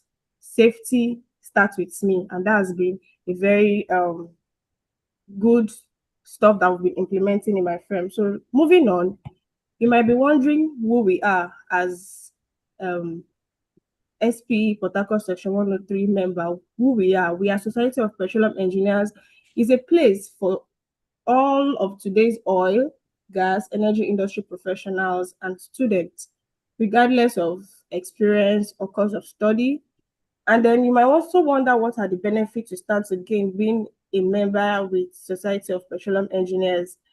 Moving from live technical events like the one we are having now, trainings, networking, conferences, mentorship session. I mean, you get to attend conferences where you meet people, industry professionals that you will not meet on a normal day. And for me, even attending one of our biggest large conference I held recently, WIS Well Intervention Summit, I was able to network with several top professionals that has helped me. So for you as well, joining this is a benefit for you, and you also stand to have free discounted access to educational resources, career visibility, volunteering, a lot more. I mean, I'm a volunteer. Now, who are our members? Our members range from being students, recent graduates, 0 to 3 years of experience, young professionals, and senior professionals that are seasoned in the industry. Now, why should you join us? SP Port Harcourt section is the second largest in Nigeria with a coverage of 4 states and 10 student chapters with a membership strength of over 1,196 professionals and over 2,999 students. I mean, this has been a very good history so far. We've had reviews, and myself, being a young professional, it's been an amazing time being a member of SP, recognized member. Anywhere I go to and I say I'm a member, there's this stand that you gain, whether you're meeting new people, you're meeting professionals, it just give you an edge. And now to join SP, or if you want to renew your membership, maybe you're already a member, you want to renew, you can see the QR code. Moving my cursor around it. Just scan the QR code, it will take it directly to how you can proceed with your registration, or you can visit this link here being displayed on the screen. Now, membership new registration costs 69,000 naira for professionals, and if you are renewing because based on you're already a member, it costs 55,000 naira for professional. But for students, if you're a student and you're on this call, it is completely free for you. And all you need to do is reach out to your student chapter leaders, president, and you will be registered ASAP. Now, how can you contact us? Displayed there is the picture and contact details of our membership chair, the person of Emanuela Agbo, and our membership co-chair, Chiamaka Uche. These are their contact details. You can reach us for inquiries, clarifications, reach out to any of the team leads. We are always available to register you, and looking forward to you being a registered SP member. These are our members gallery events we've had so far, and this is also our membership gallery. Thank you. Join SP today and you'll be glad you did. Thank you very much. Over to you, ma. Thank you so much, Simisola. I'm sure with this we'll have a lot of new members because we have non-members here with us, over 20 about that. Thank you so much, Simisola. So for the non-members, you can as well join, and then you've seen all the benefits of being in SPE. So right away, we'll be going for a stretch break. Okay, someone has a question, Simisola, hand on. Okay, please. I'm here to take a question. Okay, someone asked, how long after registration do you renew? So I've answered, we renew our membership yearly. Yeah. Okay, thank you. Yeah, that's very correct. It's an annual registration, so it's done yearly. All right, thank you so much. Thank you so much. So right away, we'll take a stretch break for just 10 minutes. Immediately, we're back at 1:05. We'll dive straight into the panel session and see how to close out as quick as possible. We still have series of programs lined up for after our stretch break. So if you're online, this is just for 10 minutes, please. Thank you.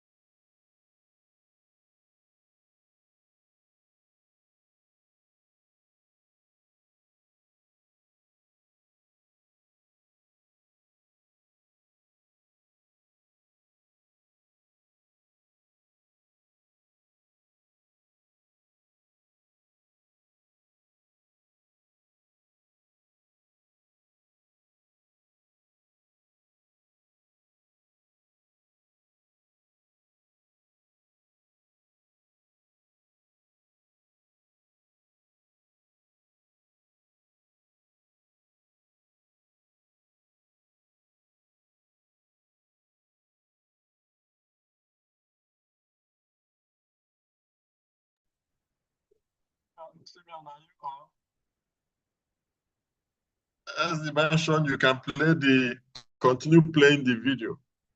I will break if that's possible, if you're still in the room.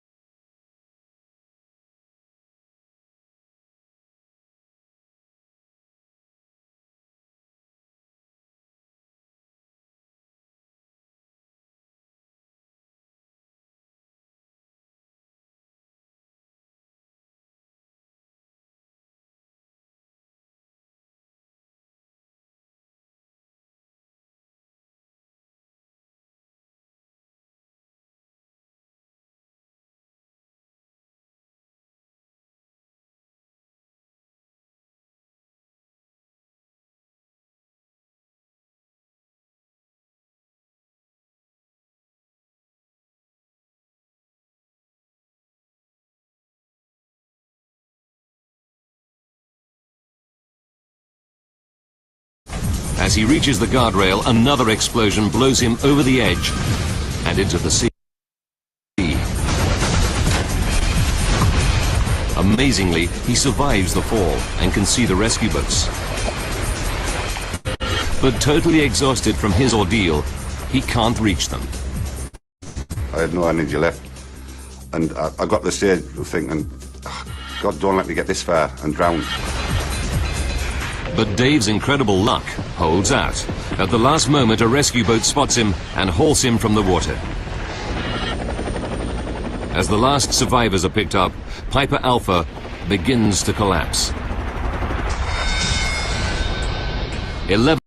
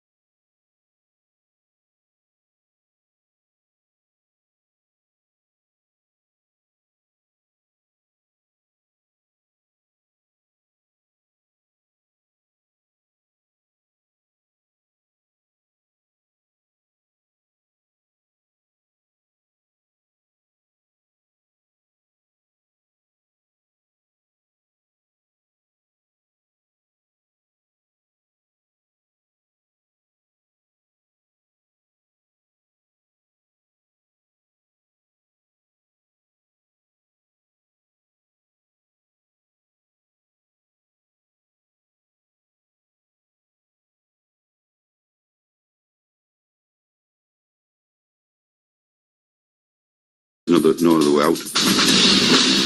Dave races out of the hut and onto the blazing platform, 45 meters above sea level. As he reaches the guardrail, another explosion blows him over the edge and into the sea. Amazingly, he survives the fall and can see the rescue boats. But totally exhausted from his ordeal, he can't reach them. I had no energy left. And I got to the stage of thinking, God, don't let me get this far and drown. But Dave's incredible luck holds out. At the last moment, a rescue boat spots him and hauls him from the water. As the last survivors are picked up, Piper Alpha begins to collapse. 11:20 p.m. Another violent explosion shakes the platform. Piper Alpha is now in its death throes. One of the cranes collapses. Then the drilling derrick. The whole platform begins to tilt to the east.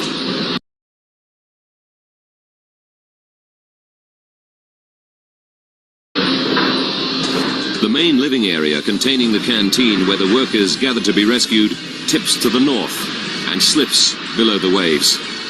There'll be no rescue. The rest of the platform follows it into the North Sea. By 12:45 a.m., the 20,000-ton Piper Alpha platform is gone. This tiny piece, part of the Module A, is all that remains. There were 226 men on Piper Alpha. 167, including 2 rescue workers, die. The tragedy takes everyone by surprise. North Sea oil is the pride of Britain.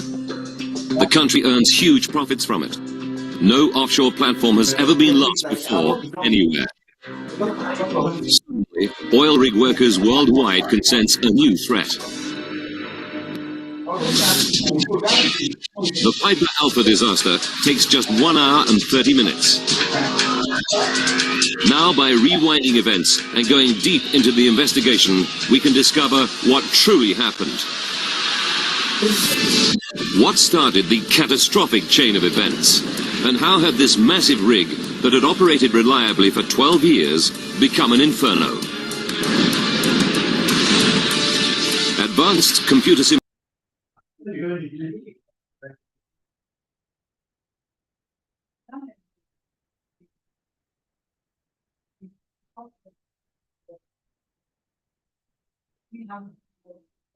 All right, welcome back, everyone.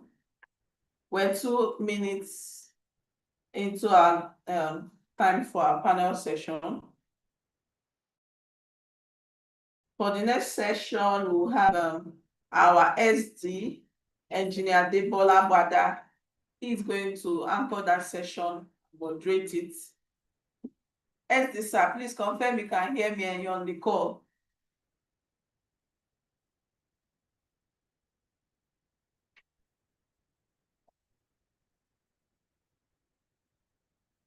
SD, sir, are you on the call?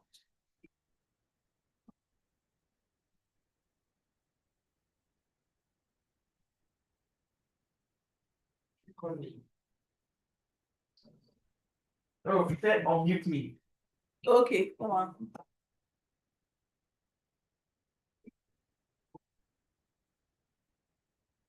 Okay.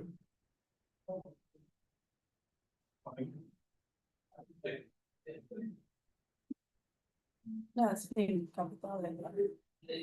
Oh, go. Okay. I think he talked about unmuting him. So maybe Yes, I'm trying to unmute him.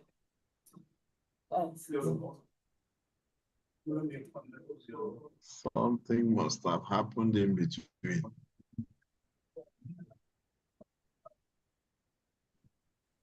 Simeon, can you help? Yeah, we've unmuted him. Ah, finally. Hello, can you hear me? Yes, I can hear you. It's good You to guys, have you. you guys knocked me off. Nobody can shut the SB down. So, our own SD, we cannot mute him. All right, sir, you have the floor. You're moderating the panel Okay. session, sir. Thank you very much. So as we all know, we've had some couple of presentations, and I'm very sure we are familiar with some safety terminologies, safety processes, especially for people that are still new to HSC, and for people that have been practicing HSC. I'm very sure also it has been a very beneficial session.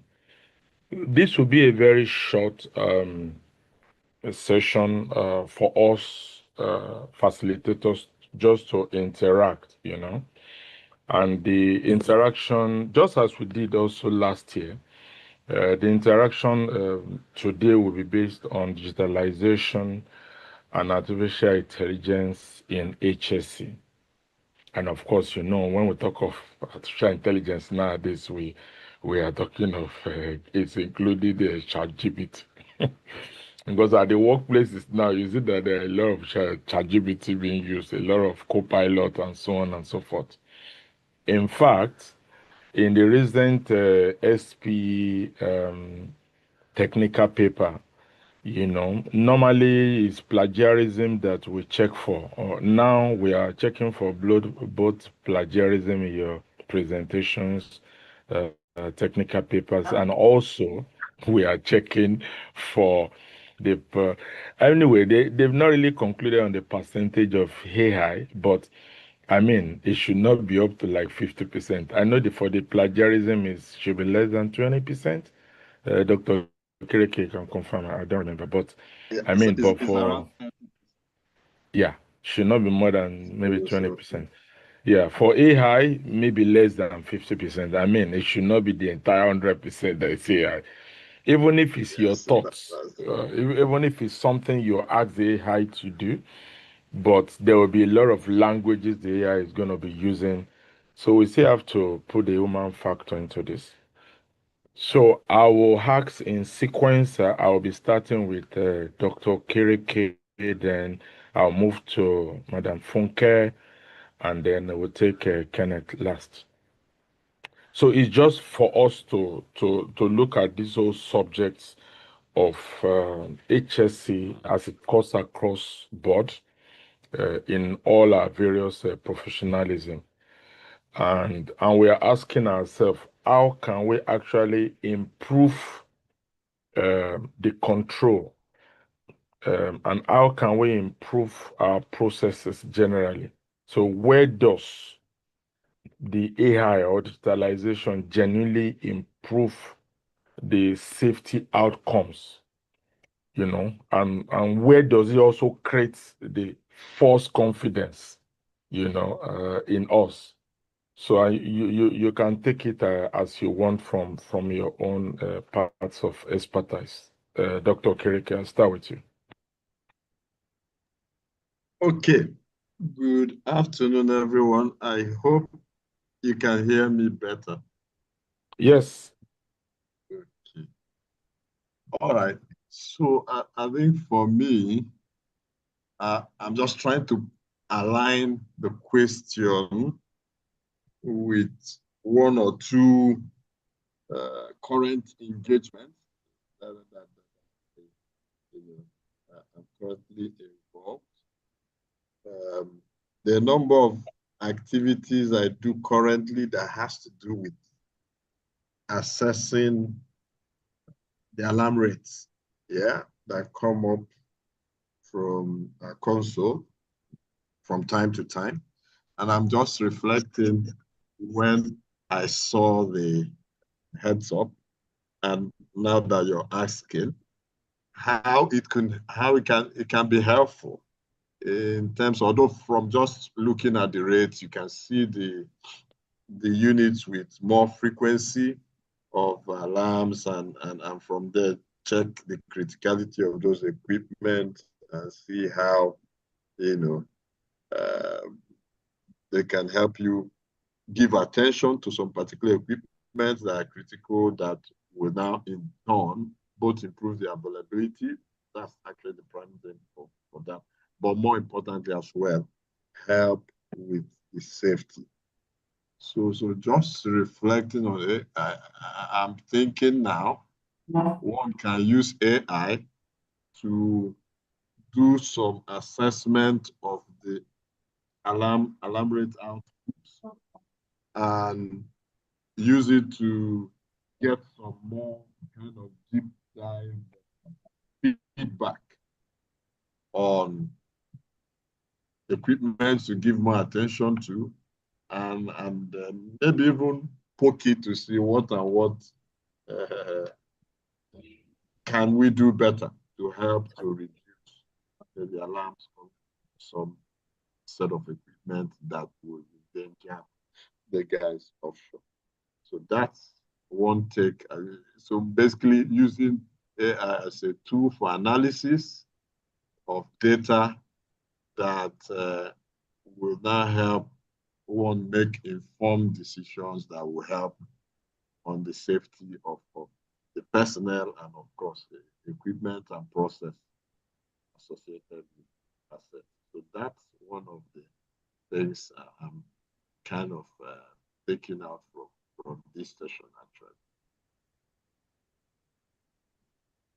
So I don't know for our younger ones whether they had a grip of what I'm saying. There's a table, the number of assets. Of course, I'm sure that's common across assets.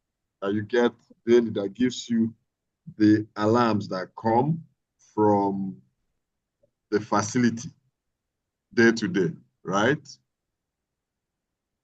Yeah. Okay. No, I mean equipment alarm. So from there, so this one is more process related.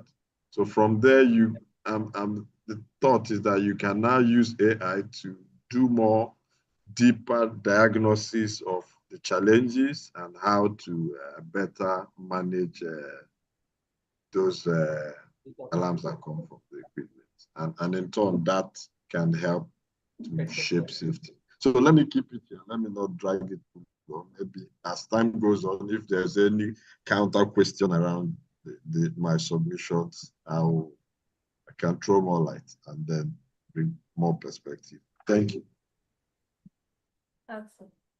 Okay, thank you so much. I see that you mentioned about alarms and how generally AI could help, because I know for some of our fields where they can see more than 1,000 alarm in a day. You can imagine that. So sometimes it's to be able to, in fact, filter between the false alarm and real alarms, because you need to be sure of which ones that you need to prioritize. You know, Yeah, when you're makes having sense. so much alarms and then you cannot prioritize. So maybe AI, as you have said, could help us to say, yeah, this is as per the safety concept of the field, as per design. This one is false. This one is real. Maybe in the first instance it could be. So I hear you. I think it's a very good point you made. Thank you very much, Dr. Kereke. Madam Funke, I'll come to you because you deal a lot with management. You also deal a lot with standards and so on and so forth. So maybe generally speaking, I don't know, how do you think digitalization, AI could genuinely improve safety outcomes, and if there are some downsides? All right, thank you very much, Engineer Dada. Please, can you confirm that you can hear me from your end? Very, very clearly than Dr. Kerekeson, for sure. All right, thank you very much. Good afternoon, everyone on the call. So basically, the AI is something that has come to stay, and then just like in you have its effect in every other profession, safety is not left out, or even in management system. So now I'm bringing it to the level of management system implementation and audit. I think that the AI has been able to. So when you're looking in terms of data gathering, especially when you want to maintain your documented information, the AI comes in here because it helps you in a way to be able to put your data together by saving time and even reducing a human error that you may have while trying to compute the data. So based on that, you can be able to make effective decision should you want to improve the management system. For example, you can use data that you've been able to establish on your for the safety performance that you monitor to be able to set targets, okay, for the organization to be able to set objectives, to be able to look at specific areas that you need to improve on with respect to your HSC MS within the business. All right. Again, in a way, during audit, it helps you to be able to present evidences in a seamless manner. You can call for it. There are some AIs that can analyze a number of things that has to do with your HSC performance, and you don't need to bother yourself. You just need to give a prompt and you see all the charts and all of those things, presenting results.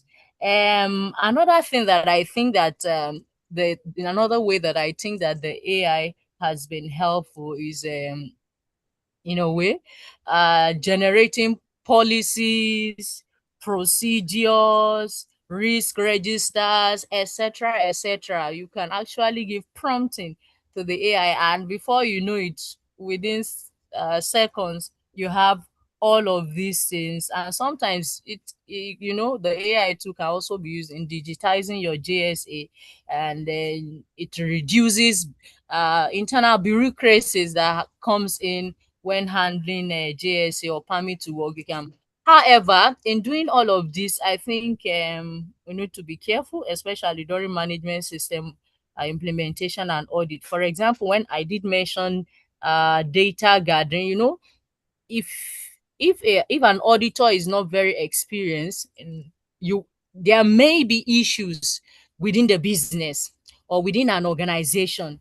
If you don't look critically into what the result that the AI is presenting, you may miss out some key information or some key areas that requires improvement, or some deviations, especially if the data that is being monitored by the AI is maybe multi-site. So maybe the AI may be showing that overall you are achieving the intended outcome of a particular process. Let's say, or you say you want to reduce incident, or let's say you want to reduce let's say fuel consumption, and you have about 5 locations within the business. Do you know that yes, your result may be showing that you are achieving that particular target? Now the issue that can come in here, maybe one of the sites for the period that you have identified, you may have a spike in some areas.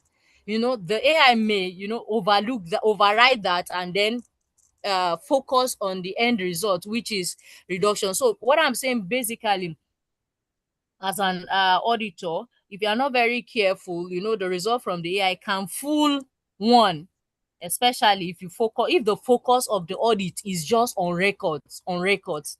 So we need to also look at the risk, and then look more critically on the value, the essence of the audit, rather than on documentations. Then I think that on generation of policy, please don't get me wrong, there's nothing wrong in using the AI, to generate policies, to generate procedures and risk registers. These are experiences that we've seen during audit. But you need, sometimes some people come up with all of this information without contextualizing it. The AI will just come up with something. So basically, you need to contextualize those policies, those procedures.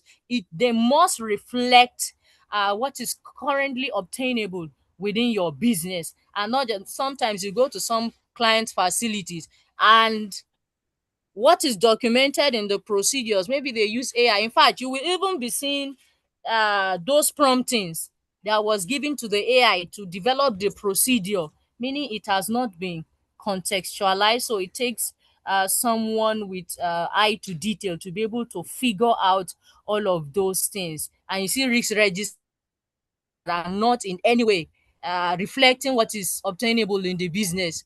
Maybe the business is in the logistics, but because they use AI to generate those documentations and they didn't take time to own it, to contextualize it, you'll be seeing things around construction. When you start asking evidence based on the controls that they have indicated on their risk register, you begin to see that they didn't really do their due diligence. So these are some of the good and the bad that I think that the AI can bring to HSC. Over to you, sir. Thank you so much. Very elaborate, and I see, as you mentioned, about the downside, and that I will take a cue from that because recently I was using the co-pilot to teach my engineers about extracting some information, and we can use it to do some trending. And when they produced the results, and I immediately spotted out some issues, and they was a bit surprised that I was able to spot out the problems. And why I'm saying so is that it's also important for us to understand the system, and we don't just agree because this is what the AI produced, and then we are going to agree. Because what it's just doing, it's just garbage in, garbage out. It's what it's saying that is bringing out. So it cannot be as correct than what you have put there or what he is researching. It's just bringing things from everywhere. So it doesn't have its own intelligence. So let's be clear. It's just bringing things. And then when you rely and not cross-check and you don't have an understanding of what it is, then you cannot be able to see the errors. And then you go and present those kind of things to experienced people. I can tell you, you will be so, I don't know the word I would have used. I mean, when in front of the management and you see experienced people, be careful of what you are presenting. So I think those are the downsides. So I thank you so much. To save time, I will go to Engineer Kenneth is there. I will ask your own in a very different way. I just want to, because I see you speaking about you talk about the acid, you talk about the azop, and a lot of things, and digitalization maybe in this area could have helped. But whatever it is from all because I know there's a lot of advancement now in doing your acids and azops and so on. A lot of process analysis tools, PSM and so on. I just wanted to pinpoint on one of them, and maybe that AI is already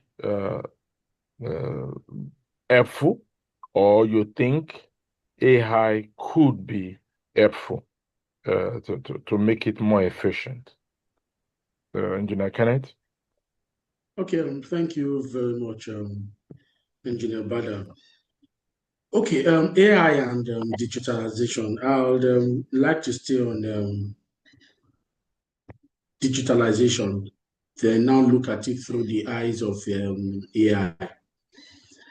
Okay, hazard remained a structured term-based process, used in identifying hazard and operability problem, caused by deviation from design intentions and all of that. The AI and the era of digitalization has brought light to HAZOP's workshop, where you have teams seated together to ensure that deviations are identified on various nodes and all of that. Digital tools, built with AI can improve the preparation stage, by organizing all required documents in one system. Some of those documents would include the cause and effect chart, the shutdown philosophy, some of the control narratives, the equipment data sheet for the process, the operating procedures, like Madam talked about earlier, incident reports so far and all of that, where probably the team sits to to brainstorm and analyze the nodes. Some of these nodes description can be fed into a digital AI system, with codes that is requested. And instead of having to have a brainstorm where all elements might not be considered based on human error, AI or digital tools can bring all these informations to play, and it makes it easier to analyze causes and failures on the chart that will be generated by AI. It also helps to, when you feed AI with all this information on your hazard, it can also help to generate a CMOPS plan, for the facility that is to be maintained, or the new design that is to be done, or the operations that is to be carried out. It can also set a document to quantitatively analyze information you feed into AI. I'll give an example. We can go to AI, build what we want to achieve, build the scope, build the team, build what we want to achieve, feed it into it, and we can actually get cause and effect charts, levels of exposures, likelihoods of failures, and what controls are to be put in place to achieve what we want to achieve. It's also very beneficial, like we said just now, instead of having to brainstorm and work out all of this, we can have AI produce these documents that I just mentioned, and people will now sit around these documents that have been generated by AI and make it suitable and sufficient for need. AI can review these documents, like I said earlier, and flag missing information. Of course, sometimes before the workshop starts. For example, I tried to analyze a few examples just now. For example, it can detect whether some P and IDs are outdated. It can detect whether equipment tags are inconsistent. It can also detect whether cause and effect references are missing in the document. This helps to prevent common hazard problem, wasting workshop time because the required process safety information is incomplete. AI-assisted nodes, in carrying out hazards, you have to identify nodes. Traditionally, the hazard team manually breaks the process into nodes with digital P and IDs and intelligent software. AI can assist in identifying logical load based on some of these few things. Okay, like the process flow, the equipment boundaries, isolation points, control loops, pressure system, process conditions, utility system. Okay, for example, in an offshore facility modification, AI can help separate the nodes, such as process node, example, produce water line, utility node, instrument system, and thereabout. It basically helps to simplify the process. AI-generated deviation can also prompt the following. Like in the traditional hazard, the team applies guide words such as no flow, more flow, less point, and all of that, low temperature, contamination, and all of that. AI can help generate possible deviations for each node based on the design intent. Okay, for instance, if we are looking at a design intent, transfer of diesel from storage tank to date tank, AI can, suggest no flow, more flow, reverse flow, contamination, and all of that. So it helps to simplify the process. It helps to simplify the process. It also helps to identify the cause and consequence. I've also talked about that earlier, and better use of historical lessons and incidents. AI will help generate incidents that have happened years, even those that are not in the heart of those that are sitting to carry out a hazard.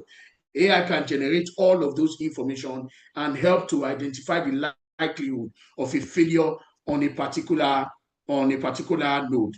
Okay, I'll just take this one as lastly. AI can support for safeguard adequacy review. Okay, it will help tell how this safeguard that had been put in place, it refuses to look at its suitability and sufficiency to that corrective actions that you are trying to identify. So basically, AI and digitalization of a hazard program helps to simplify it and gives direction, and it helps to limit waste of time that people might put into carrying out a hazard. AI should be used as a hazard co-pilot. For me, I would say it should be by the side of a hazard process, not as the hazard leader himself, but it can support hazard identification, documentation, lessons learned, safeguards, review, and action tracking. But again, the final responsibility must remain with the competent people and the approved process safety governance in carrying out a hazard or probability study. Thank you, Engineer Bada.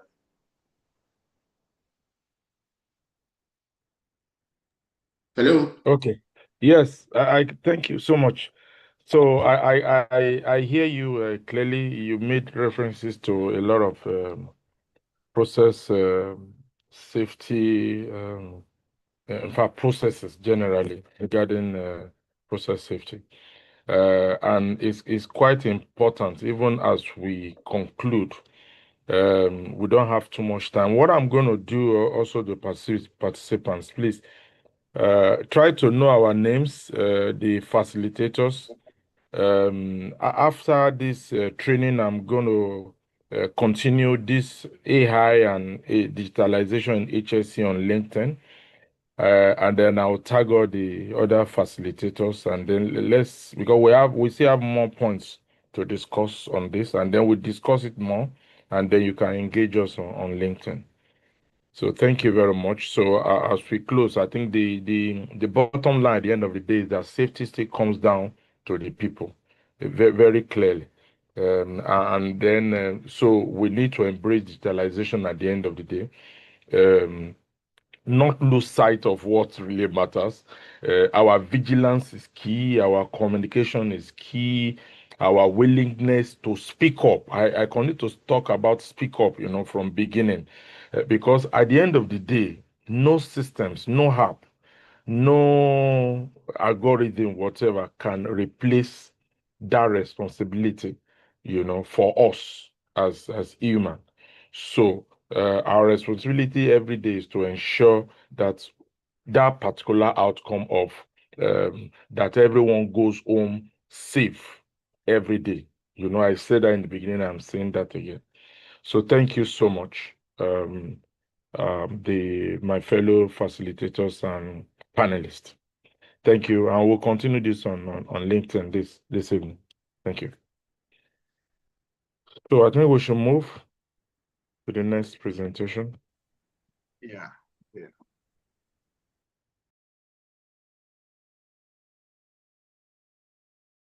Okay. All right. Thank you so much, sir, for that. I want to thank all the panelists for their insightful contribution on AI and digitalization of the HSC. We would be happy to engage with Engineer Bada and the facilitators on LinkedIn and see how the contributions and insights will flow. Thank you so much. So right away, Engineer Debola Bada will come on with the next session, and thereafter, Funke Sunday will come on. Sir, you have the floor.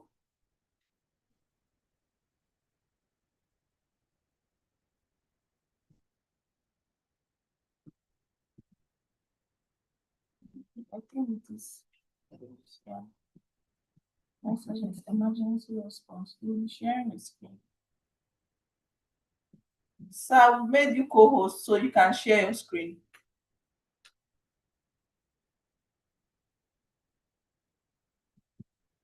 Please confirm you can hear me, sir.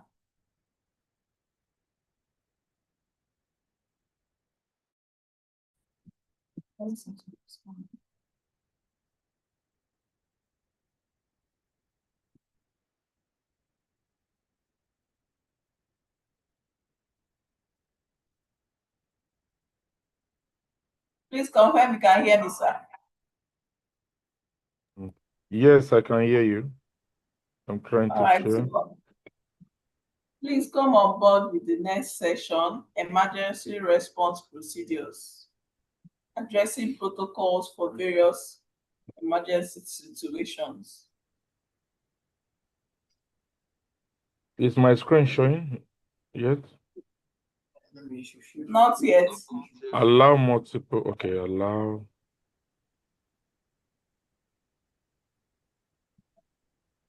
Yeah, we're beginning to see something. All right. Can you see my screen? Yes, sir. We can. Is it on PowerPoint show? Yeah. Yes. Okay. So very quickly, I have about 30 minutes, I think. 20, 30, okay, 35. Okay, so in 35 minutes, I think I have 35 minutes, correct? Yes, sir. To 2:15 before Funke comes on board. Okay. Okay, so protecting people and enhancing productivity. I'll give some definitions, but basically, I think most of the facilitators spoke about hazard. So I'll be focusing more on the workplace hazards, from the physical one, which is about the machinery, the noise, the heat, the chemical exposure to harmful substances, bacteria, biological, all kinds of viruses and bacteria, which industrial hygienists at work site deals with. Ergonomics, also the industrial hygienists, they deal with this, repetitive strain, poor exposure, and so on. I spoke about the psychosocial also in the morning, regarding fatigue, harassment, and so on and so forth. And most of these things, normally there should be some guidelines, policies, and so on that backs it up at the workplace, so that people will know how to deal with them when they eventually arise. So today also, I think one of our facilitators will be talking more about risk assessment in terms of the hazard identification and so on. But for me, just to focus on the high level of risk and management, it's very clearly important that you identify your hazard. That's the first thing you should be remembering to do. You have to know how to identify the hazard, and there are many ways and processes at which you can use to identify your hazard. Many of them, you can source for it, you can physically identify, you can use matching method, you can use records, and so on. But the important thing is that it has to correlate with whatever concept you are trying to analyze.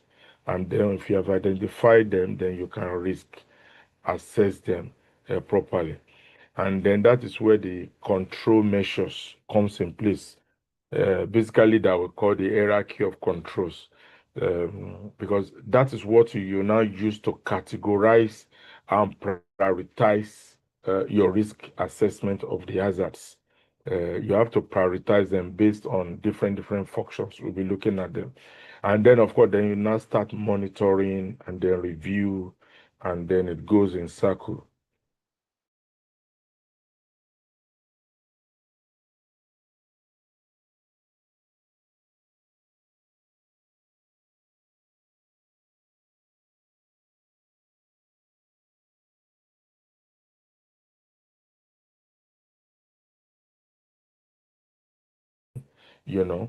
Clearly, and one of them is what we are doing today, where we are also giving out training. We want people to be professional in what they do. So that is our culture.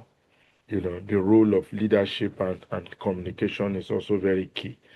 And then training and then drills is also very, very important. I think we'll deal with this more in emergency response. And then we need to learn also from incidents. Safety equipment and the technology is also very key. We mentioned about the personal protective equipment, different kind of signages, and lately the use of technology. So we're just talking about digitalization now and AI. So there are also some tools. For example, if you want to enter into a confined space, they actually need to understand how your body mechanisms is going well, because relative to the humidity and also your own personal psychology generally. Maybe also you are wearing some thick coverall, for example, to enter into the confined space. Maybe there is too much heat there. So they should be able to quickly know that maybe you are not feeling well. Maybe you are getting the idea. Environment situation, the humidity, temperature is not properly suited for you. Different categories. So we now have some sensors also that are very wearable. And you enter, and then we can read from outside and see your vitals directly in relation to the environment. And then we can be able to calculate the heat stress upon you. And then we can know maybe we have to get out as soon as possible. Things like that. So we're having some of these things also coming up that is very, very useful. So we have I hope I'm in occupational health, right? Okay, I'm right. So in concluding and calling for action, is for us to understand that safety is actually everyone's responsibility, and that we are always encouraged to ensure a very proactive safety behavior. And in being proactive, I say again, it's for us to ensure that where there's need for communication, we're able to communicate. Where there's need to speak up, when we see something that is endangering people's life, because you never know, maybe those things will be endangering your own life. So you need to speak up. So we need to learn how to speak up. And we need management also in most cases to support speaking up attitude, so that people are not boxed and people are not overly intimidated, So that will take me very quickly to life-saving rules. So the International Organization of Oil and Gas Producers, IOGP.org, you can actually be a member if you go to their website, iogp.org. You can be a member. It's for free, and you can actually be getting a lot of statistics about HSE all over the world. All IOCs are members of IOGP. So each year we contribute statistics, HSE statistics, and a lot of valuable information. And IOGP also source their members from the different IOCs. And what this committee does also is to try to contextualize this data coming in each year, from lost time injury to behavioral to a lot of things. And then from there, they are able to bring out a trend and how it is done, how the perception of particular maybe incidents or the causes, things like that, the relationship and the training, they bring them out and they publish it. And these are very, very useful for many organizations to see the trend, the general trend of things in the industry. For example, the life-saving rules that we'll be looking at now. I think it's basically, okay, just 9 of them. But what most companies have done is to adapt this and see what relates to the whole company. Because these things are very general, but you can relate it to your company and add or subtract, For example, in my own company, it is 12 golden rules, we call it.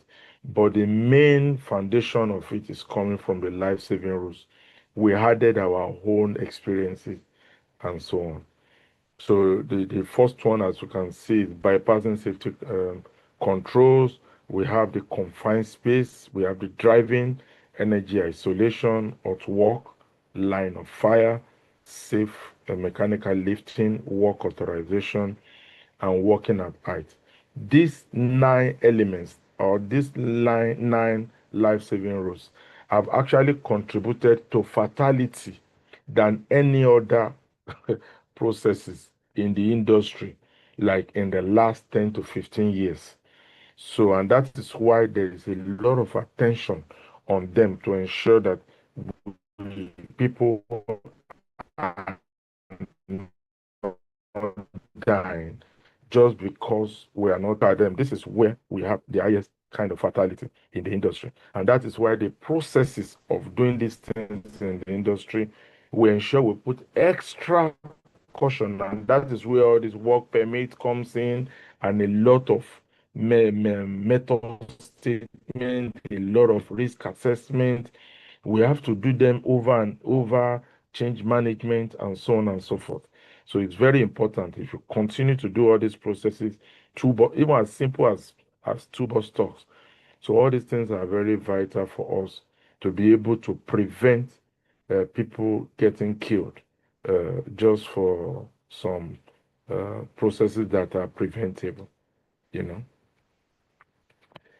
So basically, there are other things that you can do at your workplace that can help you use the life-saving rules. The first one I remember Dr. Kreke mentioned is about toolbox. Toolbox is just a simple thing, just for before you start your work, for you to look at the processes of that work and for everyone to also agree that they understood maybe the GRA, they understood the work scope, and maybe give 1 or 2 examples of that kind of processes that is good in the past or that is bad in the past, that have injured people in the past. And everybody have a kind of a culture of that work to be carried out safely. And some people are, in fact, progress into safety meetings to really understand if you have, it depends on the scope of the project you are doing. The pre-job planning is also very, very key because you have to plan just in case anything happens. What's the plan B? What's the plan C? What's the plan D? Everything you have to have everything in context. And if you are not sure, you stop the work. There's no rushing. And then you come back to the table, you look again at the risk assessment, you look again at the method statement, and then before you progress. And there's always this last minute risk assessment also. Besides the enlarged risk assessment you have done, there's this last minute. Some people call it 5 by 5. Just before we start, are we sure we can go on or not? These things are, so you need to assure yourself that yes, we can start this work. We are sure we understood. There will be no issues. We will not get hurt. And then everybody takes that kind of level of commitment. Before I talk about the post job, but it's also important that we do observations also. Some people call it unsafe acts.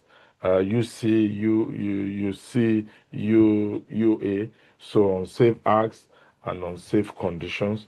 And when you see things and you feel that it is not right, you have the right also to stop the work.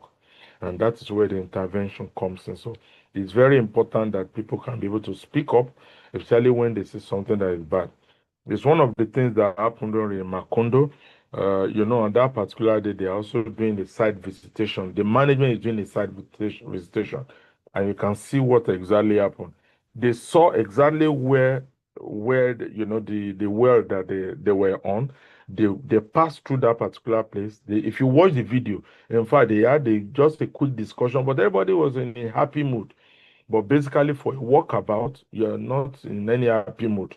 Normally, you are trying to be the third eye to the people walking. When people are walking, they can't see many things.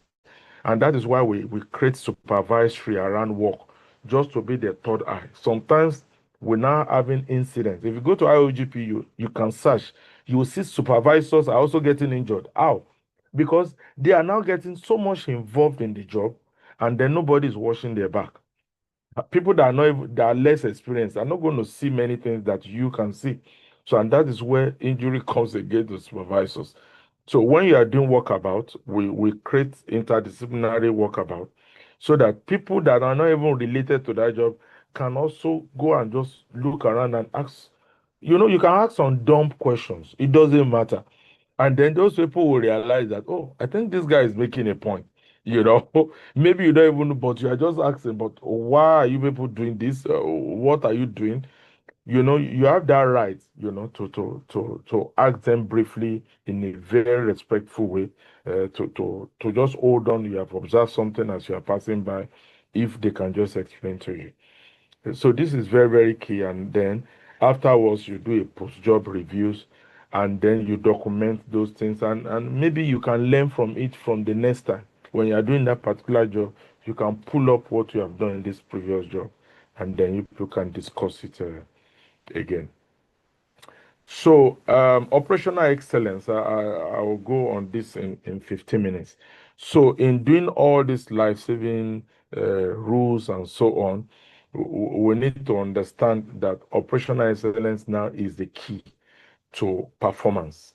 But you cannot achieve operational excellence at your work without the safety and the risk management part, which is a very key component to achieving operational excellence. Operational excellence is all kinds of your business strategy entirely.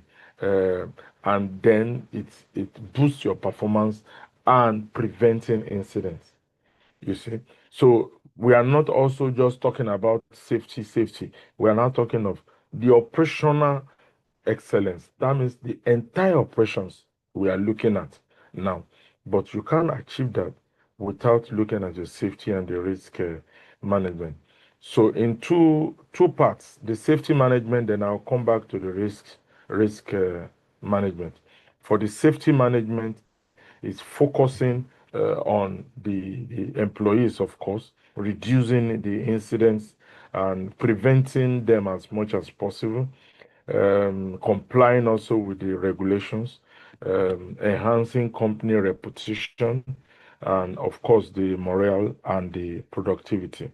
I always like when I teach this part. This is a whole course on its own. This safety management is a whole course. Like this course, I could take this course for a whole 3 days, just safety management. I'm summarizing it in 2 or 3 slides. So if you look at the iceberg, you will see that at the top side where you can see, they are saying that part is just the direct costs that you can incur in case there's an incident, for example.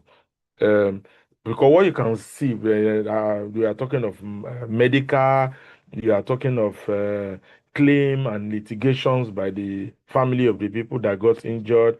Then the time they will be off work because they are injured. Those are the things you are seeing.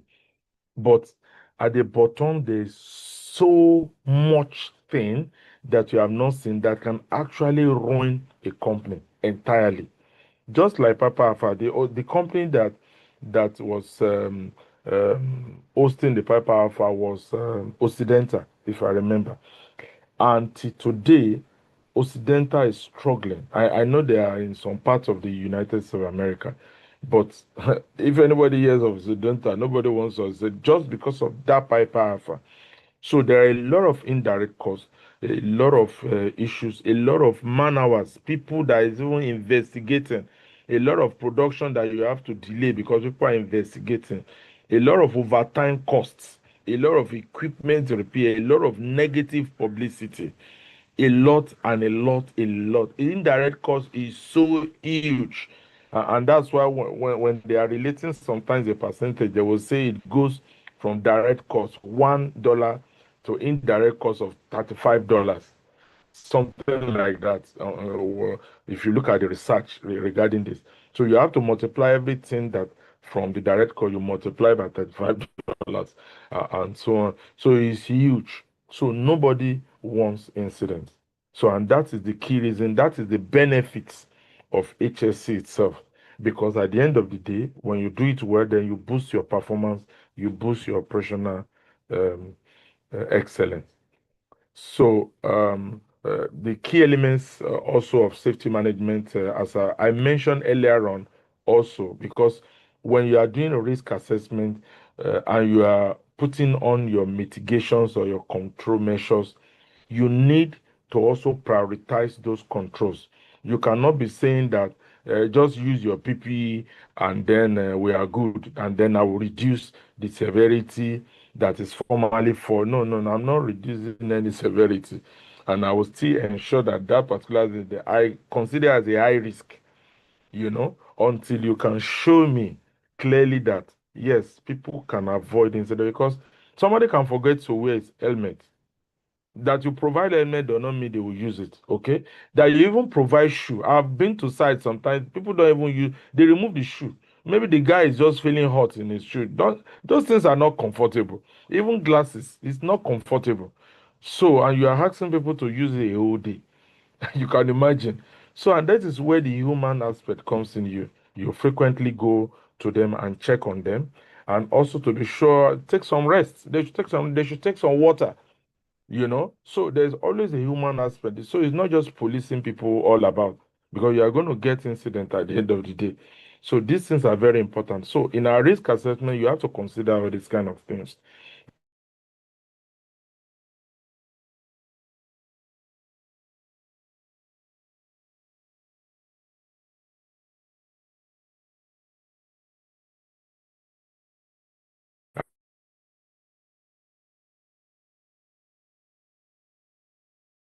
So you want to eliminate the risk. You want to eliminate that risk. If you are using something potentially as dangerous as before, so sometimes you have to innovate. You have to take on some engineering controls you can use. You have to take on some administrative controls, like some procedures or method statement and so on, before you are thinking of the PPE. So all these kind of things are very important. And I saw that also Engineer Kenneth mentioned regarding about the risk in process safety also. So it's very important for risk management now, because remember, we just talked about safety management. We are moving now to risk management. For this one, it's very key for us to always focus on that hazard.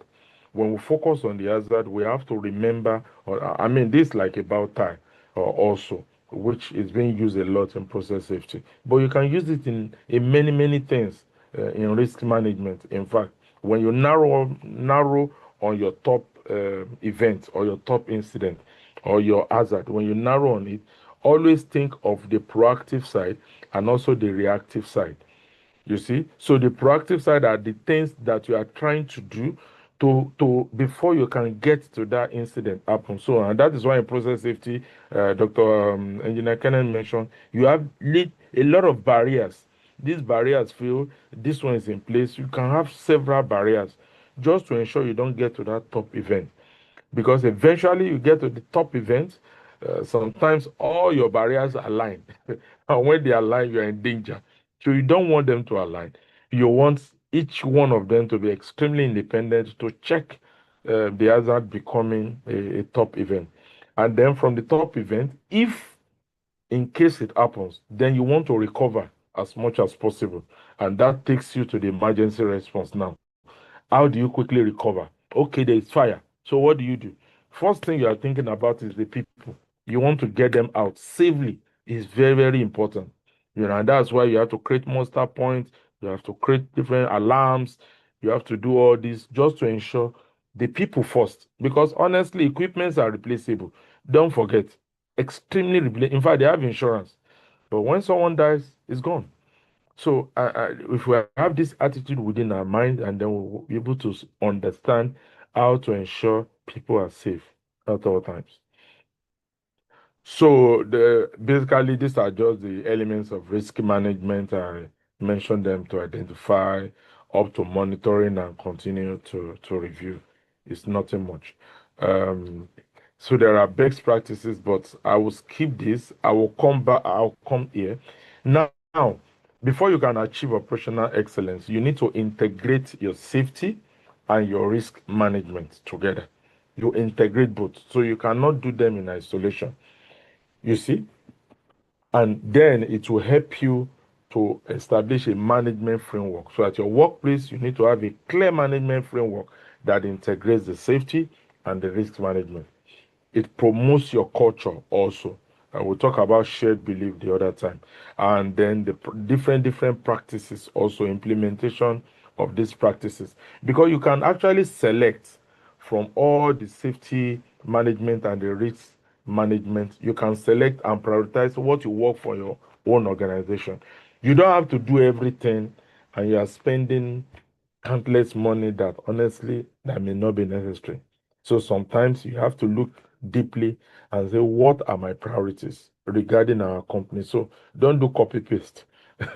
Try to put in experts, let them look for the priorities for you, and then you can narrow on those priorities. Maybe 20%. Maybe it's like Pareto, Maybe it's just 20% that really you need to focus on, not everything. And also regularly to review and update the safety and risk management is very important. And this part is very important for me to continue to encourage employee. See, when you have people working for you at all, many people, they have their own intellect, they have their own innovative minds. Try to use them, try to ask them, put them together in some workshop, whatever. Just give them some things to do about, let them bring up some ideas. And you'll be amazed what they are coming up with. They may not extraordinarily know everything that they are suggesting, but by the time you start digging into what came out from the workshop, you will see a lot of innovative ideas that you could, in fact, implement at low costs. So there are a lot of leading safety practices. Madam Funke will talk about a lot of ISO, so I won't dwell on this area. I don't know if Engineer can also talk about root cause analysis, because it's very important when you have incidents for you to go deep into the analysis.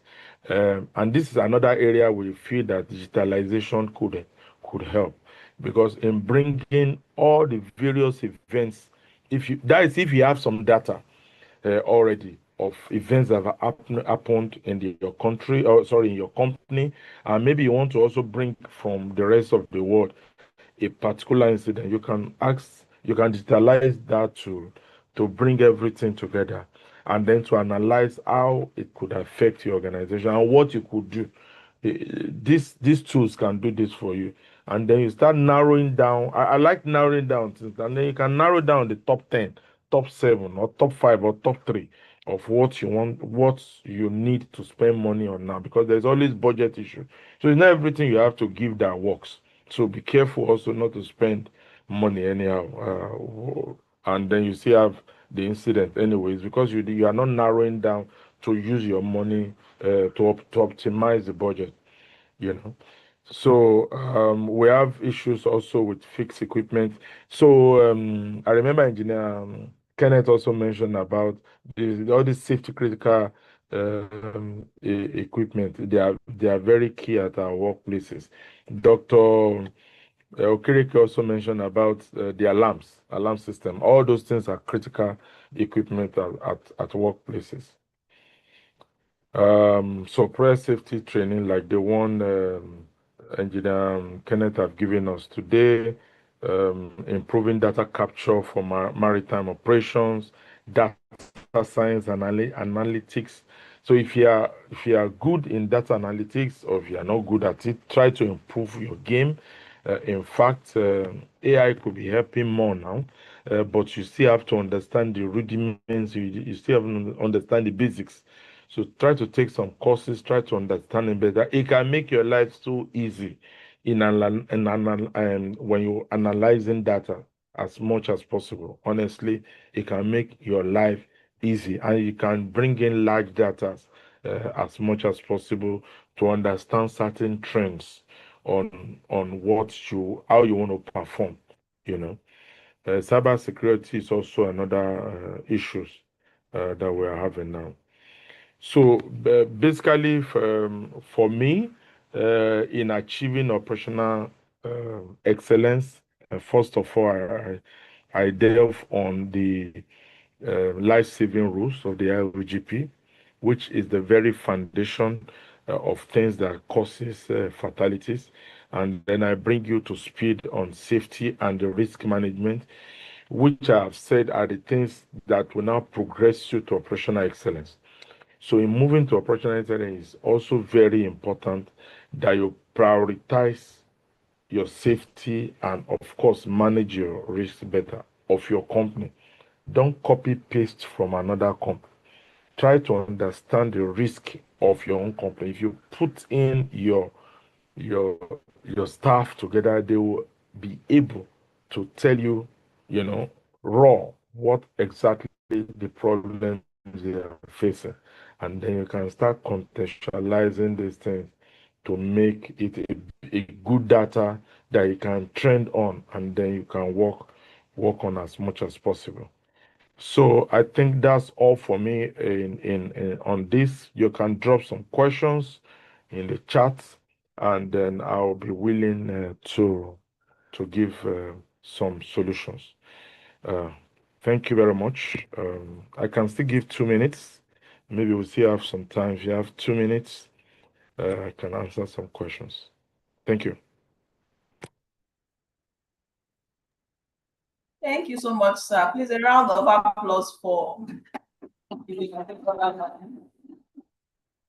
Thank you so much. You were able to manage the time, and we had 2 sessions under that space of time. Please, is there any question for him? Okay, we have 1 question. All right, let's take from. Okay, so my question is this: when the process becomes a threat, what should the participants or the people do? In the sense of, we are looking at operational excellence. When someone in the workforce discovers that something is not right, but we talked about getting participants involved in the reporting. But in the course of reporting, it seems like you're reporting somebody in mind, or the person is using it against you. What becomes the fate of the participant?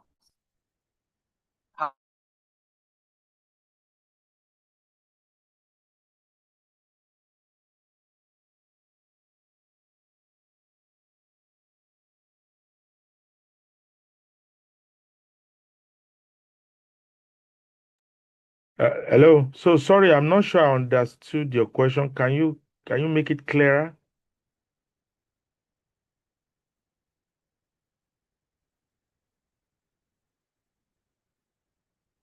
Hello? Can you hear me?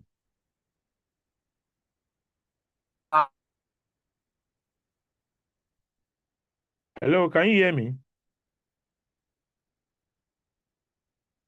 Am I out? All right. Okay. Can you hear us? I can hear. So what's the Okay. question? So you can just okay, so what's your name and then question? Your name and the question. Okay, can you hear me, sir? Yes. Okay, my question is, the process that is supposedly the right way to have, the work site, free from accidents and hazard. If this process becomes a threat to the participants and people getting involved to reporting hazards found at the place of work, what should they do? In the sense of they are trying to, in the course of risk analysis, they normally find what could possibly be wrong in the nearest future, possibly the valves used are improvised valves. And they find that if we continue like this, in no distant time, it could be, a major disaster. And reports this, it becomes like in the side of management, they are looking at cut down costs and therefore using improvised materials. And reporting it becomes to the person like a threat. You are reporting a boss or somebody in the management. How should this be handled? Okay, so this is a very good question. We get this kind of question every time. And from the beginning, I was mentioning speak up, speak up, speak up. And there's a reason I was mentioning speak up. If a company does not have speak up policy, I mean, it's not really to craft like a speak up policy, but the management have to, as part of the safety culture, to really have it made it clear, maybe through an email, through whatever means, that we have a speak up policy here, that you can speak up and you will not be sanctioned for speaking up. I mean, we are talking of speaking up that is very constructive. We are not saying that you are just saying, hey, our company go to hell. We are not saying that. You have seen something that can lead to fatality or to an incident or to an issue, and you have constructively written and given it out. And then what we have found out is that some people write that, give it to the supervisor or the manager, and because there's lack of will, the manager will not produce it to the management because he's afraid. You see my point? So we know there are bottlenecks, but it has to be clear that the company comes clear that this is our policy, and there should, in fact, be an anonymous reporting. In my company, we have anonymous reporting. You can bypass and send a constructive reporting to a very high level without your name, anything, and it will be investigated. So there are many things that companies can do, but I understand what you say. It could be frustrating at times. Yeah. Thank you so much for that question. Indeed, anonymous reporting can go a long way to help that situation. We have another question quickly here. Does company have a policy that penalizes personnel for non-compliance? Someone is asking from the chat. So that is a very good question. I think after this question, maybe I can be interacting on the chat so that we have our next presenter to go ahead. But to talk about this, there is incentivization and there's also penalty. Okay. But in fact, Engineer Kenneth mentioned something. Maybe I hope you will pay attention. He was talking about violation. He was talking about slips. He was talking about mistakes. When anything happens, we are looking at those kind of things to see that does the person violate the rule knowingly? Is he an error? Is he a slip? Is he a mistake? All these things have their different these categories, because you can actually be honest in making there's honest mistake. I hope you know. We will find out that it's an honest mistake. The guy made a mistake, but it's honest. It was not intentional. So you have intentional, you have non-intentional. So it's not just people do things, you just sanction them for everything. Try to investigate. Maybe it's the fault of the company. The person is not even trained. How do you expect the person to know? You see? So we look deep before people are sanctioned. We have gone far in checking, and the person can see proof that yes, you crossed the bar. You see, so it is not.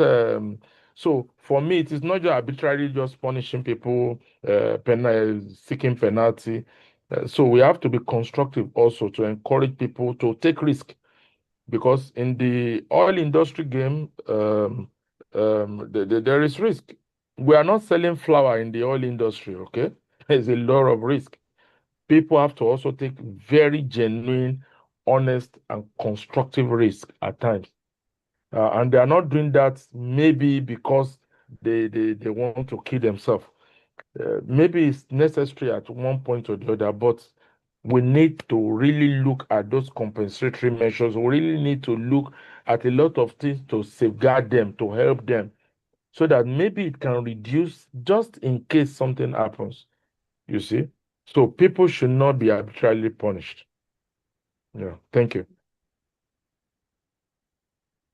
Thank you so much, sir. Please, a round of applause again for our listening. All right, so Ubong Ayo, we see your hand raised. You can drop your question on the chat. Our SD will take it up from there. Let's have Madam Funke Sunday come on board. Madam, please, you can share your screen. Or Dr. Okereke, can you please share on our behalf? Thank you.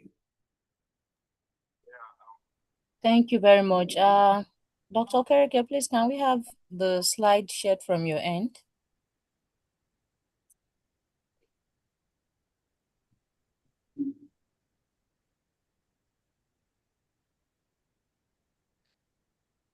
All right.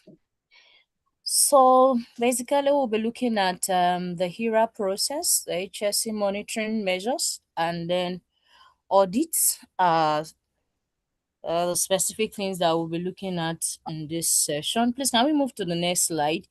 And so for this session, we'll just be taking the general principles around this for people who are already in the system or for experience, and you will agree with me that for some of this training, at least you need to spend like 3 days if you really want to have a more holistic information about, I think, audit alone, at least 3 days. And then the same thing goes for HERA. So for areas that have been taken by the other facilitators, I'm not going to dwell so much on them. We'll just skip. So if you want to know more information about this, you can enroll for maybe more trainings outside after this session here. Please, can we go to the next slide? So these are the outline: hazard identification and risk assessment, HSE performance and audit. And what we'll be doing here is just to remind each other on the concept of hazard identification and risk assessment, the concept of proactive and reactive monitoring measures, and then the concept of audit. All right, please, the next slide. So this will take us to the very big question. I want to believe that everyone on this call knows what a hazard is. All right.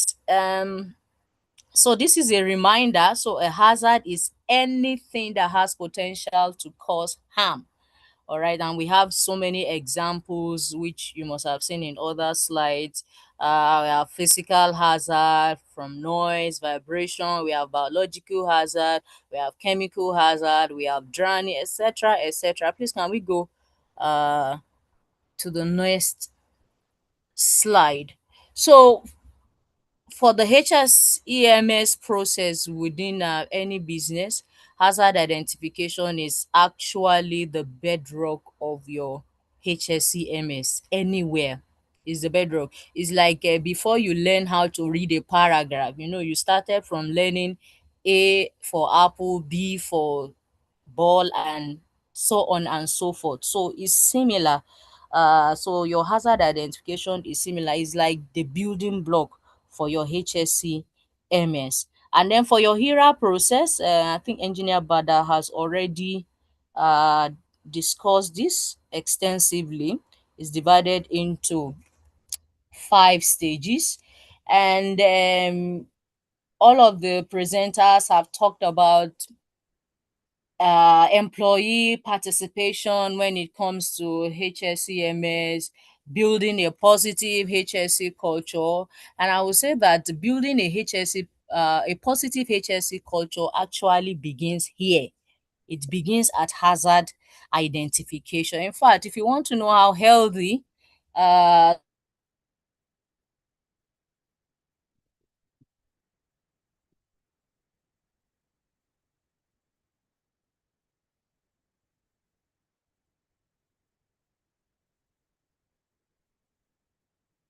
the HS hazard identification part, and then we are trying to get to know whether you have a system around hazard identification, and all you're saying, we don't have, people are not reporting hazard, people are not, then it's a, in fact,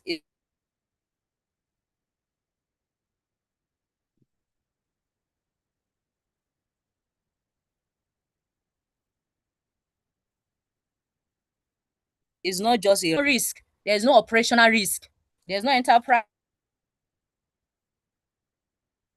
and that means you don't need to control the process. It means anything can just go on anyhow. Then there's no need for loss prevention, because what will be the basis for the controls, for your risk assessment, for anything you want to do on loss prevention? There's no basis. So your hazard identification is actually the basis for this. All right, and then so the first process is to identify your hazard, like we have done. So the first step that you have on your HERA process usually is advisable to do this hazard identification with the team of SMEs, the people that are hands-on that particular process or in that process environment, or they're handling the equipment, or they're handling the materials, basically they have to be involved. It's not a situation whereby the HSC people just sit in the office and just come up and then dump the document with the process owners that these are the hazard in your operation, which is something that is obtainable in some business. It may sound somehow, but the truth is we've seen this playing out in some organizations, when in fact, and the way it is during audit, the employee, some of them don't know what to say. They will say it the way it is. They are being honest. So maybe I will take it from what engineer Bada said, that is a honest mistake they are making. They will say it the way it is. Oh, we don't know anything about, the HSC gave us this document. So what I'm trying to emphasize on is that for your hazard identification, you need to carry along the process on is a team. It's supposed to be a team thing, team effort, when you're identifying, because again, as a safety person, you may not know it all. In fact, you won't even know it. That's just the truth. Like the people that are hands on, that actually maybe operate that process or operate the equipment, etc., etc. So once the hazard are identified, so the hazard can be identified from many sources, from what you are observing, okay, how they are carrying out the job, from experience. That's where the engagement of the SMEs come in, from experience, past incident, checking of records, etc., etc. So these are all sources of or places where you can identify, you can get information on hazards that you're identifying. And then the second step is to quickly identify those that can be affected on that particular hazard, whether directly or indirectly.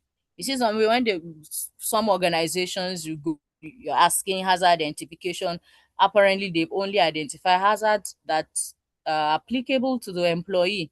Okay, what about visitors? They didn't consider that. So you need to identify people that can be affected and how they can be affected, because now when you get to your risk evaluation, is going to help you to know what type of controls you need to put in place. And then the third step is where you evaluate the risk and decide on the precaution, or you decide on the control. So I'm not going to, please, we've talked about all these risk evaluation, so I'm just going to skip to step 4, which is recording the findings and then implementing your controls. Record the findings.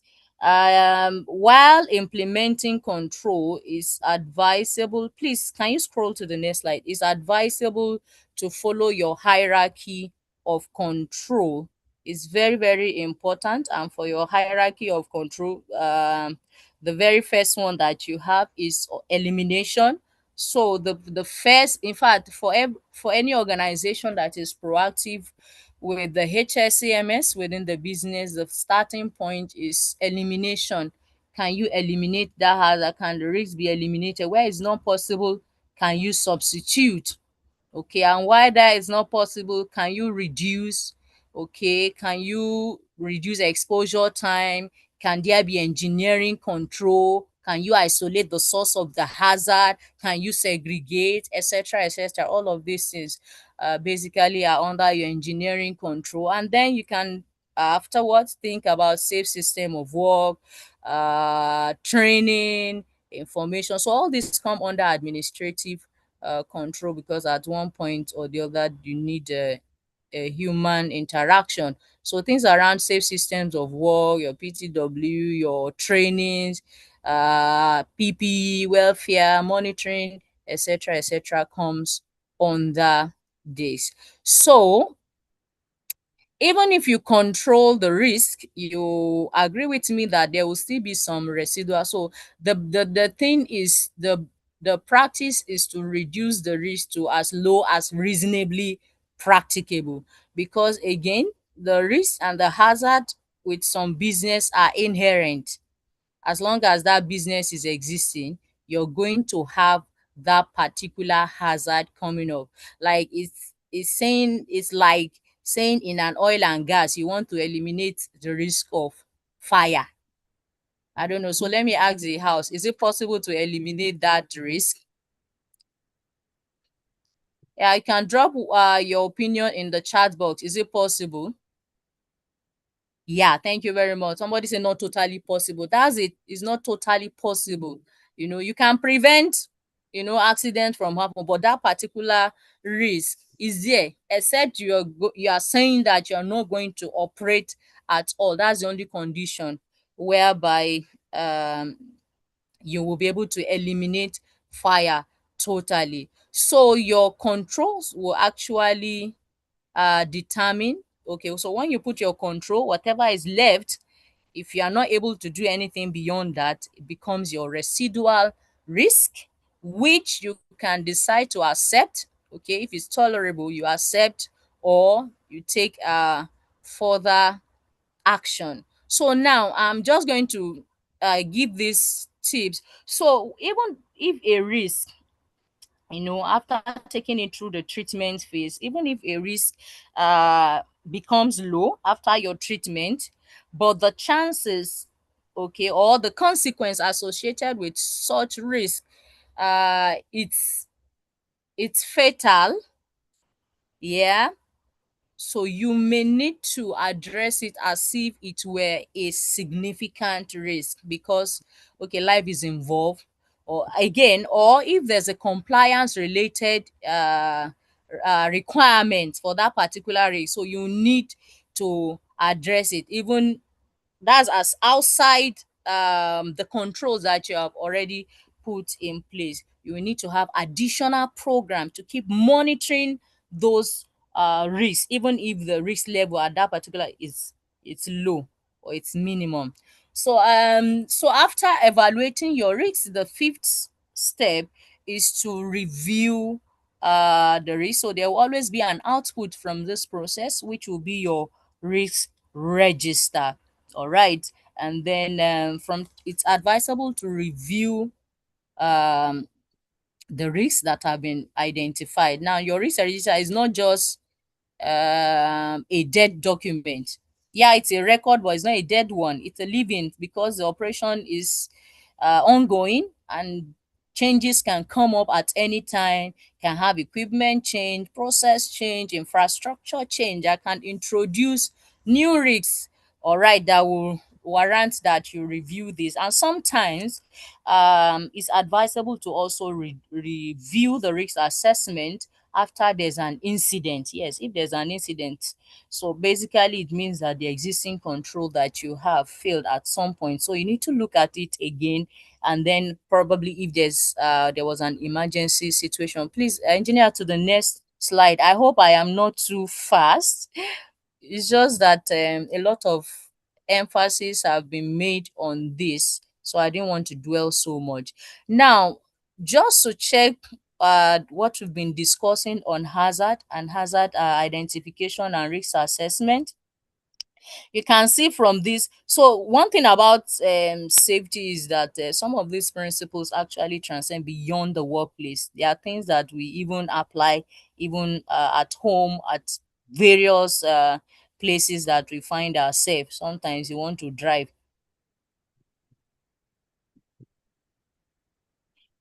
So sometimes you want to drive and you're looking at it, oh, if I go this way, if I go at this speed, I can actually have an accident, etc., etc. You're already assessing the risks that can comes with overspeeding and all of that. So I want us to look at this picture. I want to believe that you can see this picture from wherever you are. Kindly drop in the chat room the hazard that you can see from this image, please. Can we use 1 minute for this? Yeah, somebody says suspended load. Yeah, you can see the suspended load. All right. Yeah, no use of hard hat, slip strips, and four. You have, yes, you have cables all over the place. That were not being attended to and they are not in use. Yes. Line of fire. Yes. Somebody stand in the line of fire. Yes. Fall from height. Yes. The person is using apparently the wrong access equipment, electrical. Okay, somebody said, all right, working without the use of PPE. Yes. Yeah, everybody is correct. Thanks for that engagement. Now, I want to call the people in the office here. Please, can somebody unmute and just state two hazard that you can spot from this image? Yeah, somebody in the office there. The people that are there physically. Standing on a suspended load. Under a suspended Yes, load. yes. Standing on a suspended load, wrong access equipment. Yes. Is there any other? We have ergonomics. Yeah, ergonomic, twisting and all of that. Yeah, you have ergonomic issue. You have a forklift driver carrying a load that is obstructing the visibility, etc., etc. Let's go to the next slide and we'll see how well we have performed with this. So you see, we don't need to dwell so much on this. This is something that we're already familiar with. But again, the knowledge on this is very, very important for any effective or efficient HSCMS that you may have within the business. Is what gives birth to things around policies, procedures. So where you have a negative health and safety culture is usually because the people don't know exactly what hazard is, or issue around perception on the risks can also come up as a result, or maybe the person does not even understand. There are times that you go to audit and you ask, okay, so what are the hazard in this your operation? And the person will be like, there's no hazard at all. Yeah, that's because the people don't understand the concept of hazard identification. So whether the risk has happened in that business before or it has never happened at all, but as long as there's a likelihood, there's a chance that that can happen, you need to identify those hazards and put in appropriate controls in place. Please, can we go to the next slide, doctor? So this here to show us how we've performed. You can see, I think we've mentioned virtually all of the hazards. So where the red circles are actually the hazard that you can identify from this picture here. Please, can we move on? Please, can you go to the next slide? All right, so we're going to touch HSC performance monitoring briefly before we move into audit proper.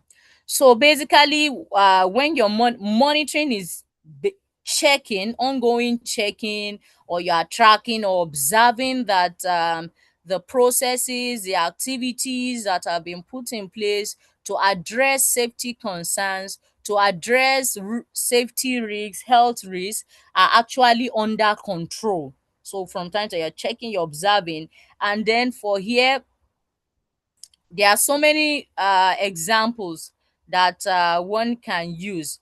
Okay, please can we go to the next slide? It is very important. This is an aspect of safety that is very, very crucial. Now, if you take your system through a plan, do, check, act approach, you will agree with me that safety performance is very important. In fact, monitoring it is the basis for your is also one of the basis for improvement. If you are not monitoring the performance of your HSCMS, there will not be basis for any improvement, because you will not even know how well or how bad the HSCMS within the business is. So it's very important. It's a requirement by the standards. Okay, or if you are implementing any of the ISO standard, clause 9 addresses issues on performance. So since we are talking about safety here, you're in your ISO 45001, clause 9 addresses things around safety standards. So you as a business will determine what you have decided to monitor or to measure. There is no one and there's no hard and fast rule about this, saying, oh, in this business, this and this are what we must monitor, because again, the context of each business. In fact, even if your business, let's say it's a fabrication that you are doing here in Nigeria, and you have another organization that is into fabrication maybe in Canada, the safety part, while there may be similarities in the parameters that you'll be monitoring, it may not be the same because of context. Your location is different and things like that. Please, doctor, please can we go to the next slide? So you need to understand the context of your business and other things surrounding the business to be able to determine what type of safety performance you need to monitor. Again, like I said, it is a legal requirement. In some climates, there are some of these parameters that it has to be reported. It's a must. Yes, for us here in Nigeria too, we have a legal requirement, especially on from your factories, some of your safety statistics there you ought to share with regulatory bodies, but enforcement around this enforcement in this environment is one key issue. And I think Engineer Bada also mentioned uh, reporting on the safety performance as a requirement for your IOGP. So basically, it's a legal requirement. Then it's also help you to know how effective the controls that you have put in place to address the safety risks and concerns are. So your safety performance actually gives you that information. And then it's also a requirement by interested parties, especially for businesses that are enlisted as public organizations. So it's a requirement that is meant to be reported on. So for businesses that are ESG focused and always reporting those things with their interested parties, so you always find information on HSC performance as part of what is being reported under the ESG. And then you have interested parties, maybe shareholders, basically checking all of this, etc. Now, please, can we move to the next slide? Now, having established why we need to monitor HSC performance at workplace, Doctor, please, can you move to the next slide? I think now, so you You have different examples of HSA performance indicators that a business can decide that they want to monitor. And with that, it can either be active or reactive. All right. So basically, the difference is just that for active monitoring measures, you are checking before there's a failure in the system. So that's what it means. There's no failure yet. It's a proactive measure. There are proactive measures. There are parameters that you use to check that you are still proactive. There's no failure. There's no incident. Nothing has gone wrong within the system. So these are examples of active monitoring measures. Whereas reactive, just like just like the name implies, you are reacting to something. There's a failure in the control. There's been an incident. So based on that, you are still checking the performance indicators, and you have many examples that come in under this. Like for example, your active monitoring measures, you can have things around inspections. You don't wait until there's a failure or there's an accident before you do inspections. From time to time, before the job starts, you're already inspecting the facility to address issues, to see how you can put controls in place so that you won't have incident. Now, another example is safety tours, which can be as a team, or sometimes all the site management walkthrough, they come under this, what some people call Gemba works, and etc, etc. So it comes under this reporting on hazards. Okay, so that's why I said when I was talking about the steps on here, that your hazard identification also shows how healthy is one of the proactive ways of preventing accident. Now, trainings, awareness, meetings by safety committee. In fact, your risk assessment is also a proactive tool or proactive safety performance indicators that you can have or that you can report on. Please, can we go to the next slide? And then you have some examples of reactive monitoring measures. Please, can you go to the next slide? You have examples of reactive monitoring measures like your near misses, dangerous occurrence, enforcement actions, complaints by neighbors on how your activity is impacting on their health or impacting on their safety, etc., etc. All right, all of this. So there are other examples of HSE performance indicators.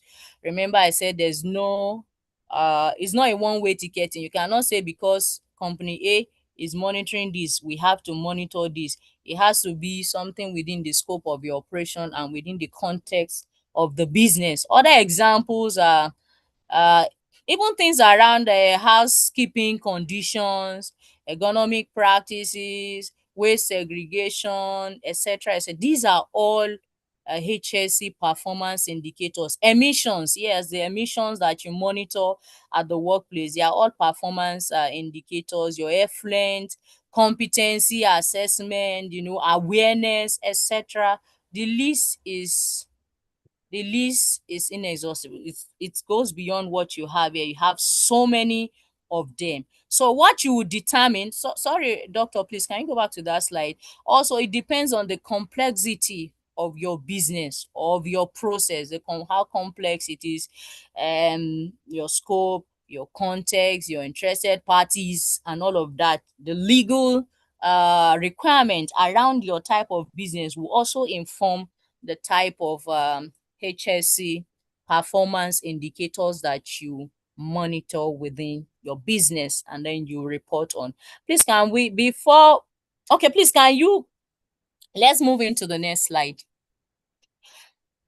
I hope I'm not too fast on this. It's just that we've had a lot of discussions around them. That's why I'm not dwelling so much on them. Now, we want to move to HSCMS audit. That's the next thing that we want to look at. And before we go to the next slide, wherever you are, please, I'm sure that everybody here at one point or the other have heard about what audit. Can you just drop in the chat room what you think when you hear the word audit? What's the first thing that comes to your mind? what's the first thing that comes to your mind when you hear audit? Yes, audit. Let's keep it rolling for the next 30. Evaluation, confirming standards are met. Thank you. Somebody said reviewing and evaluation. Yes, Robinson, thanks. Checks, cross-checking, compliance, standard checking, checking safety, compliance. Somebody said exam. That's good. Yeah, somebody said inspect. Nena said cross-examination. Nena must be maybe a forensic person or a police person. Line of assurance, examine, editing, etc. I think everyone here, yes, you are very correct. Somebody said assessment. Yes, I like that. I like checking. I like assessment. Everybody is actually on course. Doctor, please, can we go to the next slide? So the next thing we'll be looking at is audit.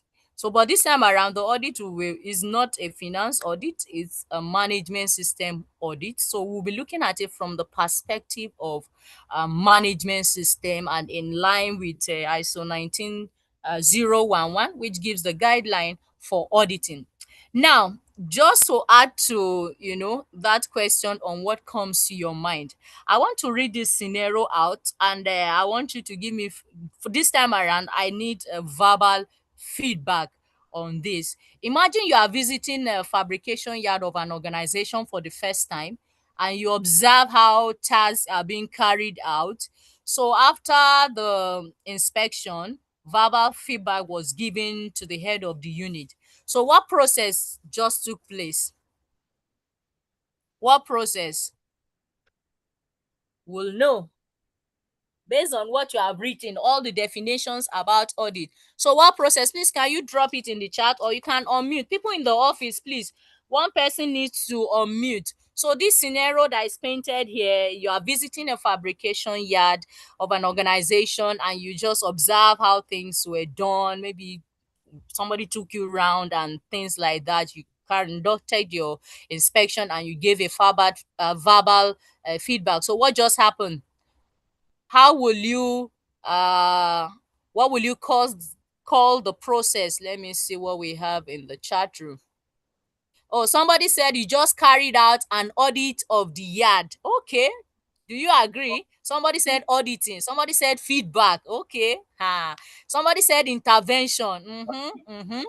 Now, people in the office, I need at least one person to unmute and then say something. Somebody said examination of the yard. Inspection of the workplace. Okay, Chidima Onyewuchi said inspection of the workplace. All right. Somebody said inspection tour. Somebody said reporting. All right. All right. So people in the office, what do you think? So what process just take place? Somebody from the physical audience, please. Inspection. Please, you need to move close to the camera, the audio device. Inspection. Okay, so why did you say it's inspection? Because we are examining the area, evaluating and inspecting the environment, what they are doing. If it is proper. Okay, but you gave a verbal feedback.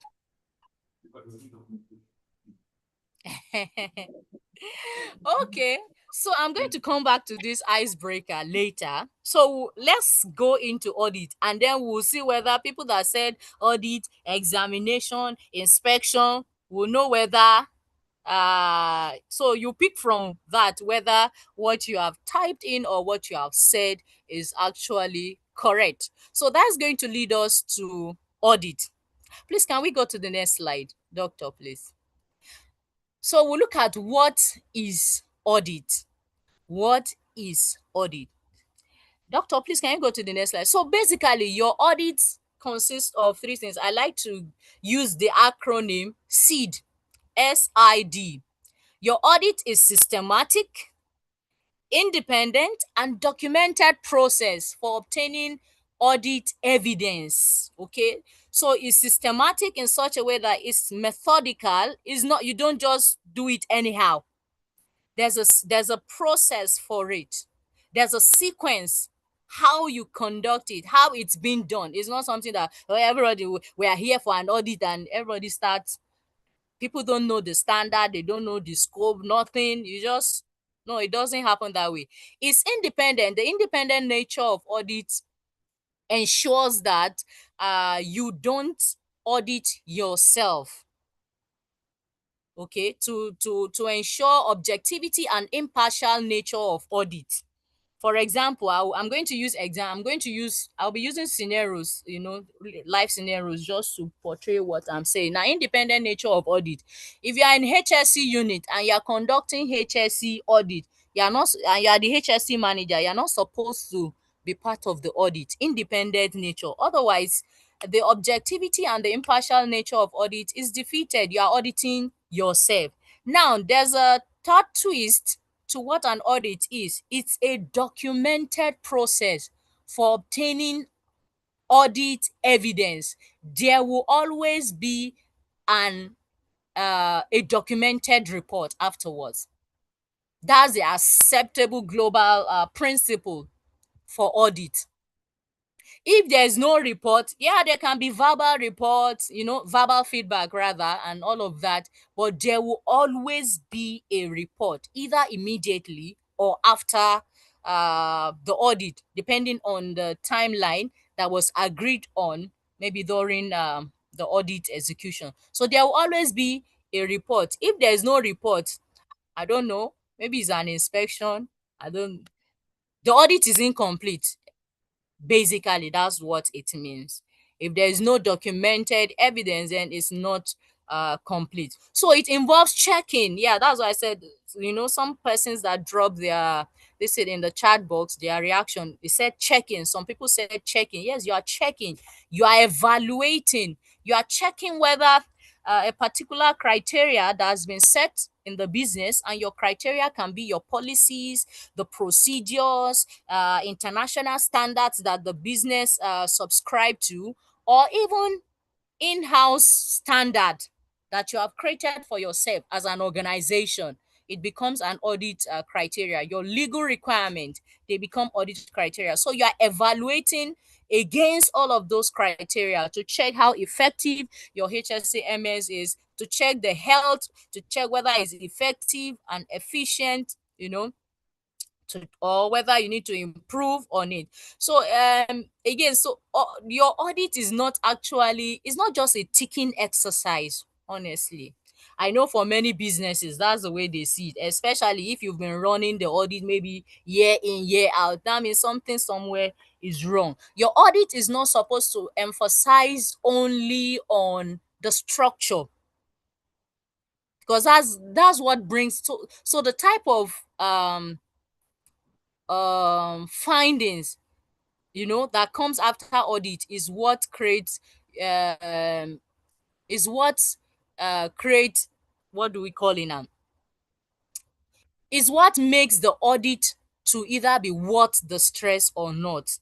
Is it value adding to the organization, to the business, or it just come check, check, tick, tick, tick, tick, tick? I'm sure many people that are here, especially for the safety people on the call, well, if you have an audit, you probably know, oh, the auditor will ask for risk, will ask for policy. So all the documents, you just put them down in a folder. And that's just the focus. Your audit is not meant to, yes, the audit, they said in audit that if you cannot verify it, then it does not exist. Yes, you check records, but the emphasis should not only be on the structure. It should also be on the value, okay, that the management system, is it bringing the right value, the intended value to the business? Is the essence for the HSC management system being achieved? So your audit checks all of these things. All right, check. So usually, please, can you go to the next slide? For ISO management system, they always say that the focus for your audit is to check conformity as much as you can. Yes, that is correct. But if there are non-conformities, please, can you go to the next slide? When there are non-conformities too, you don't look away. You're also checking all of those things. So if you are checking against a standard, it is either it's meeting up the standard or it's not meeting up the standard at all. Now, audit is not a witch hunting exercise. Please go and know that. It's not a do or die affair. All right. And doctor, please, can you go to the next slide? So now I want us to look, why do we need to conduct audit? You know, Engineer Kenneth has talked about process safety beautifully. It means, okay, after having all of the process safety in place, after having all of the emergency process or procedure, and then the implementation, all the safety equipment, you have done your risk assessment, the controls, the policies, and all of that are in place. How do you know that the intended outcome of your management system is being achieved? How do you improve on what you have? Is when you know. I'm sure you agree with me that if you don't take exams, sometimes you will not, or let me say, if you don't get to test the understanding about a particular thing that you have learned, you will not know whether you have actually assimilated and that you can translate what has been learned into practice. So assessment helps you to check that. Okay, exam in a way helps you to check that. So basically, that's what audit does for an organization too. You're checking. Why do you need to check? If there's no exam, if there's no assessment, you cannot get promoted. You cannot know your own weakness and where you need to improve on. So for HSCMS audit, it helps you to check conformance to standards that you have established, okay, within the business. So some people said assessment of standards. Okay, when I was asking about, the first thing that comes to mind when you talk about audit. So basically, all of the ISO standard talks about audit. You need to check when you have planned by having policies, procedures, work instructions. In fact, you make sure that you implement all of those policies, procedure, and things like that, and you have records. Now you need to check. So that C, the P in your PDCA approach, your C, your audit comes under checking. All right. So you're checking conformance to standard. You're checking conformance to the organization's own requirement, internal requirement. So you're checking compliance to regulatory requirement. Okay. Relevant HSA related compliance obligations that the business has established. So you're checking that when you're called. You're also checking to ensure that the system is healthy. You're checking that it's effectively maintained. You're checking that the system is capable of improving. All right. Doctor, if you are still online, I don't know, the slide is not moving. Please, can you move to the next slide so that we can look at types of audit? Please, can you confirm that you can hear me from your end? All right, thank you very much. So I'm just going to state it based on where to based on functionality of the audit. So you can either have internal or external audit, which I'm sure most people on the call already knows. So your internal audits basically are those audits that you perform on yourself as an organization.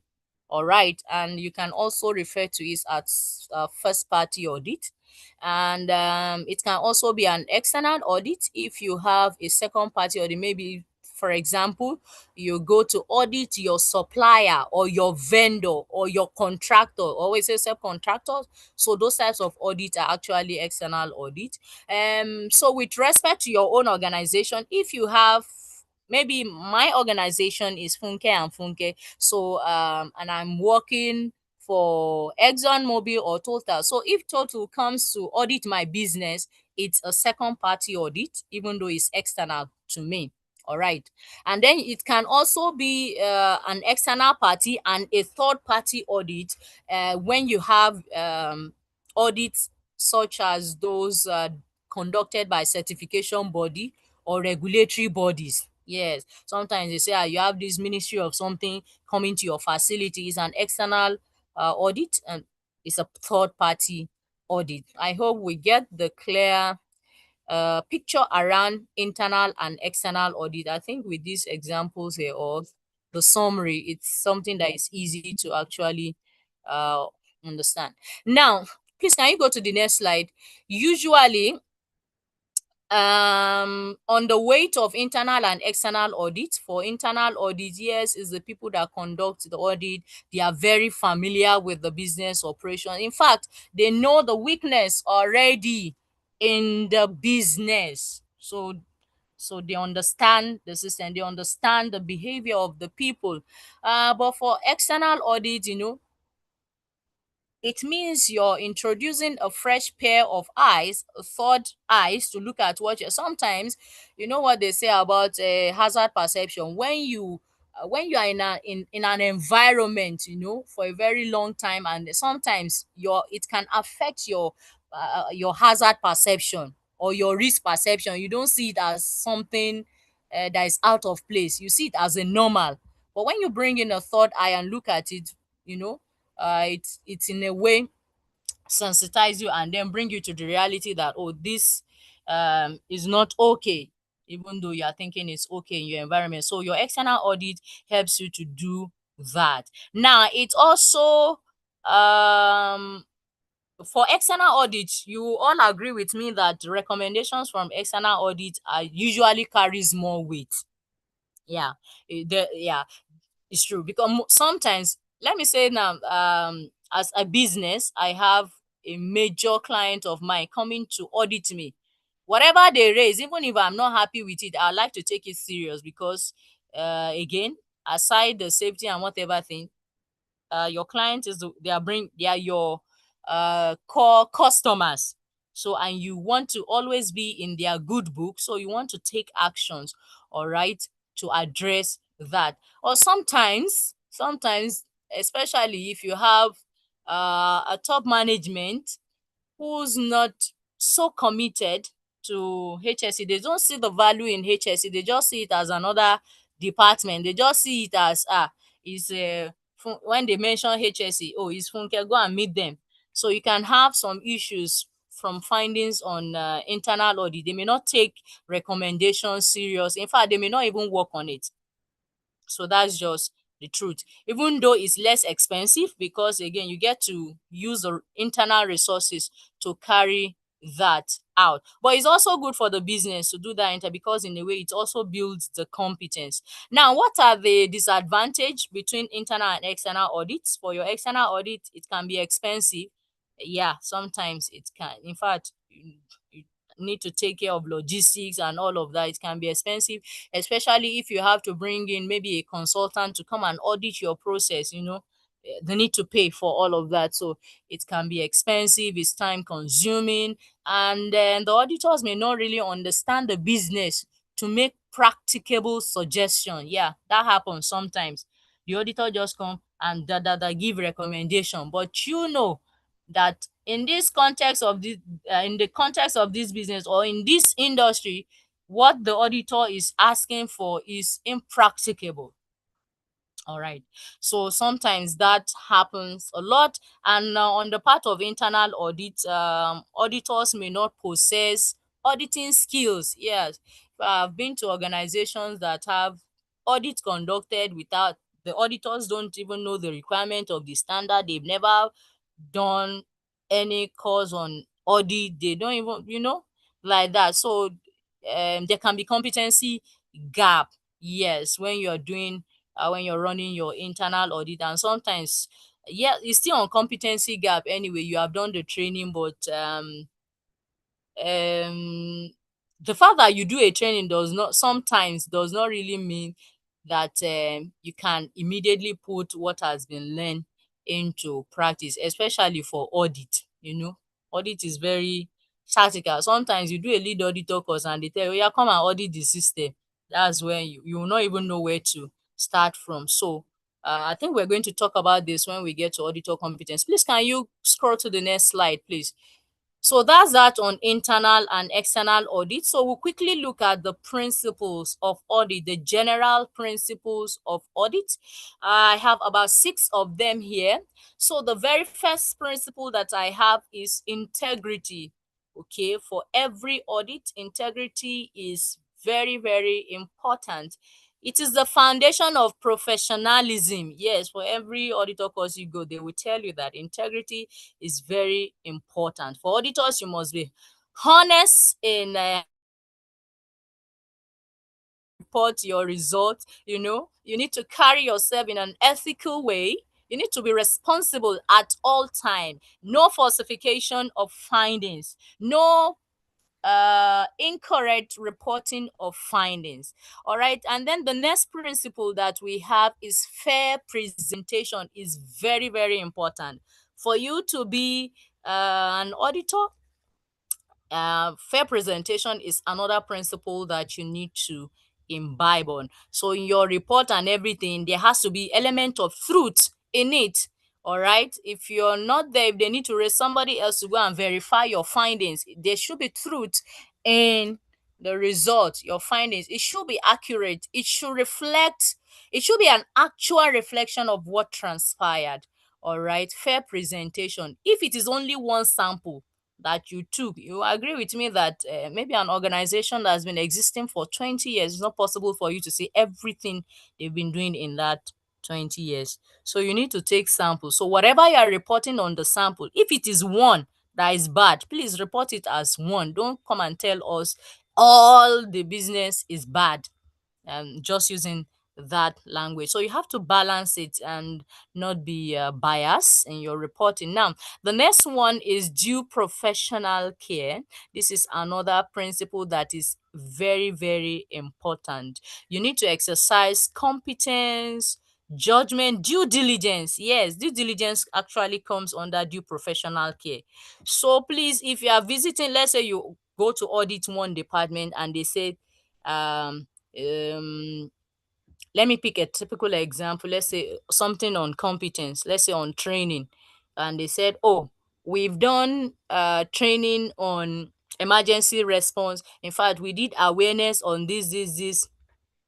Okay, show me the evidence. Oh, it's domicile with the HR. Please, due diligence requires that you go back, okay, to the HR and verify. Don't just assume that that doesn't exist within the business. Due diligence, please. Or did you trace it forward, backward? If you're not the only one on the team, it can become a starting point, all right, for any other person within your business that is going to that department. Maybe you're not the one going to HR. Let me say, maybe it's an internal audit. So you can tell somebody going to HR unit, oh, I went to verify this, but this is the response. Please, can you verify with HR? No training records on this trainings that I've sampled. Due diligence. So due professional care is another principle. And let me quickly take the other two principles. Confidentiality is very, very important. Auditors must always protect information that is being divulged during audit.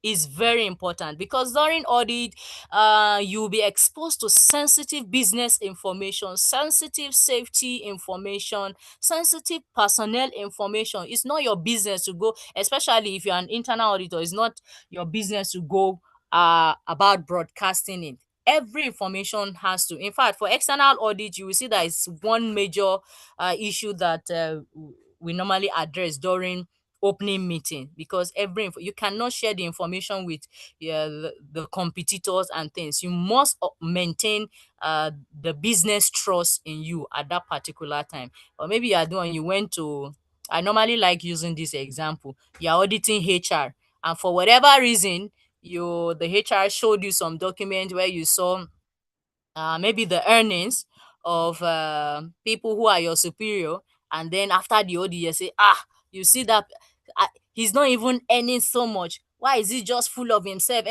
Please, confidentiality, very important. Or you are checking medical surveillance, I'm just using all of these examples, is very, very important. Confidentiality is one key principles that every auditor needs to imbibe. And the other one is independence. Yeah, I think I've explained the independent nature of audit. That is what allows it for objectivity, and it supports the objectivity and impartial nature of audit. It ensures that you are unbiased. So if you know that a particular department you are going to audit, maybe the person is your wife or your husband, independent nature of audit, you will be biased. Or maybe the person is your friend or from the same village. Please tell your audit team lead. All right, so independent nature of audit. So the last one on the principle is evidence-based approach. So please, whatever result you have from audit must always be verifiable. There must be verifiable evidence. In fact, I think that's why they say in audit, if you cannot verify, it doesn't exist. In fact, the way you can explain it beautifully, say, okay, I agree with you, I'm not fighting with you, but where is the evidence? Show me. So if you cannot verify, so basically your audit result must be based on verifiable evidence, not on assumption. So you check records, check interviews, observe where you need to be, take sample document, not like physical document, please. Take notes, on sample document that you check. So make sure that your findings are traceable. So if I come to your unit and say, the procedure, let me use something on document control, say, the HR procedure was not control. It's not verifiable, because I'm sure that the HR may have thousands of procedures. So which specific procedure? Which version of the procedure? When did you check the procedure? What is the procedure all about? And how did you arrive at that conclusion? Evidence-based. You can see whatever result, whatever you're finding must be, it should be able to answer all of these questions that I just asked. Now, please, can we move to the next slide, sir? Next slide, please. Doctor, can you hear me? Please, can you move to the next slide? All right, so another thing that is very important during audit, apart from the audit principle, is the audit methodologies. I know that audit is one critical area that for every HSC person that say, okay, go and audit. Let me use example. Go and audit ExxonMobil. Say, where do you start from? How do you get your evidence? How do you get your result and all of that? How do you arrive at conclusion? These are methodologies that you need to use in order to arrive at a conclusion for your audit. One of the methodology is verbal. In fact, I've never seen an audit that happened without verbal discussion. I don't know if you have seen one. Even if it's sign language, they are still using sign language, but there has to be verbal. It has to always. So verbal is one key method, because at one point or the other, you will need to talk to somebody. You will need to ask questions. You will need to engage people, not like interrogating them. Please, we normally emphasize it should be like discussion, not interrogation, like, you're a criminal. No, it shouldn't be. Not interrogation. So discussion, you'll be verbal, you'll be speaking to people, you'll be asking questions, and you require feedback. So another methodology is on document review, or so you apply this type of methodology when you are checking things like policies, procedures, etc., etc. So you are reviewing them. Another is observation. Okay, you're observing how the people are carrying out their job, the culture at the workplace, how equipment are being operated, etc., etc. So you observe this visual, like maybe inspection or observation. The other one is on equipment. So sometimes you also use observation when it has to do with equipment. You observe how they operate the equipment, the safety, composure, the fitness of purpose for the equipment, and the safety of the equipment. So when you're checking the facility, you are apparently engaging inspection as a methodology. So sometimes it can be a process that you want to inspect. So you check to physical. Then it can be records. So you're checking evidences that actions that are documented in the procedures, in the work instructions, they've been carried out as planned in those documents. So there should be a record of safety inductions, record on permit to work, name them, record on waste management, all of that. So you're checking, you're examining those records, you're examining them. Are they in line with what the procedure have said, or what they have documented in their procedure? Are they in line with what management have said in the policies established in the framework that the business has set up, etc., etc.? Then for site maps too, you can review. So these are some things that come under HSE when you're conducting your audit. So these are the methodologies that you use. Most of the time you use two or more methodologies in combination. So sometimes when you do verbal confirmation, you want to validate those verbal claims. Sometimes, especially maybe when you're auditing management, management knows how to tell you beautiful, beautiful things, big grammar. You have discussed. Now you can now validate all of those claims by either observing how the job is done, examining records, reviewing document, etc., etc. Please, can we go to the next slide? Moving away from audit methodologies. I hope I'm not too fast. I just have a few more minutes. Please, can we go to the next slide, Doc? Hello, Doctor. Can you move to the next slide? Yeah, no. All right. So I have this table here summarizing the audit process. All right. We have looked at the principles. We've looked at the methodologies. Now, in conduct, so what are the sequence of activities involved in an audit process? The very first, even you can take audit through a plan, do, check, act. Now, you plan for your audit. How do you plan? You plan details on the scope, you plan on the objectives. Okay, what do you intend to achieve in this objective? What will be the scope? Are you looking at some specific processes, or is it going to be an organization wide thing, etc., etc.? So you know the scope, okay, of your audit. Now, which areas? So the areas to be covered also come under your audit scope, the resources. So you plan all of this. You plan for the resources, the scope, the time to be allotted, etc., etc. You're still in planning. Then your doing is where you execute the audit. That's stage 2. And then even your stage 3 reporting is still part of the doing. All right. Now your stage 4, the corrective actions, okay, yeah, it's still part of the doing. Now your follow up, now you check. All right, you check, plan, do, check, if you need to improve, and then the circle keeps going on and on. Please, can we go to the next slide? So we just look at some of those steps in details. Doc, please, can you move to the next slide? Now, planning for your audit. You plan, I've already mentioned that usually you have this information in your audit plan. So in the audit plan, you will see the objective. For example, they can say, oh, the objective of this audit is to check compliance to HSE regulations, check HSE objectives and targets are met, check. So you just mention, highlight them. Now the scope your audit plan, yes, your audit plan too will also give information on the audit scope.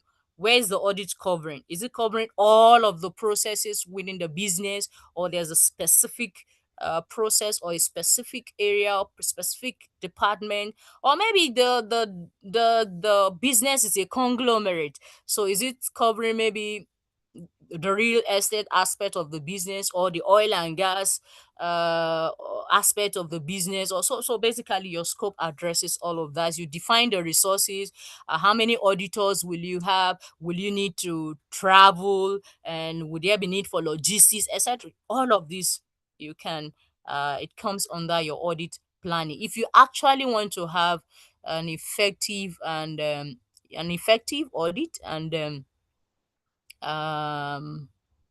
audit that will add value, you need to actually plan for the audit. Plan properly. All right. So as part of your planning, you distribute the audit notification to the auditee. Your auditee is either the person or the business that the audit will be conducted on. That's your auditee. So you inform the auditee ahead All right. In fact, for all management system, you have to inform the audit. There is no surprise audit. I think the only standard that does surprise audit is your FSSC, that food safety, yes, the one that talks about let's not go detail. So food safety, I think the second audit is usually unannounced. They just certification board. But outside that, you need to notify your auditee, all right, so that they can prepare themselves ahead. Now, gather and understand relevant documents. Yes, this is very important as part of planning. In fact, the thing is, you don't need to be an SME in a particular organization you're going to before you can audit them. Once you understand audit principles, you understand the criteria, and maybe you have some level of experience, you can do read-ups before you go for audit. Is very important, so that when the auditee is saying A, you have read it, it will also save you time, and when you're conducting the audit. So you gather and understand. So even if it's within your business, maybe you're going to audit your procurement function and you're not really very familiar with what they do, you can ask for those information ahead and then go through them. Another thing that comes under preparation for audit is to prepare your work plan, which is the audit plan. Please, can you go to the next slide? I think I have a sample. It's just an example. All right. You can have a process-based audit plan or departmental-based audit plan. So either way, so even if it's departmental based, you make sure that when you're auditing you use process approach when you're auditing them. So this is an example of an audit plan. All right. You can see the objectives for the different department, the scope, and etc. Please, can we go to the next slide? Let's see another example. I think I have an example of a process-based audit plan. Please go to the, yes. So this is typically certification body will use this type of audit plan. You will not see an HR and finance and HSC. So they'll put all of these processes as required by your ISO 45001 or any other international standard that the business subscribes to. So it is you now who will determine, okay, for site tour, who are those that will be responsible? Oh, we need our facility manager. Oh, we need this person. So they to bring them in. Now let's look at another process, top management. So it's you that will now determine who will be the top management, and then the processes are they keep going. So this is another example. Please, can you go to the next slide? There are different types of audit plan. The one that you adopt depends on the intended outcome of the audit, the choice of the organization, the maturity, and uh the risk that you can have from the processes, etc. So these are the things that informs the timeline. The complexity of your process too will determine, okay, how long will an audit be and things like that. Then the level of competence of your people to come in here. Now on the stage two, which is on audit execution. So usually for audit execution, we encourage the use of checklists as a memory aid. Is a memory aid. It doesn't mean that when there are audit trails outside the checklist that the auditor cannot ask. The auditor can ask, because sometimes you find out that especially for internal audit, maybe the process you are going to audit, they say, send us the checklist. You send them checklist, and maybe based on observation, as soon as you got to the place, there's an audit trail, and you decide to ask questions outside the checklist, and there will be a fight. But this is not on the checklist. It's allowed during audit to actually follow an audit trail, even if it's not on the checklist. The checklist is just a memory aid. It helps you, to also manage your time. You know that if you have 100 questions on your checklist and the audit is just 1 hour and 30 minutes into the audit, you are still on item number 5, you know that you're going to have issues on the audit. So it helps you to keep up the pace, the time, to ensure that it also helps you to do kind of a risk based, it helps you to check some key areas, okay, within the audit. It helps you to align on risk based method when conducting audit, and so that you can keep within that time. For some organization, it can come as part of audit report. For some, it doesn't. It's just an aid for you. All right. And please, can we move to the next slide, please? So we're still on audit execution. Doctor, please, can you move to the next slide? On audit execution, so you have other subsequences of activities that comes under here. So it's time to conduct. You have planned for your audit, you know the scope, the resources, everything. You have arranged that. The next thing that you work on is the conduct of the audit. And usually, I'm sure that for most people on the call here, you have witnessed one audit or you've conducted one audit or the other. And then for those who haven't, so this is a guide too. So in case you want to pursue a career in that direction.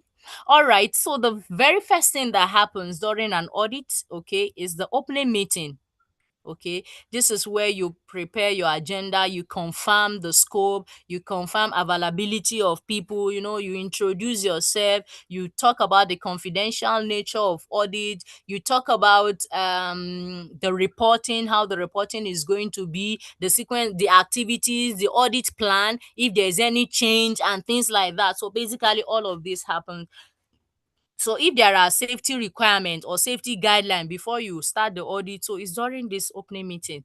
So it's a meeting that is meant to just align, you know, between the auditors and the auditee, to just to align to ensure that the audit goes on smoothly. Now after your opening meeting, so everybody introduce themselves and things like that, you can now start the audit proper by using any of those methodologies that we've mentioned before, which can be interview, process review, etc., etc. Sometimes when you are checking data analysis, it's advisable to take samples. Arrive at a conclusion, evaluate findings. Please be objective. We normally encourage that people be objective when you are conducting an audit. If something is not significant to that process, it cannot cause a systemic failure, there are no objective evidence to support that, there's no need dragging things where so for audit, it's not a must that there must be non-conformities. That's just the honest truth. So you know, is based on sampling nature. Audit is a sampling exercise. It just means that the sample you've taken is the healthy ones. It doesn't mean another auditor cannot come and have a different findings, although the findings should not be too the difference should not be too much from what you have if you are using the same sample. But if it's a different sample, the findings can be different. So please, it's always advisable to be objective, all right, when you are conducting an audit. And then your closing meeting or the closing agenda is also part of the audit, where you give feedback. Please, can you go to the next slide? Where you give feedback on the audit that has been conducted, whether you were able to meet up with the scope of that has been identified within the audit, whether there was anything that cause maybe the audit to end before it happens, all of those things. So, and you give feedback on your conclusion, audit conclusion, the findings, the positive, the negative,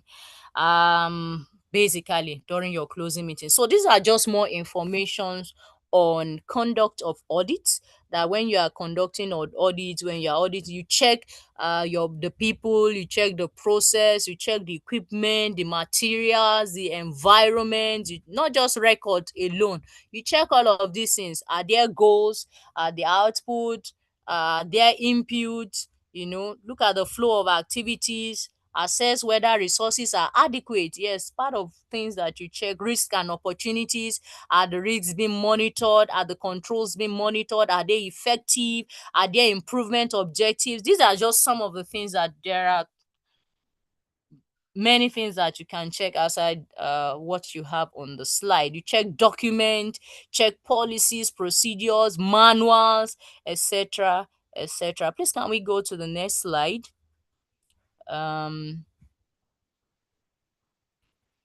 It's also advisable that when you're conducting audit, you have a writing note or a pad, okay, that you'll be noting your findings, okay, as you are auditing. Maybe some people here have done that. You have many auditees' behavior that you will need to manage as you conduct the audit. There are some people, you starting audit of 2 hours, you ask 1, 2, 3, 4, 5 items, and 1 hour into the audit, they'll still be telling you, we are coming, we are bringing it. So it's good you have a pad that, you know, they say the faintest ink is better than the sharpest brain. So it's good you note all of those things on your writing part, so that you can always call them back again, or make reference to them, or just remind the auditees too. So still on the conduct of audit, take adequate sample, all right, that covers the scope of what you are checking.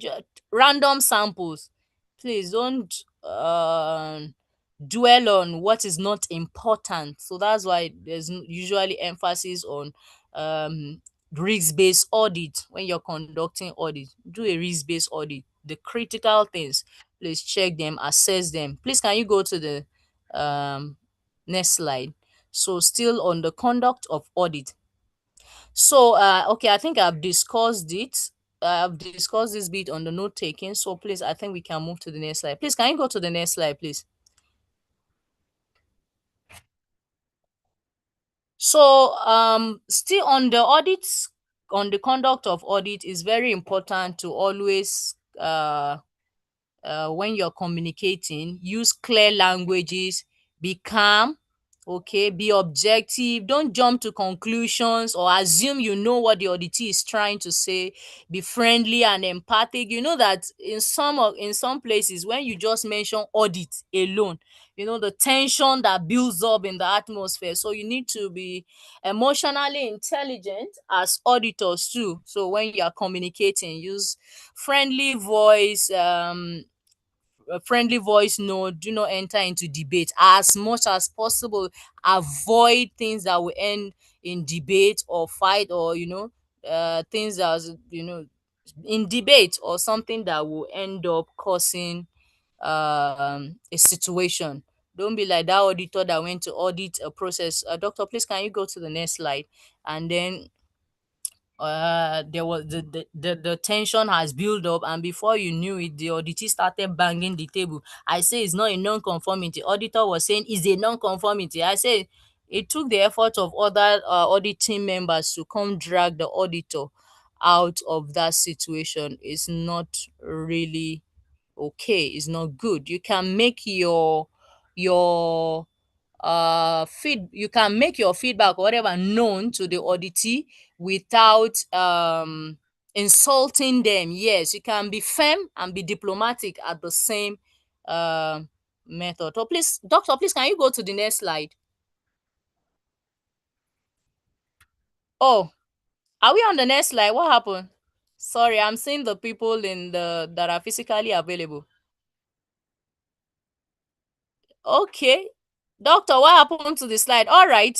Let me just quickly run through the remaining thing here if doctor is having issues. So on time management, please, that's why we said take note. It's very important to manage your time. It's very, very important. Be punctual to audits. Okay, so if the audit is 9, please don't start coming by 9:30 or 10:30. It doesn't show the good quality of an auditor. Plan the audit well. Make sure you stay within your time. Audit is 1 hour. Please don't do the audit for 3 hours. You are not checking everything. So just take the samples, all right, and try as much as possible to ask open-ended questions. It's open-ended question that will enable you to be able to make findings that can add value to the organization. As much as possible, avoid asking yes or no question. And do you have policy? Yes. Have you communicated it? Yes. You will not be able to make findings that will add value. So that's why I say engage the auditees in a discussion mode. So ask open-ended questions, use a how, when, why, and all of those things.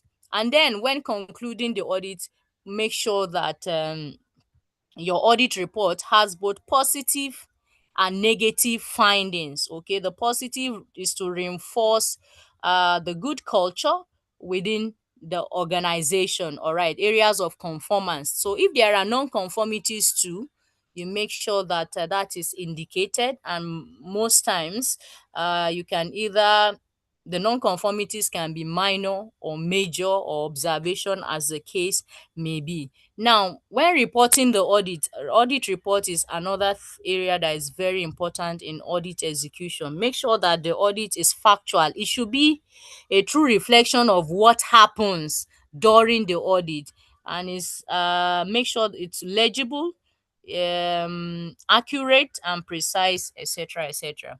Please let me take these two areas before I round up on the bit for audit. Now, on management of cars, corrective action requests. Usually when there are non-conformities, the auditors will raise corrective action request forms or CARs.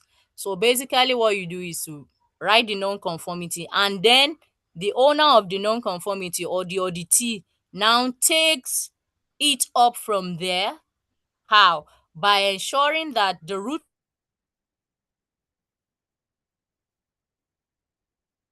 for that non-conformity, ensuring that the root cause for that non-conformity is being carried out.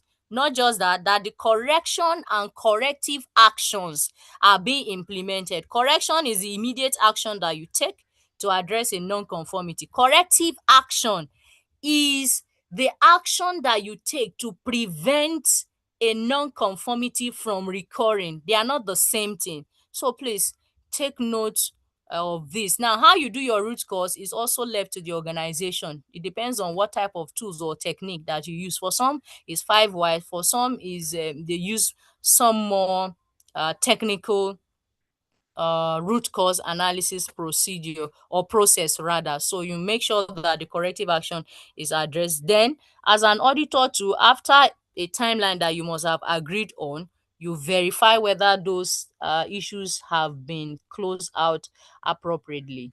Now, in administering your corrective action requests, I want to add here that in HSCMS, it's not only in audit that you raise non-conformities. Please, you can have process related, all those incidents that happen on site or accident, they are also non-conformities. So you take them through your non-conformity management process, which is to document the non-conformity, take the root cause, take the corrective action, review existing documentations where applicable. Okay, I'm going to round up in 2 minutes now. Now, who can be an auditor? Anybody can be an auditor as long as you are competent. On the basis of education, training, you have the audit skills, which we have considered at the beginning, the principle, the audit skills, the methodology, management. If you have knowledge on management system, you can be an auditor. So these are all the things that tells you an auditor is competent. I remember when I started in the journey of this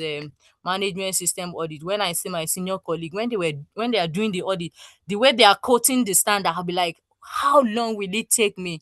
But with time and practice, and it's the tool now. In fact, if you say anything, I can tell you the section of the standard where that is applicable. So all these things, knowledge on the standards helps you to build your competence, and then your personal behavior too, your ability to manage yourself, manage your what do they call it now, your personality, and then for others too.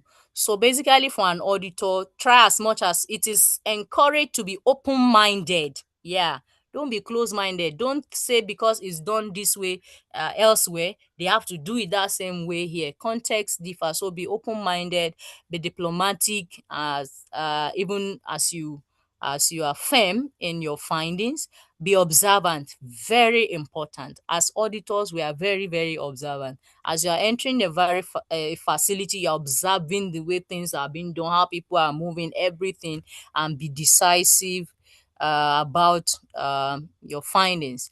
So the key takeaway for here is that audits are tools for improvement. They are not witch hunting. It's not a tool for witch hunting.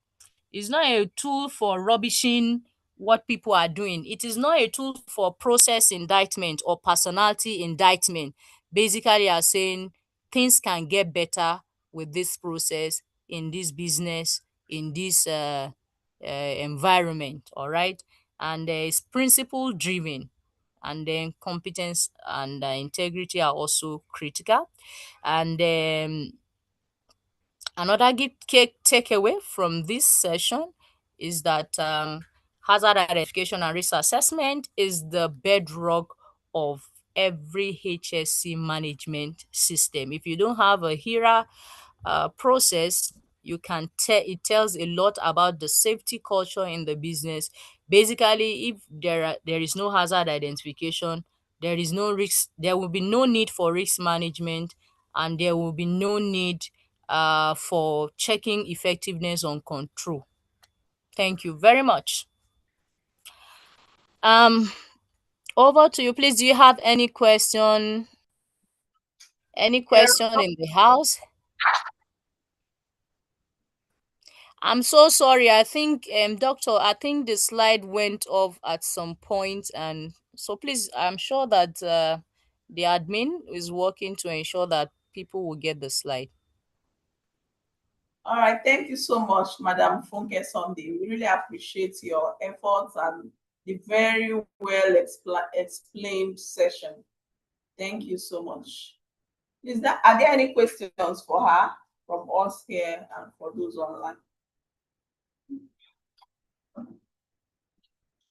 Please indicate by raising your hand so that we can take a question.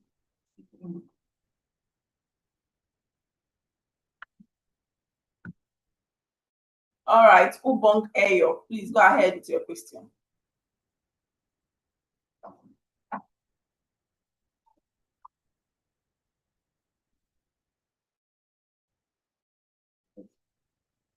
Ubong, if you can hear me, you can unmute and speak.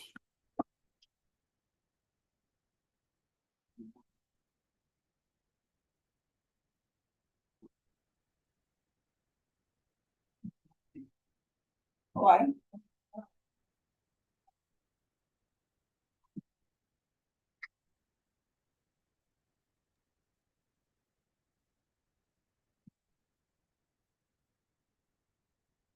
In Canton.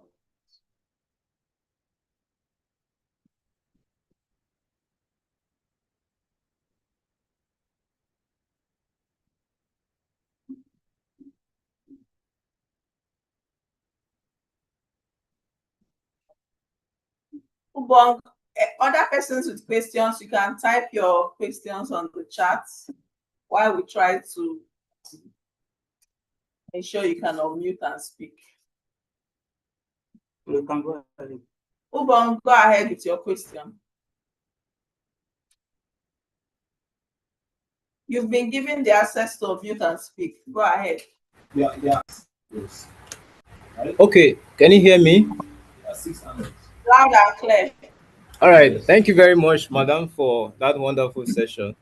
My question is just, I would love to know the broader difference between Hira and Azid, right? I know the other speaker spoke on Azid, all right, PHA. So I just wanted to expatiate more on the relationship or the difference between Hira and Azid. I don't know if you can hear me.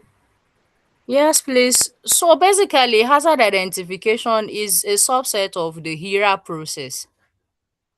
I don't know whether you were online when we were looking at the steps in the HERA process. We did say that the very first step on your HERA is hazard identification, which some people call hazard. So before other things now come. So, but the HERA now takes a further step to assess the risk, so which is the other steps that comes afterwards. So you don't just stop at identifying the hazard, is not enough. All right, so you now assess the risk, put in controls, but it's more like a subset of the complete HERA process. I don't know if I answered your question correctly. All right, man, thank you very much. Thank you, Ubong, for that question. So we have another question from Daniel.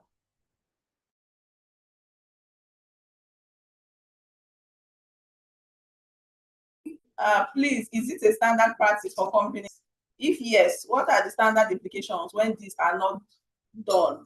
Does it lead to sanctions? Does a time frame? That's another question. So the first one is about the training. The second one, does audit have a time frame? How regular should a company carry out an audit? So, Madam Funke, you can go ahead with all right. Yeah.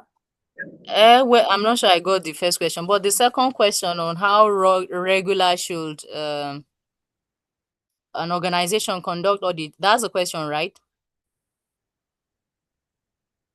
Yes, that's the Okay, second one. so basically, the frequency of audit in an organization would depend on the number of things.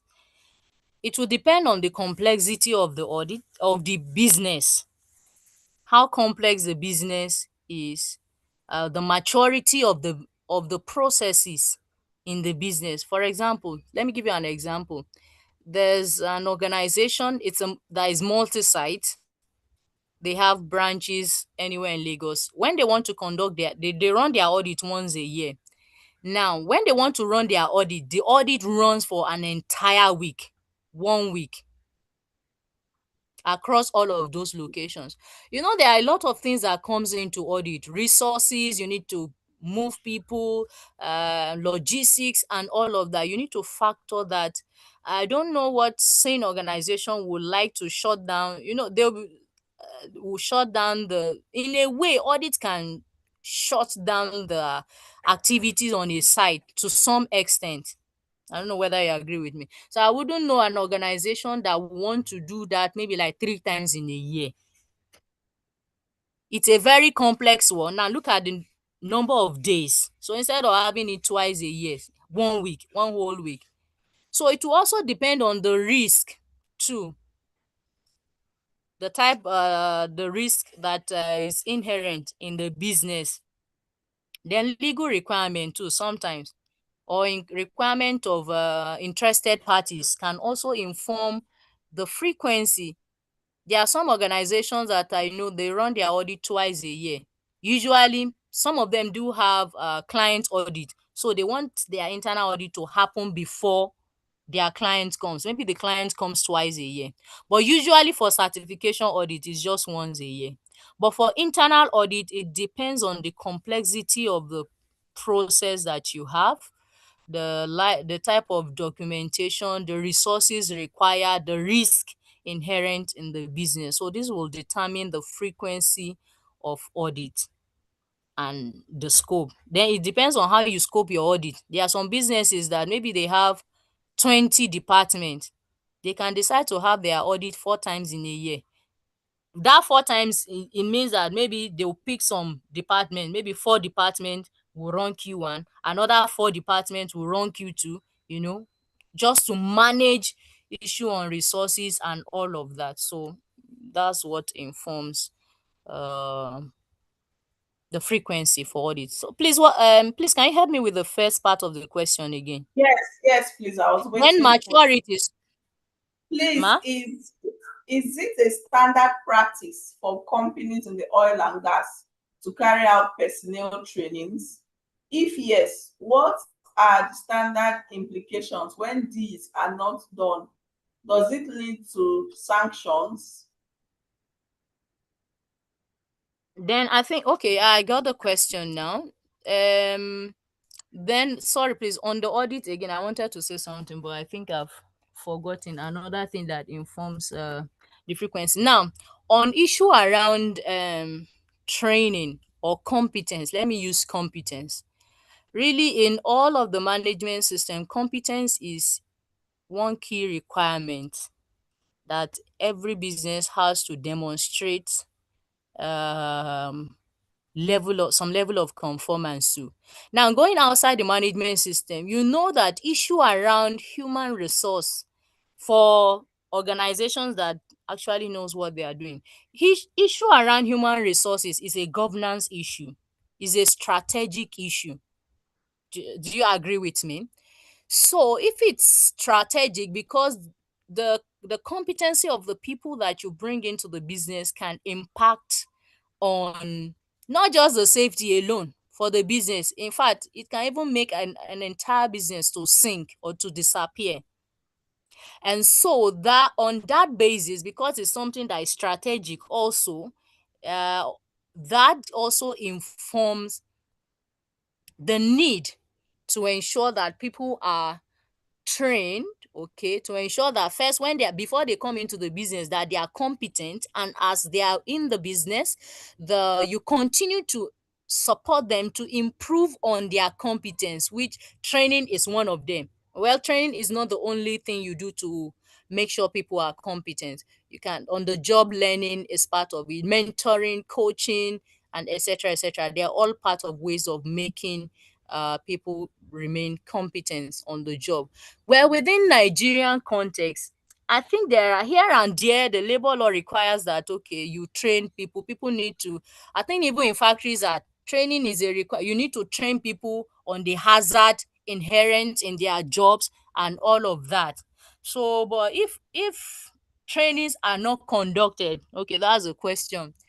The issue is that I'm wondering, especially if the business is trying to get certified to your eyes. I'm trying to understand how the business intends to prove that they have conformed to that requirement. And even your clients, okay, your customers will always ask for this. Interested parties want to see that, okay, you have competency in this scope of operations or in this line of business that you are doing. So please, so yes, it's a strategic issue, it's a governance issue, and businesses need to do more. They need to do a lot in terms of training, because if you don't train people and there are accidents, there are issues, you cannot hold them responsible. You cannot tell someone that you are not doing well when you did not train the person.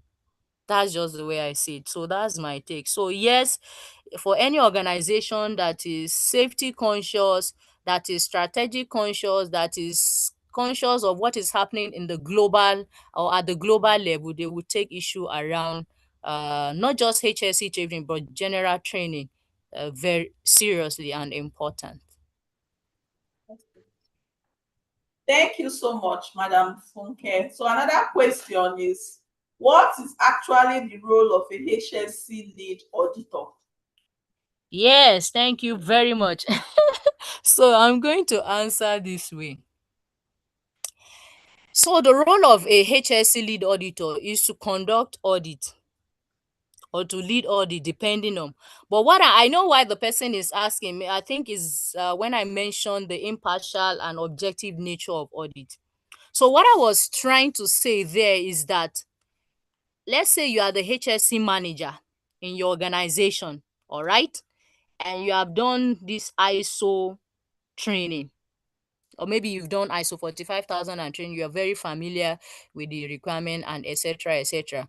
The impartial nature of audit requires that you do not partake in the audit, because you'll be auditing your system. Everything that they may want to audit under the HSCMS is your process as a HSC manager. So if you are auditing that, that means you are auditing yourself and you're going to be biased. It's no longer objective if you audit yourself. And that's why, you know, when you are picking people to train on the requirement of the standard, is always advisable to ensure that it cut across the various departments that you will have within the business, so that, okay, during the audit, then during the audit, you know, other people can come check on what you are doing. Now, another thing that the HSC training will help you, or the lead auditor course will help you to do in the process of implementation, is going to come in handy, because at that point you already understand what the requirement is all about. You understand the expectation, you understand how to set it up, you know, within the organization. So it's that comes in handy at that particular period. Or maybe you need to audit your contractors, vendors, that comes in handy. But when you are conducting your own internal audit, it's not advisable. And I'm talking from the perspective of certification audit. If you, except if the auditors are not looking in that, or maybe, I don't know, they didn't check very well, you always pick it. You're not supposed to audit yourself. It's like you're auditing yourself. In fact, there's not like, it's like you are auditing yourself. as a HSE manager. That's what it means. I don't know if I Okay. hope I answered your question. Yes, please. So I think the question says, what is the role of a HSC lead auditor? Not in his or her company, but what is the role of a HSC lead auditor? I think I just answered that. So the role of a HSE lead auditor is to lead the audit team, basically. So if you have, it depends. You can even have a one-man audit team. So it's just to lead an audit team to conduct the audit. All right. So that's the role of a lead auditor. But now I'm trying to poke, well, let me not say, but I'm trying to see what the person has in mind. Perhaps he can provide more insight. Usually questions like this comes when people have been trained, people are within the organization and they've done this lead auditor training, and now you are saying they should not be part of the audit. So I wouldn't know if that was what was going on in the mind. So, but just straight to the answer is to lead the audit team when conducting the audit. Okay, so another question that may give more insights to the other one would be, what are the basic trainings and certifications necessary to be a professional auditor? Yeah, I think I did. One of the slide has that in the information. So, but let me just answer this way. To be an auditor, once you need to be trained in the requirement of the standard that you want to audit on. So, but because here we're talking about the HSCMS standard, so you may consider taking trainings related to the ISO 45001 lead auditor course, to understand the requirement of the standard. Afterwards, you now start, you may need to observe one or two audits, be part of the audit, and then from there you can now take it up, and then probably register with any of the certification body as a lead auditor, and then from there you can maybe start conducting third-party audit, certification audit, and etc. So, but by and large, the competency does not stop at the training alone. I need to be honest with you. You need to also learn on the job. Yeah, for you to really be good. So you need to maybe some other lead auditor be part of the audit, observe. So there are some audit that when you see the audit plan, you will see AIT, auditor in training. So it's like an apprenticeship system kind of, but that's how you build competence to become an auditor. Take the training. Once you pass the certification course, you can register on any of the, I don't want to start mentioning specific, okay, you can take ICA or PCB, then you can register as a lead auditor with them, and then start going on audit. Okay, observe how it's being done. From there, the lead auditor can guide you, maybe subsequent audit, then you can now stand your own to say, okay, you have built competence. And so knowledge is part of it, then experience, exposure, learning on the job too. That helped Thank you me. so much, Madam. So, Madam Funke, we have one question from the room here. All right, please go ahead. Okay, good afternoon, ma'am. Yes, good I afternoon. have an experience earlier this year in my organization. We had an audit. Please, can you move to the audio device? I'm okay struggling to hear you clearly. Good afternoon, ma'am. Can you hear me? Yes, please. It's better now. So earlier this year, we had an audit in our organization, a major IOC. So because I work in the lab, so they came and were asking questions. So one of the auditors was like, "Can we see some of your past jobs, like some charts and stuff like that?" And my manager was like, why do you need to have my chart and something like that?" So initially she didn't want to give them it's not like we didn't have charts of our like our previous jobs. We were like, show us what you've done before. But she was like, why? Why should we give you that? You know, because you mentioned something about confidentiality. So I think they don't have to explain to our manager that they are going to do a report that they will send to their headquarters because we needed for a job. So they needed our previous chats and stuff like that to send it to the headquarters. So I would like to hear your take on that. Thank you. All right. Well, this is the way I'm going to answer.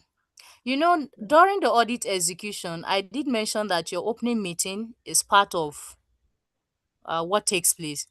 And usually during the opening meeting, that is where you prepare the ground for situations like this when you are discussing your confidentiality.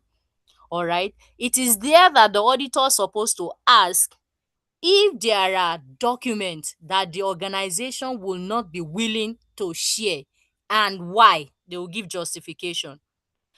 But if the organization did not indicate, because there are some organizations, if you want to audit them, they will tell you cannot audit their account. Some will tell you cannot audit their IT, things like that. And you ask for justification if it's reasonable. Of course, it will be part of the findings of the auditor. All right. So I wouldn't know if that discussion came up during the opening meeting, because they will have said, oh, for this reason, this category of document, we will not be willing to share it in the course of the audit. So if that didn't happen, the best the auditor will do, especially if that if that document in question is very critical to any of the requirements of the standard, so then they will include it in the report that it could not be verified or it was not available, or as the case may be. So if it's important to the scope verification or scope validation, they will document it as well. So the certification body will now decide finally.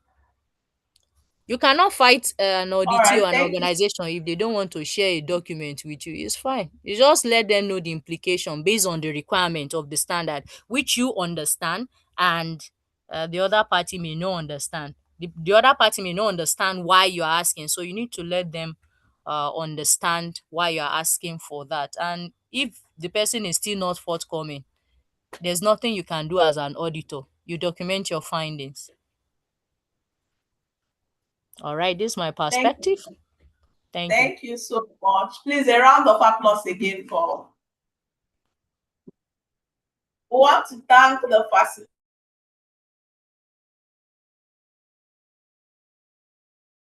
facilitators, Engineer Bola Adebola Bada, Okereke Ndubisi, and Madam Funke Sunday. We thank you all for being with us, for sharing your very rich expertise. And we've been here all through from 9 a.m. and this is a few minutes past 4 p.m. We want to thank you so much for the session. For SP members, as we all know, this is totally free. And for non-members, registered at a very subsidized fee. So this is really rich, and we are grateful for the opportunity. Right away, we already have the link for the post-training assessments in the chat. Please make sure you participate in that post-training assessments, because the pre-training and post-training assessments will be prerequisites for giving out certifications.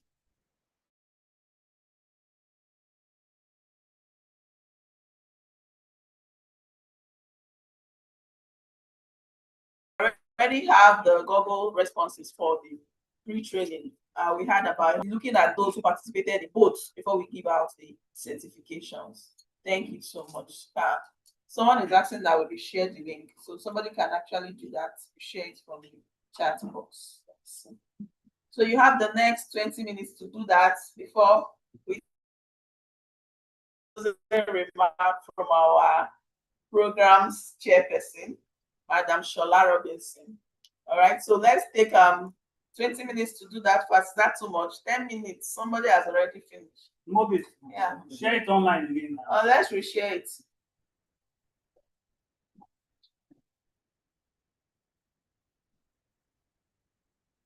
I have shared it.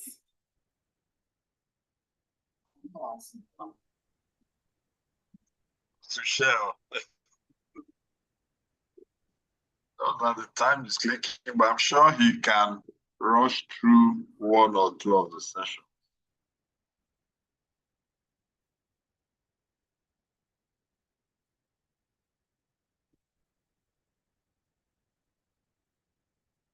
Greetings, Madam Shola.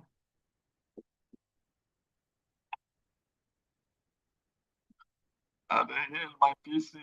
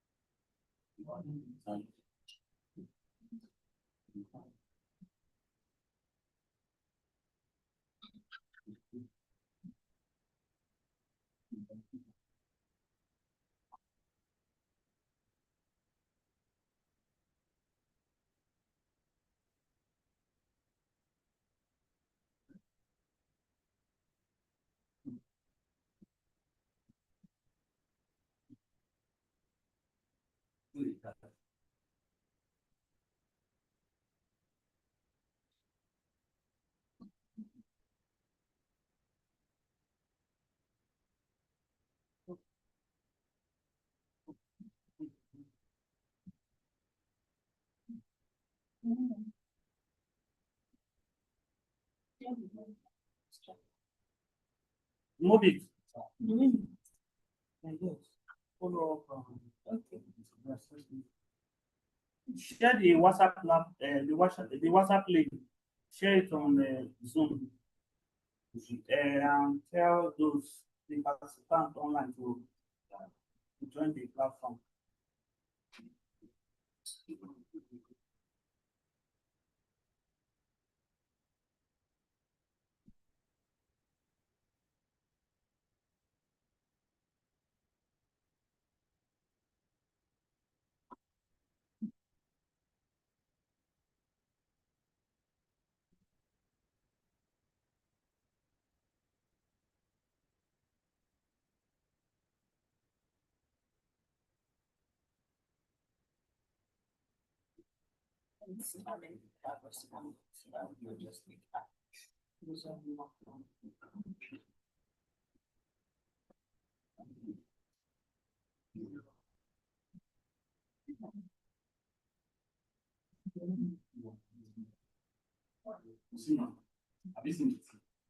Yes.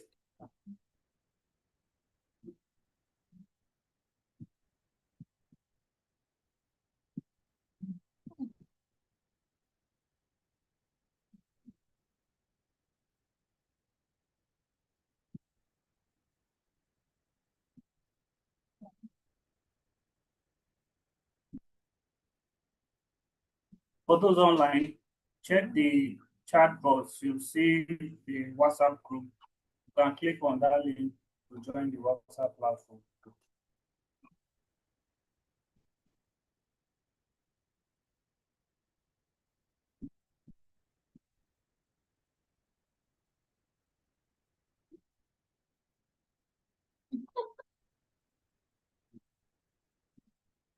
Guys, you can have your online suites. That's it.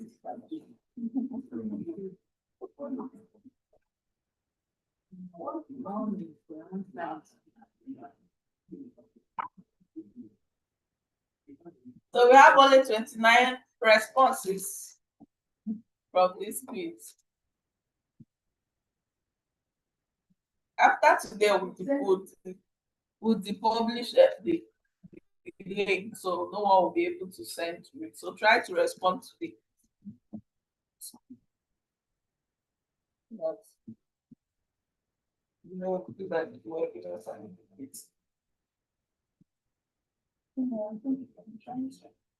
Yeah.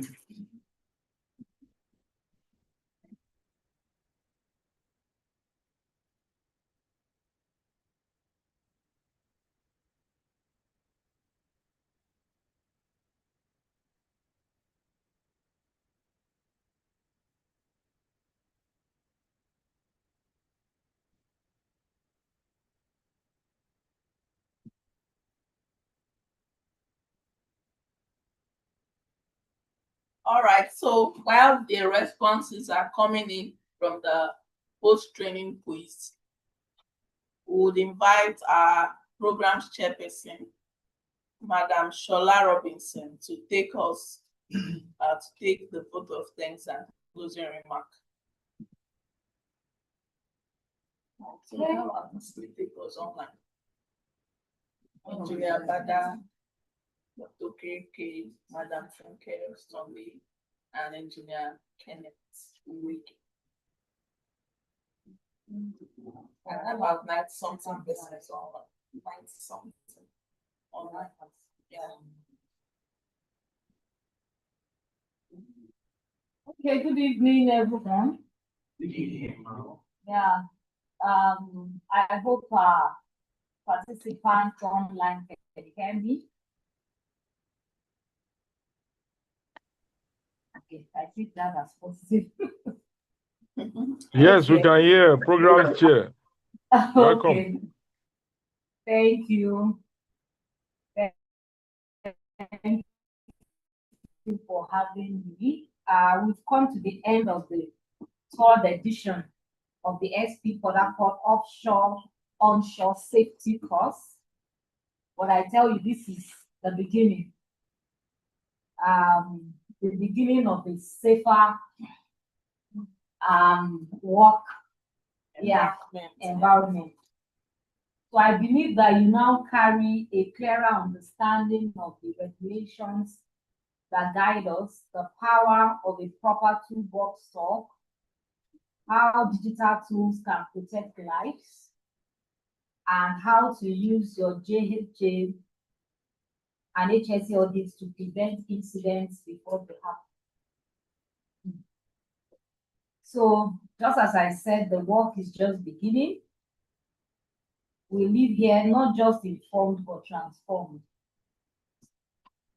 I implore you that you should take these tools back to your teams, apply what you've learned, share it with your teams, and let's go back to our rigs, our platforms, our offices, determined to make Goal Zero a reality.